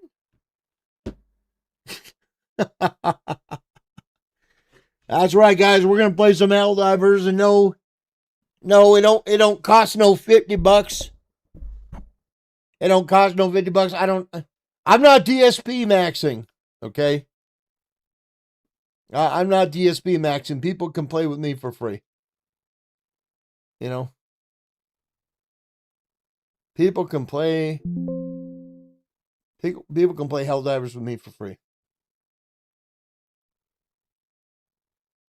Because I am nothing if not a people person. I am nothing if not a people person.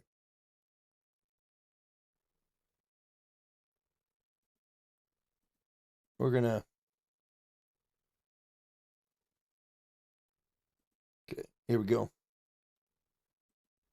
All right, boys. Let's see.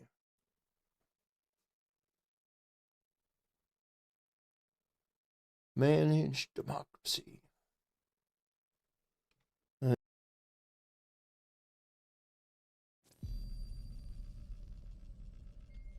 I mean, no, but I'll be.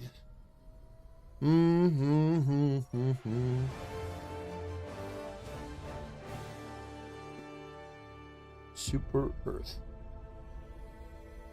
Super Earth, our home. Prosperity. Liberty. Hi there. Hi there. Democracy. Our way of life. Oh, hello. But freedom doesn't come free. No! Sweet liberty! Sweet liberty, no! Look familiar? Scenes like these are happening all over the galaxy right now. You could be next. That is, unless you make the most important decision of your life. Prove to yourself that you have the strength yes, sir. and the courage to be free. Join the Helldivers. Become part of an elite peacekeeping force. Yeah. See exotic new life forms. Woo!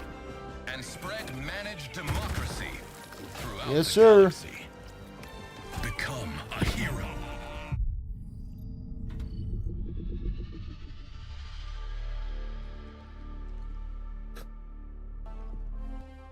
Is it $50 a day? $50 a day. Yeah. No, totally. 50 bucks a day. Oh, man. Templar, did you get... Yeah, that guy said he didn't want to debate Dog Zero. Let's see. Let's see. Generate a friend code.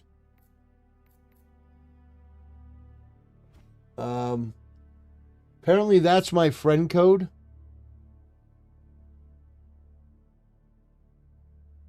That's my friend code, so if you want to add me as a friend, you can do that. Liberty's enemies march ever closer. Okay, let's see. Where are we going? Every sector in the galaxy Message must be from purged Super Earth. of the alien menace. Every mission brings us one step closer to the full democratization of the known universe. Okay, where? Liberate Void Source Planet.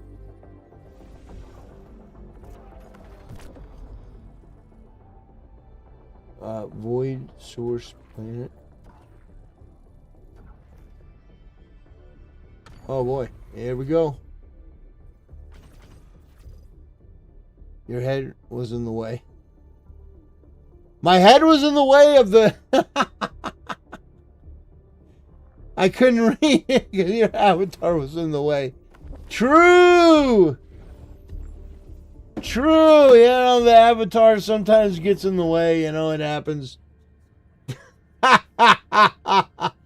That's really good. Liberty's enemies march ever closer. That's really good. Okay, let's transform horizontal. Let's go over here.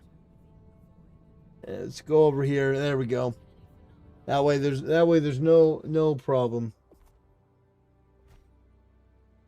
Okay, there we go. There's the friend code. There's the friend code. Okay, there we go.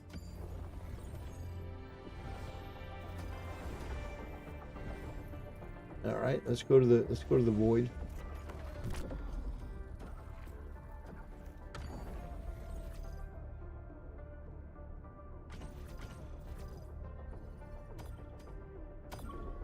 Okay.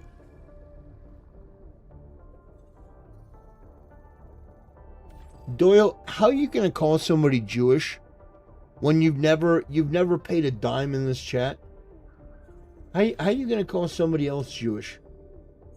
You've never paid a cent. I'm gonna call you Goyle. Goyle, that's your new name. Oy vey. Unmanaged democracy. Oy vey, it's Goyle. Let us rally to her defense. Initiating FTL Jump 2. Okay, let's see. Invite sent. I got you, fam. Jump complete. Friend request. Accept.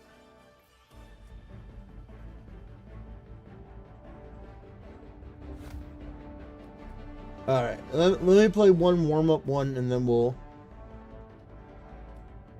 get started. Okay, do that, do that, and then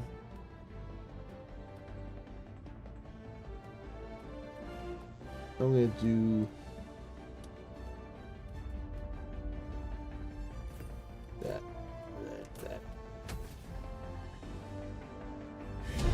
Goyle. That's right, I'm gonna call him Goyle. Yeah, I'm gonna do this one, and then we'll play one. We will get to it.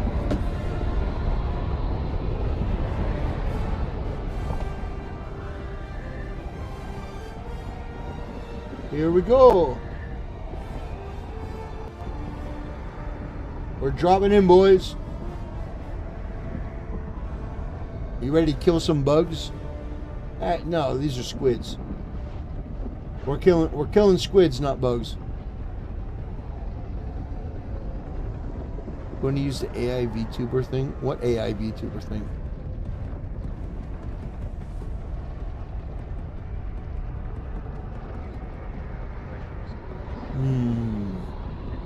Let's go. All right, this is taking a while to load. My computer's a potato.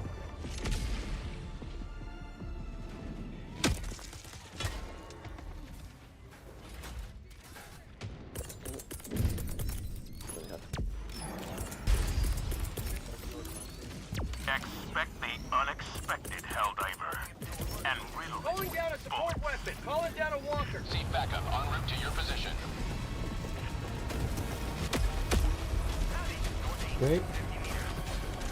Okay. Come on, buddy. There we go. There we go. Woo! All right. Okay, here we go.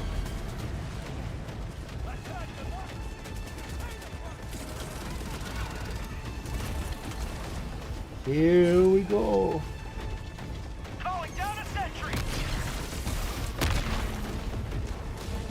Got him.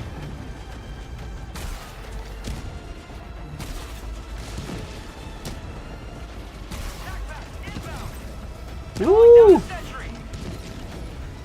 Got him. Hey, hello. Hello, big boy.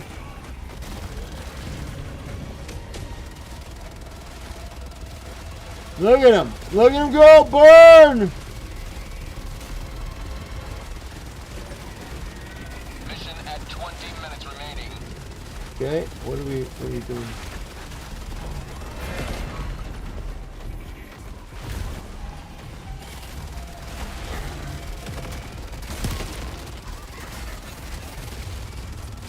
Okay, we're gonna wipe these guys out. Look at them.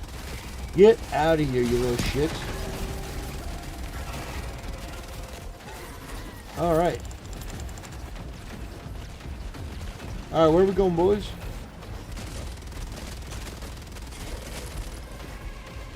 All right, where are we going, boys? Oh, all right. What the fuck? Yeah. Yeah, brother. Yeah.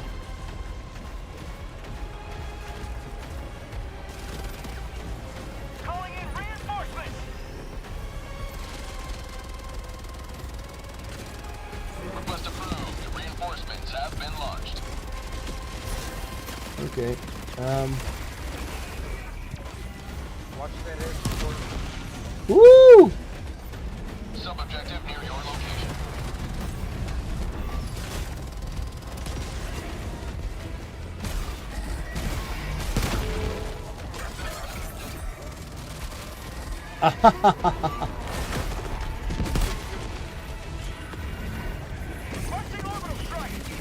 Oh shoot! Why are they all? Mission progress logged. Okay.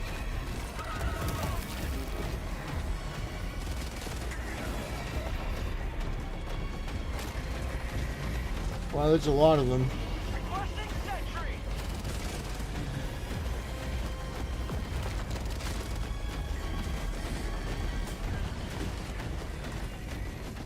All right, we're just apparently marching.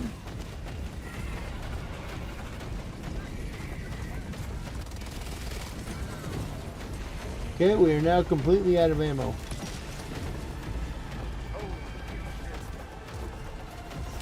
Oh, I got it. Calling in reinforcements. Requesting objective equipment. Okay, we can take that.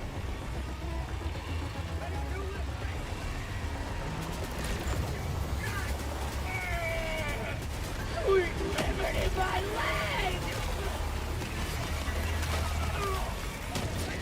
Okay. I don't like you. I don't like you. I don't like any of you. Get close. Get away! Oh man, it's a Gatling. Get him! Oh gosh, he killed him. What the fuck? I got killed by my own guy. I don't know if he did that on purpose. I don't know if he did that on purpose or not, but damn. Damn, where's my shit?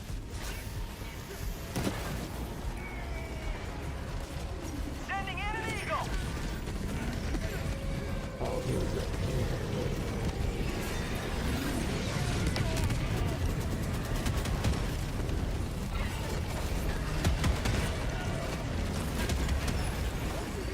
Oh god.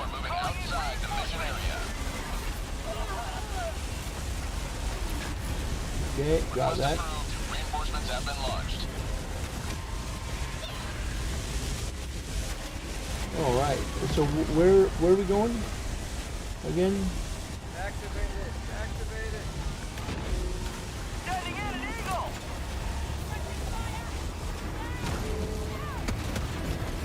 Okay.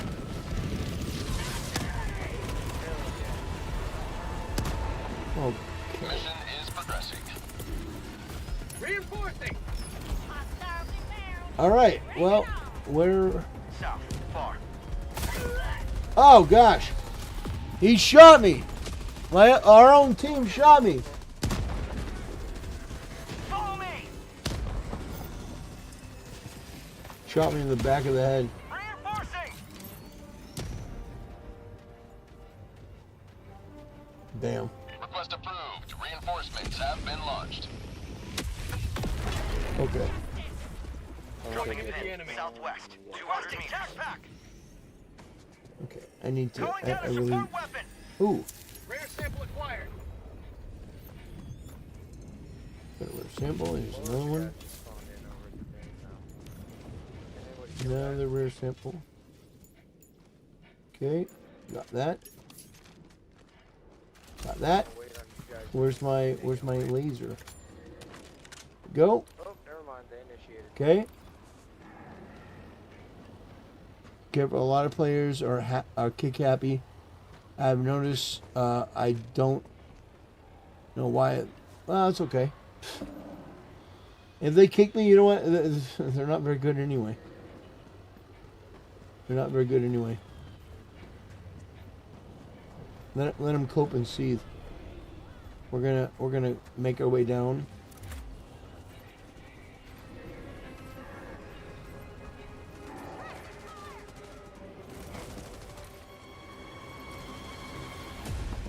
Okay. You gotta be careful with these guys. Requesting Oh. objective equipment. Calling down a sentry. Requesting orbital. Oh, okay. Well, let's see how that goes. Hopefully that was far enough. Hold on tight. Deceiver en route to assist.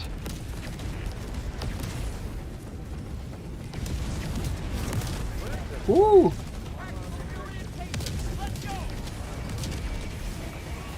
Too much incoming.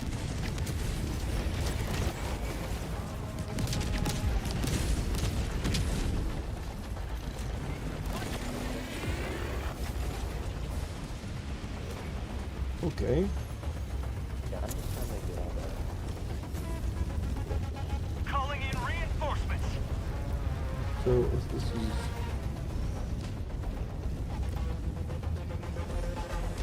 What is that? Request approved. Reinforcements on the way. Okay, here we go. Requesting walker. All right, I'm gonna get in the walker now, and we're gonna finish up this mission.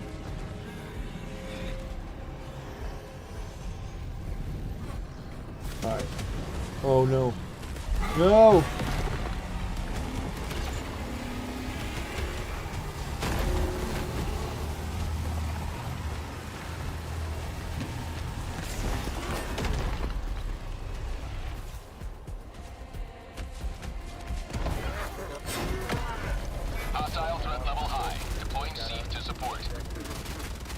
Okay. There we go. Okay. Calling in orbital strike. Sweat!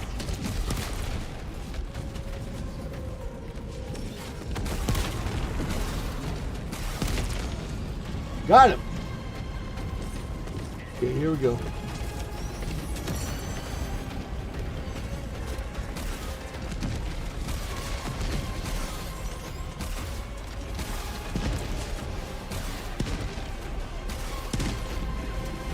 Got him. Woo! Requesting air support.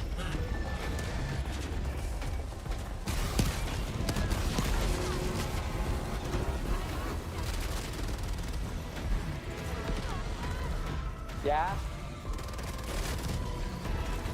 Shit, I keep forgetting. Game up. All right, gotcha, bitch.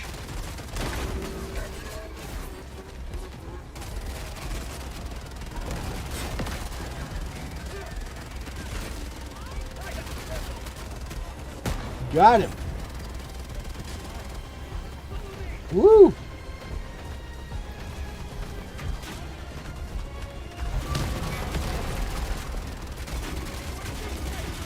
Eat shit, bitch. Requesting backpack. Requesting sentry.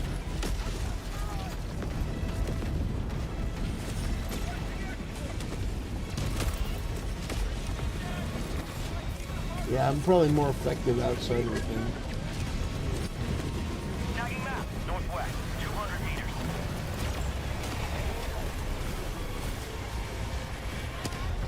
Damn. Yeah, we got it.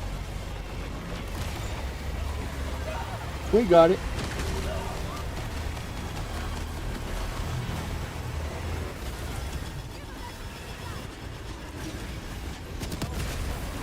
Ooh, ooh. Their lives were in our hands. Another step towards Woo! galactic liberation. You may extract when ready.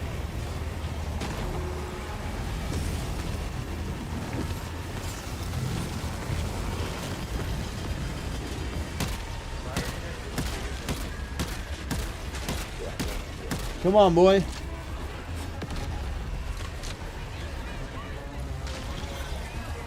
Where? Dropping a pin. Southwest. Far.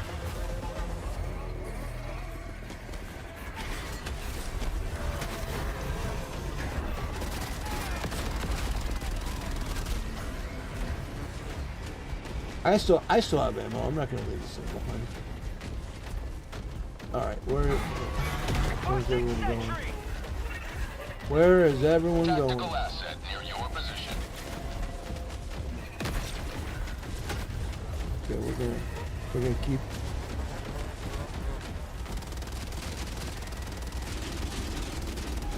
Keep walking.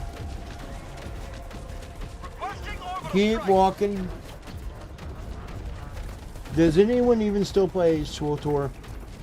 Well, actually, the funny thing you mentioned that we went to check out the game a couple days ago, and yeah, it's not good. Absolutely not good. BioWare is no longer involved. Yeah, BioWare is no longer involved in Star Wars: The Old Republic. They've been replaced.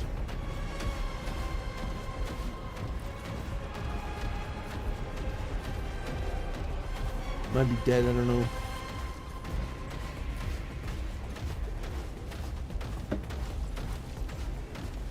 Yeah, I don't know why anyone would pay for Star Wars: The Old Republic at this point.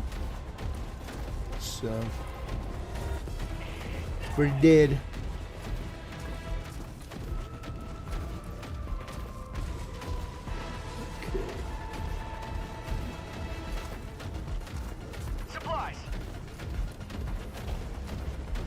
Oh, that's nice. He marked the supplies. Objective located. West. Okay. Here we go. We're gonna get this thing that looks like pestle and mortar. Package acquired.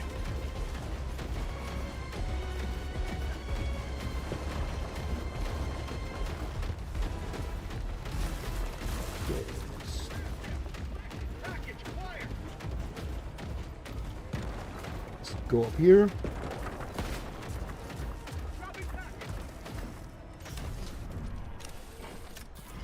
Okay. Let me look for samples.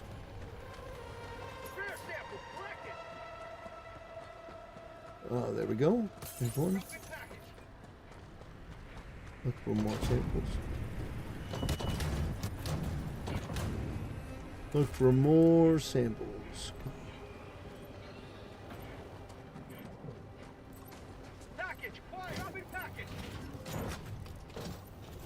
Okay.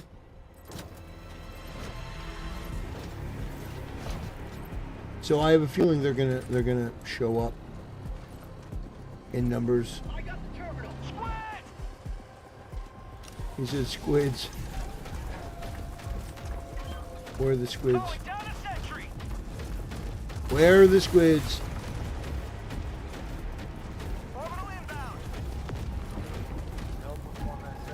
Okay, that was relatively quick. Yeah. That was relatively quick. You may proceed to extraction when ready. Okay. Dropping a pin, north, on my position. Requesting sentry. Seat backup en route to your position. Okay.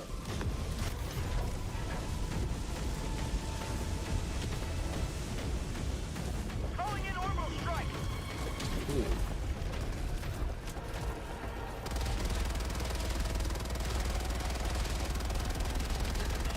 Whoa. I do not like that thing.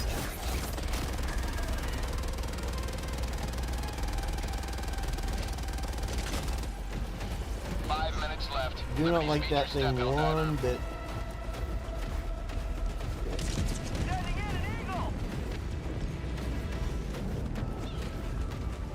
All right, we got 5 minutes.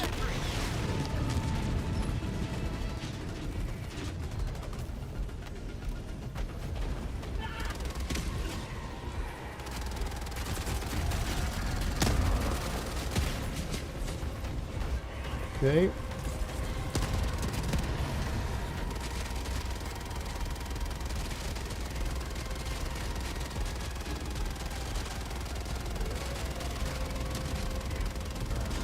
Yeah, that's a lot of his legs. Okay.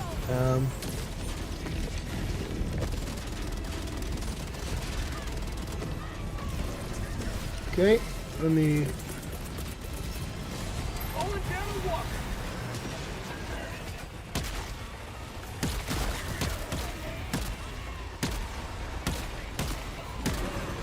get out of here, you disgusting goblins. Calling in reinforcements.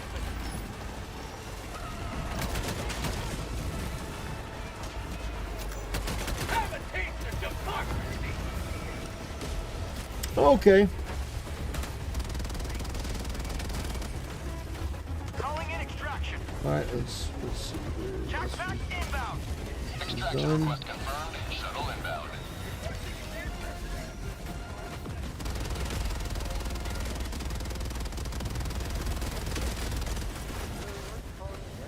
All right, shuttle inbound. Let's go, boys. Requesting sentry. Let's go, boys. Let's get out of here. Me and my gigantic tank. T-minus 2 minutes and 30 seconds. Okay. Hostile threat level high. Deploying seed to support.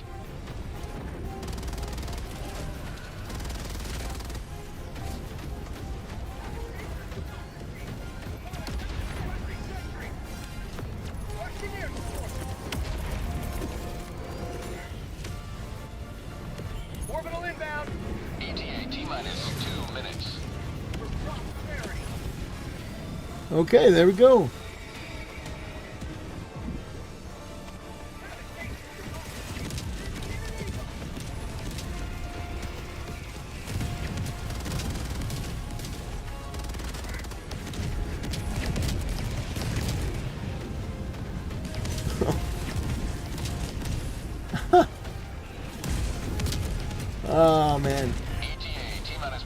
30 seconds. Oh man, we got him. Look at that. That's beautiful.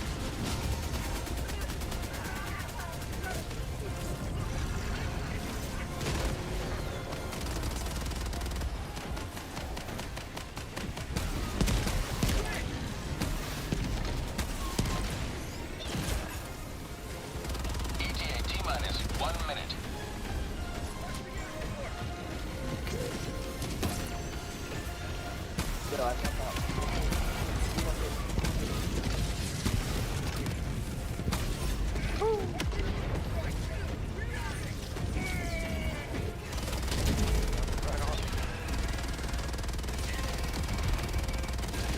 Yeah. Get him. T-minus 30 seconds. Get him. ETA T-minus 20 seconds. Get him.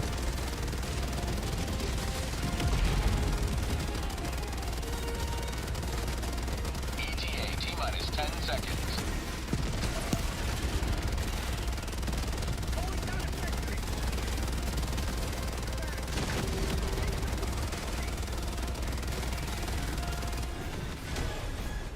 Pelican 1 approaching pickup. Got him.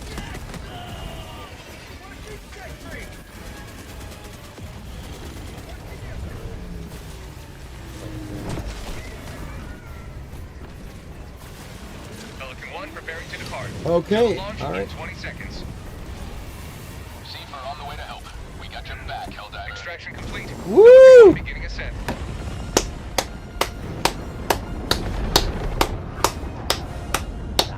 Step by step, order is restored to the void's chaos. Damn.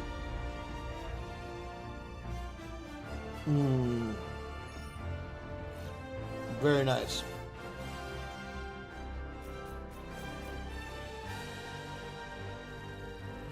Dun, dun, dun, dun, dun. Dun, dun, dun, dun, dun. Yes, sir. Woo! Yeah. Wow, we got a lot of rare samples, but not a lot of commons.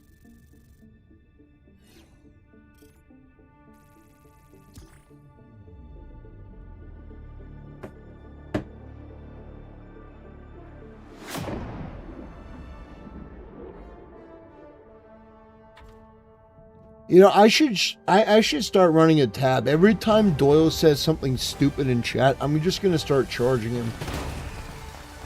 I'm gonna start sending him a bill. Every time he says something stupid, he's temper, blah blah blah blah blah. We're just gonna send him a bill. Wow, look at that. Against all odds. Holy shit, 500 kills. Motherfucking G. Out of here for me. Same here. Be a side mission.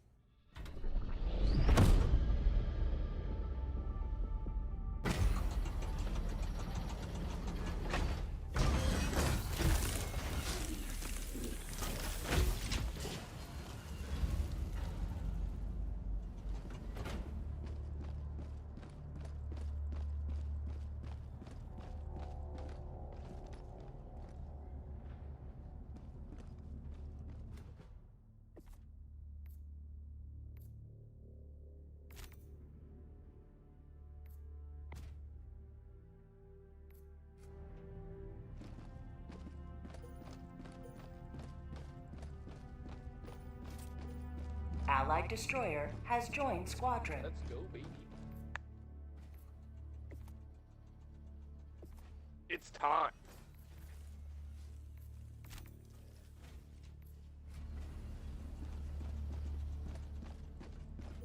Oh, it's time. Let's go.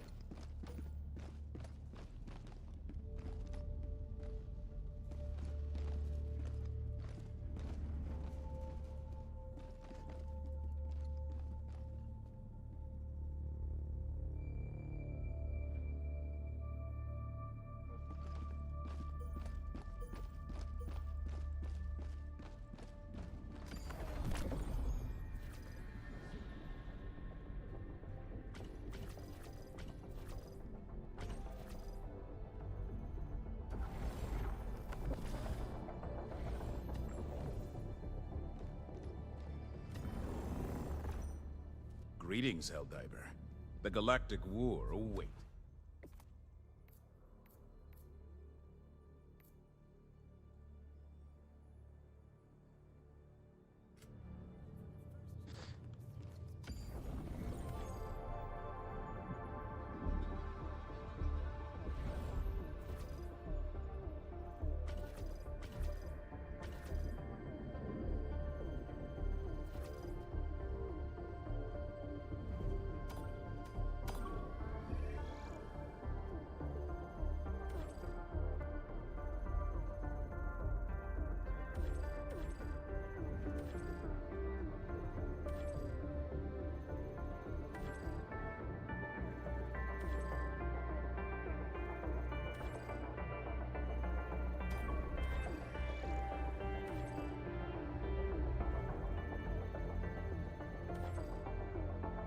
Allied destroyer coordinates received.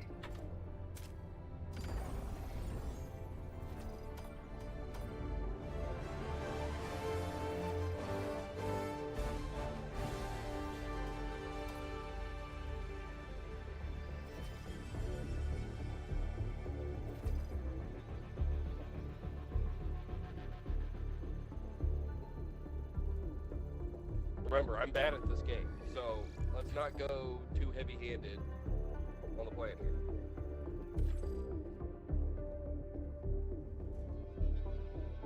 Allied Liberty's destroyer enemies march ever coordinates closer. received.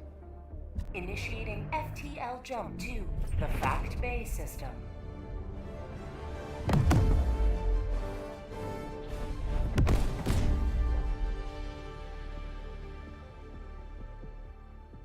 Jump complete. Mission coordinates locked. Hellpods primed.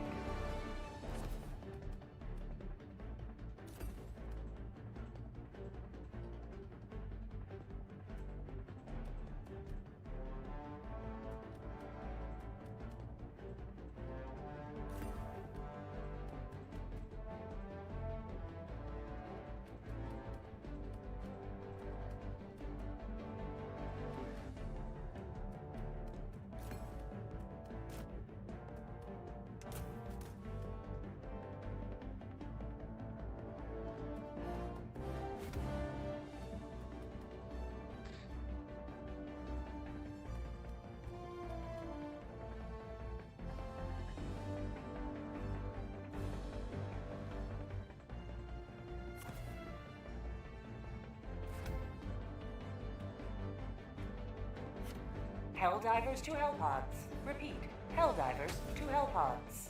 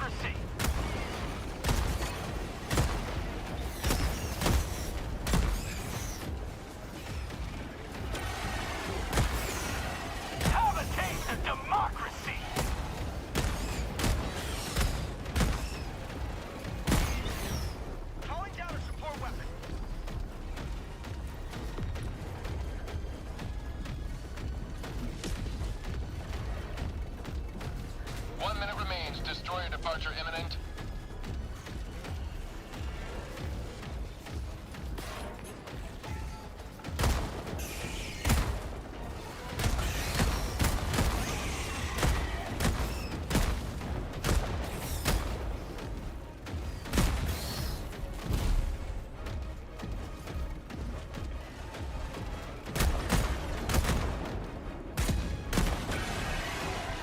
How'd you like the taste of freedom? Tagging map, north. On my position. Requesting sentry. Calling an extraction. Calling down a support weapon.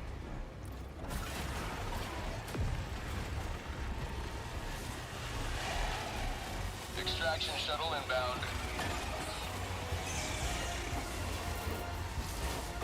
Requesting sentry.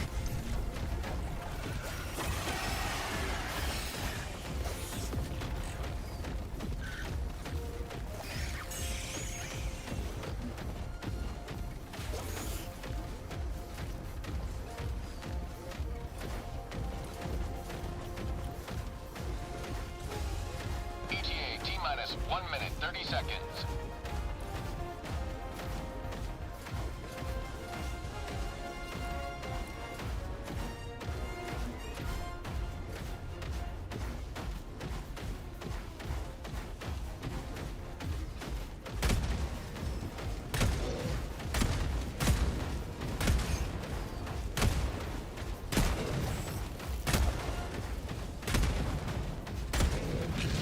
ETA T-minus 1 minute.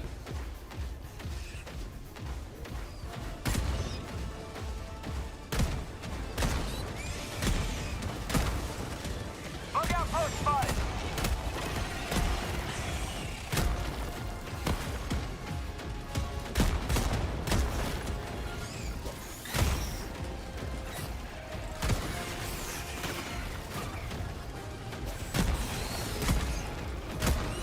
ETA T-minus 30 seconds.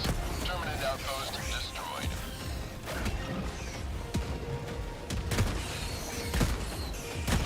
ETA T-minus 20 seconds.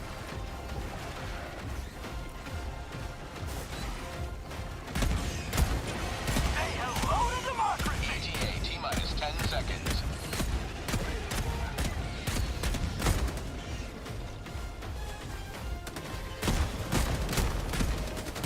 This is Pelican 1. I have visual on the extraction zone.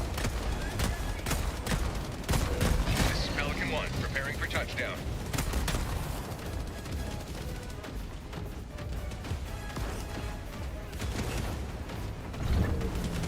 Countdown initiated. Stand by for takeoff.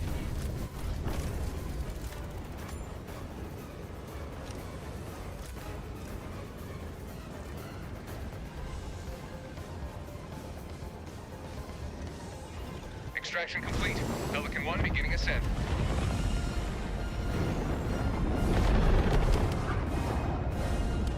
Victory was never in doubt.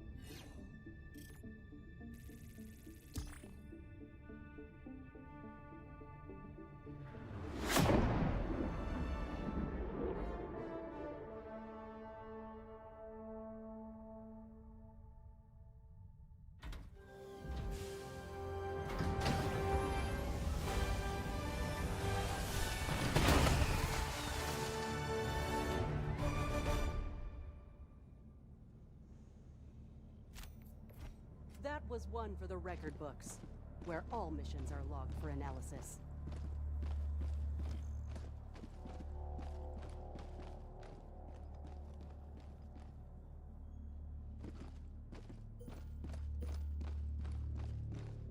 Helldiver, the Super Destroyer is ready for your next mission.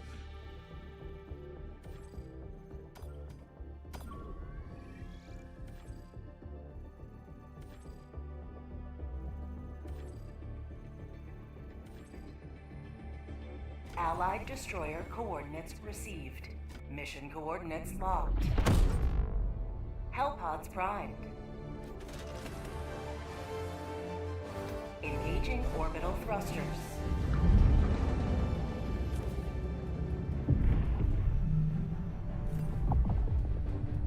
Orbit synchronized.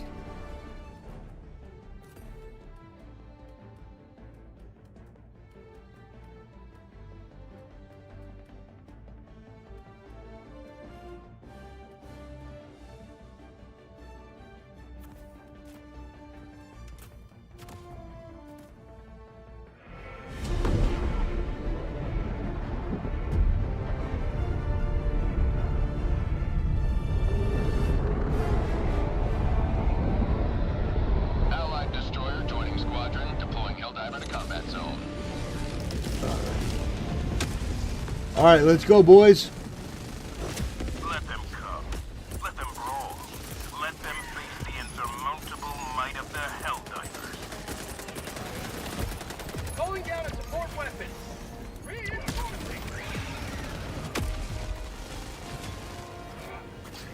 Request approved. Reinforcements on the way. Ew. Brother, ew.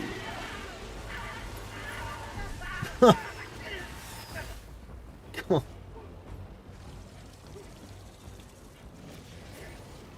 All right. Not today!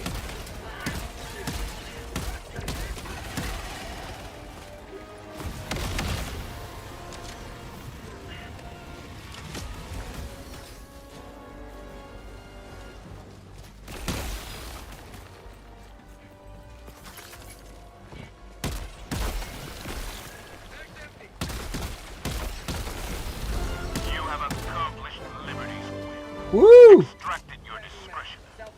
That's it. Oh man, come on, we gotta do more than that. Come on, let's do bonus missions. Let's do bonus. 50 meters.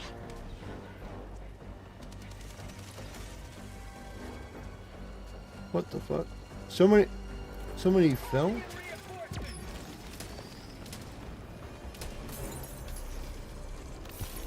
Request approved. Deploying reinforcements. All right. Oh my gosh.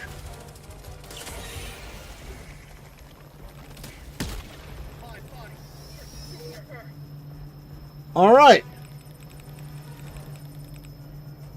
Yeah, better get those samples.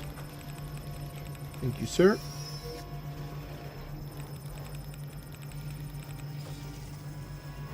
Okay.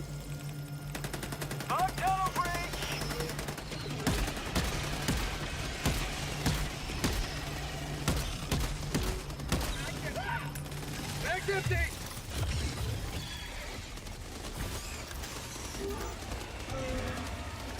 Damn.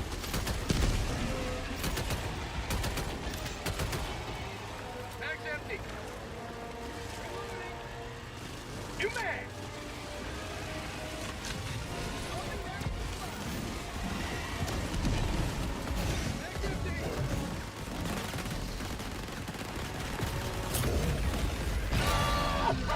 Oh,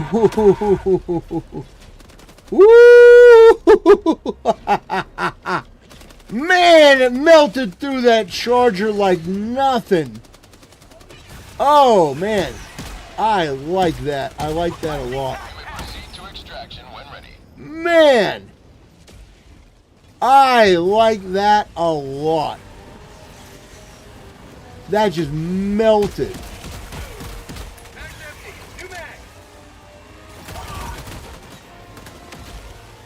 Just melted.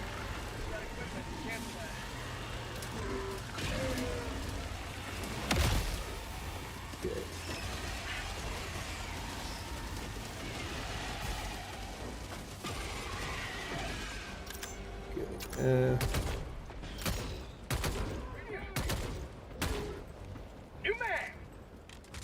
Damn. That's amazing.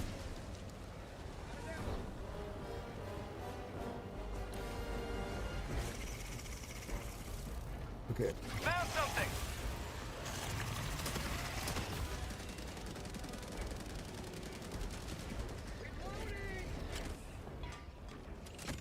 What is the? I wonder what the big boss is here.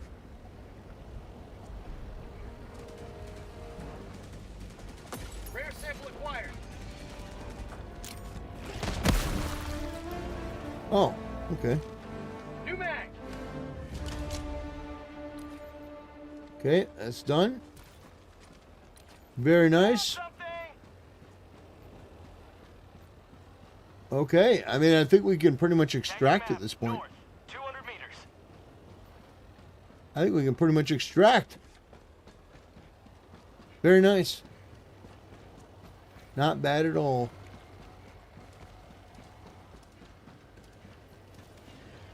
Okay.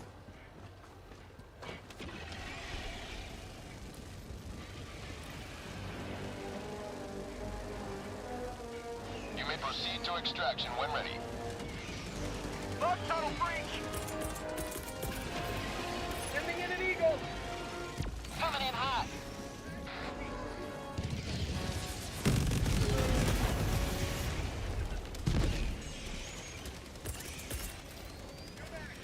Calling in orbital strike. What does this do? It's not bad.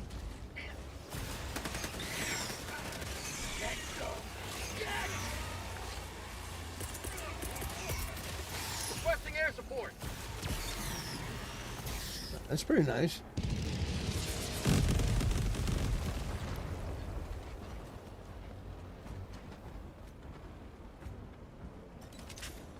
Okay. No pain, no breathing. All right, we can go over here. What's up? Oh.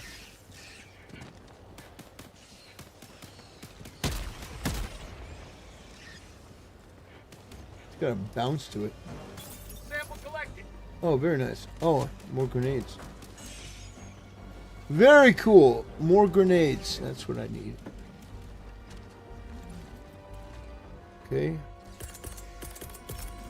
Sending in an eagle.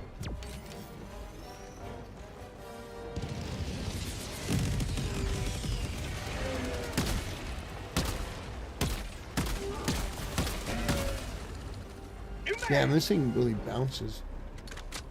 Contact spotted. Found something. Another sample collected for democracy. High value item. Bug outpost. Nice. Extraction is available.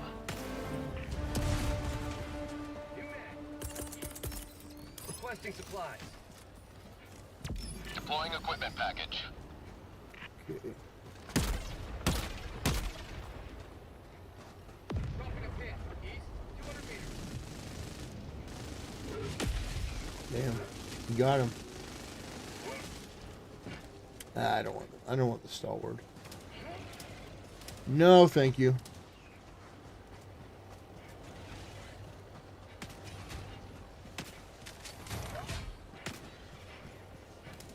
All right, let's go, boys. Let's extract. Let's get out of here.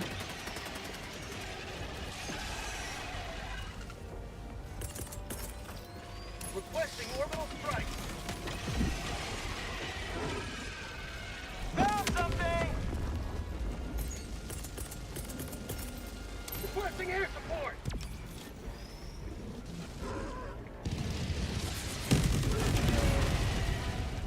Damn.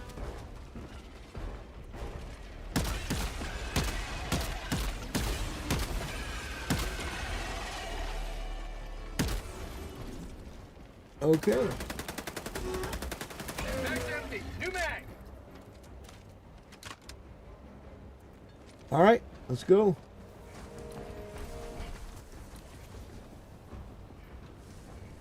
Bug outpost spotted. Oh, where? Calling in an eagle.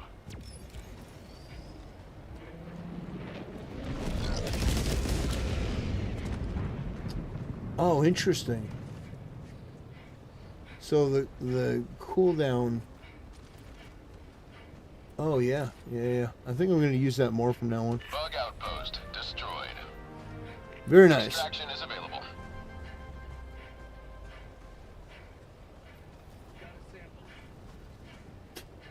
Tagging map. South. Close. Okay.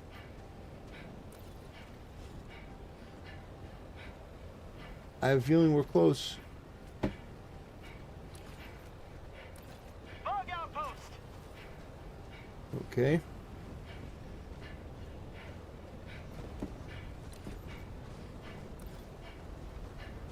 Oh, I see it.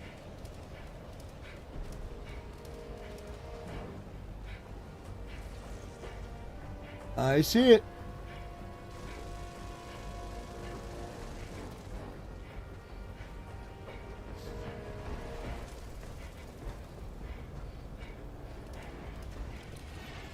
Are they coming back this way?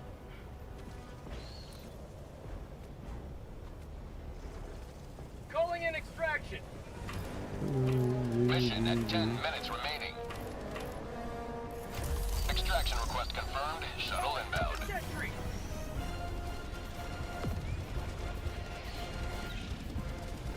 I think they got everything.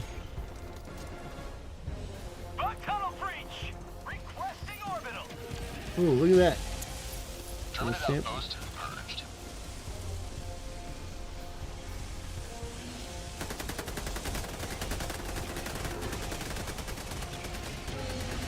ETA T-minus 1 minute and 30 seconds. Calling in orbital strike.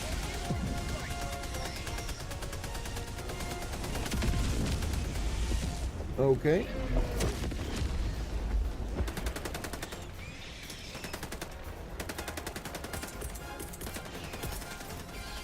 Sending in an eagle. Attack underway. ETA T-minus 1 minute.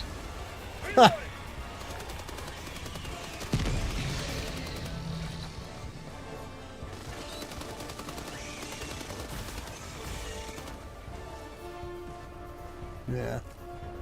I like the melt-a-gun.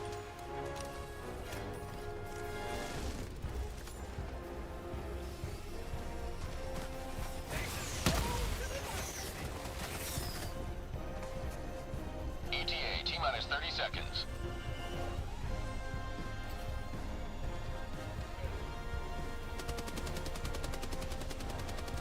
ETA T-minus 20 seconds. Requesting sentry. ETA T-minus 10 seconds. Okay. 10, 9, 8. Come on. Pelican 1 arriving at coordinates. Yeah, you're not kidding. It's awesome against chargers and tanks. Pelican 1 landing sequence initiated. Watch where you're standing.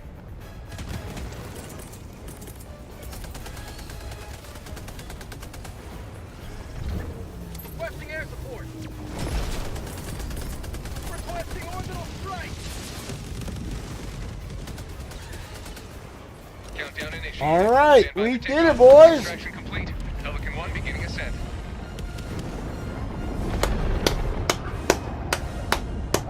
Liberty smiles upon your triumph.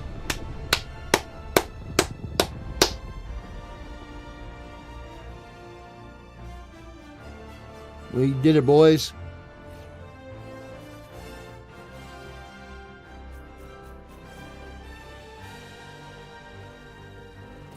Dun dun dun dun dun. Dun dun dun dun dun dun. Mhm.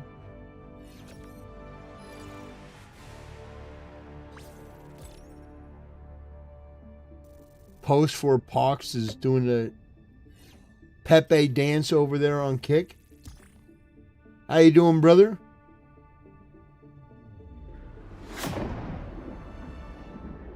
Let's see here.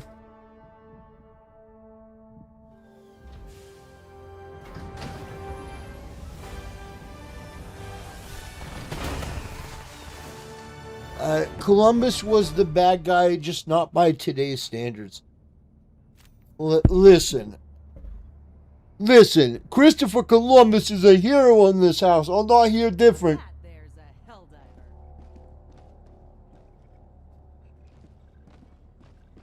All right. How about we... Let's see. How about we do...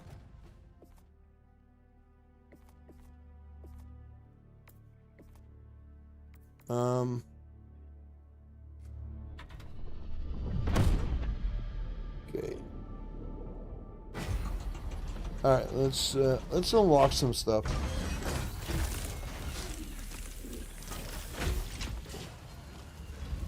When Spain finally sent someone to check on him, they had Columbus arrested.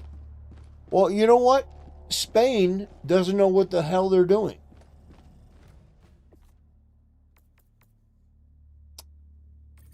You know, Spain is a pain. Okay. Spear.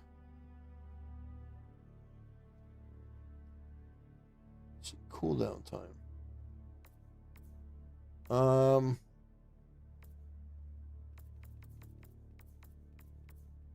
So it says cooldown 8 seconds. Uses for cooldown time 8 seconds. Eagle Strike.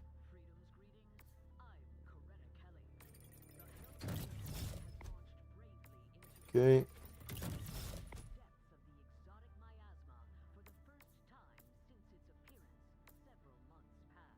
Cooldown. Smoke. I just don't bring this one. I guess it's just because it's one time.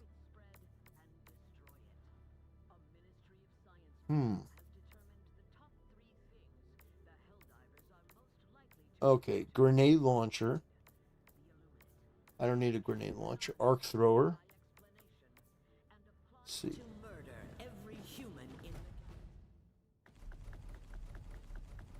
Okay, you can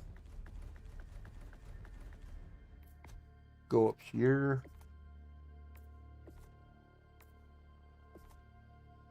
Um, 115 to unlock. Yeah, I got a ways to go. I got a ways to go before I can unlock the Scorcher. That's okay. Spain is a pain. Okay.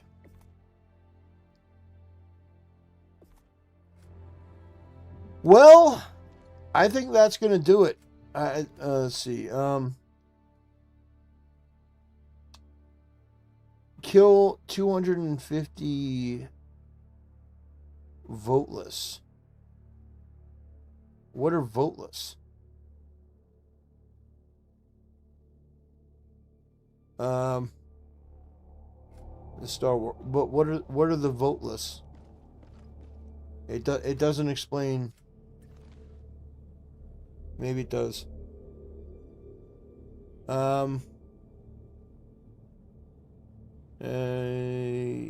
Liberate. Okay.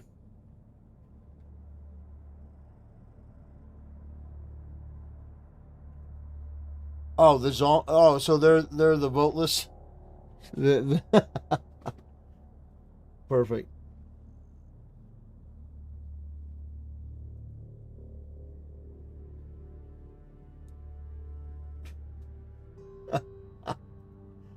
That's pretty good.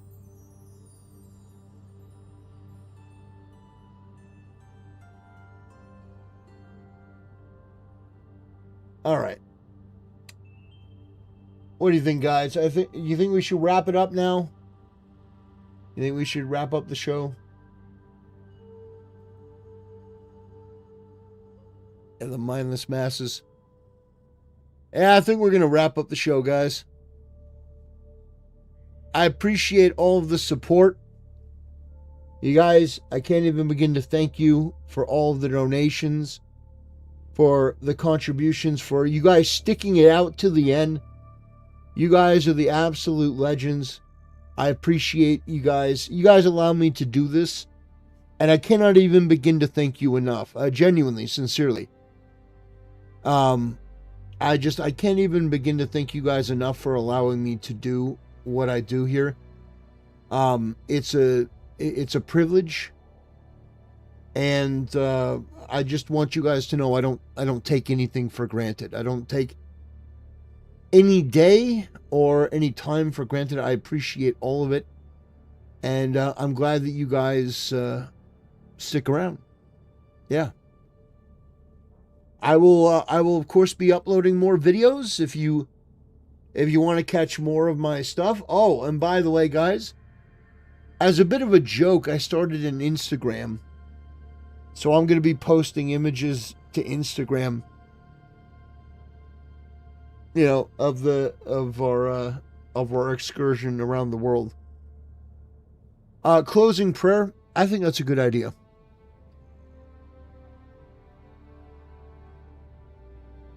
Let's see. Okay.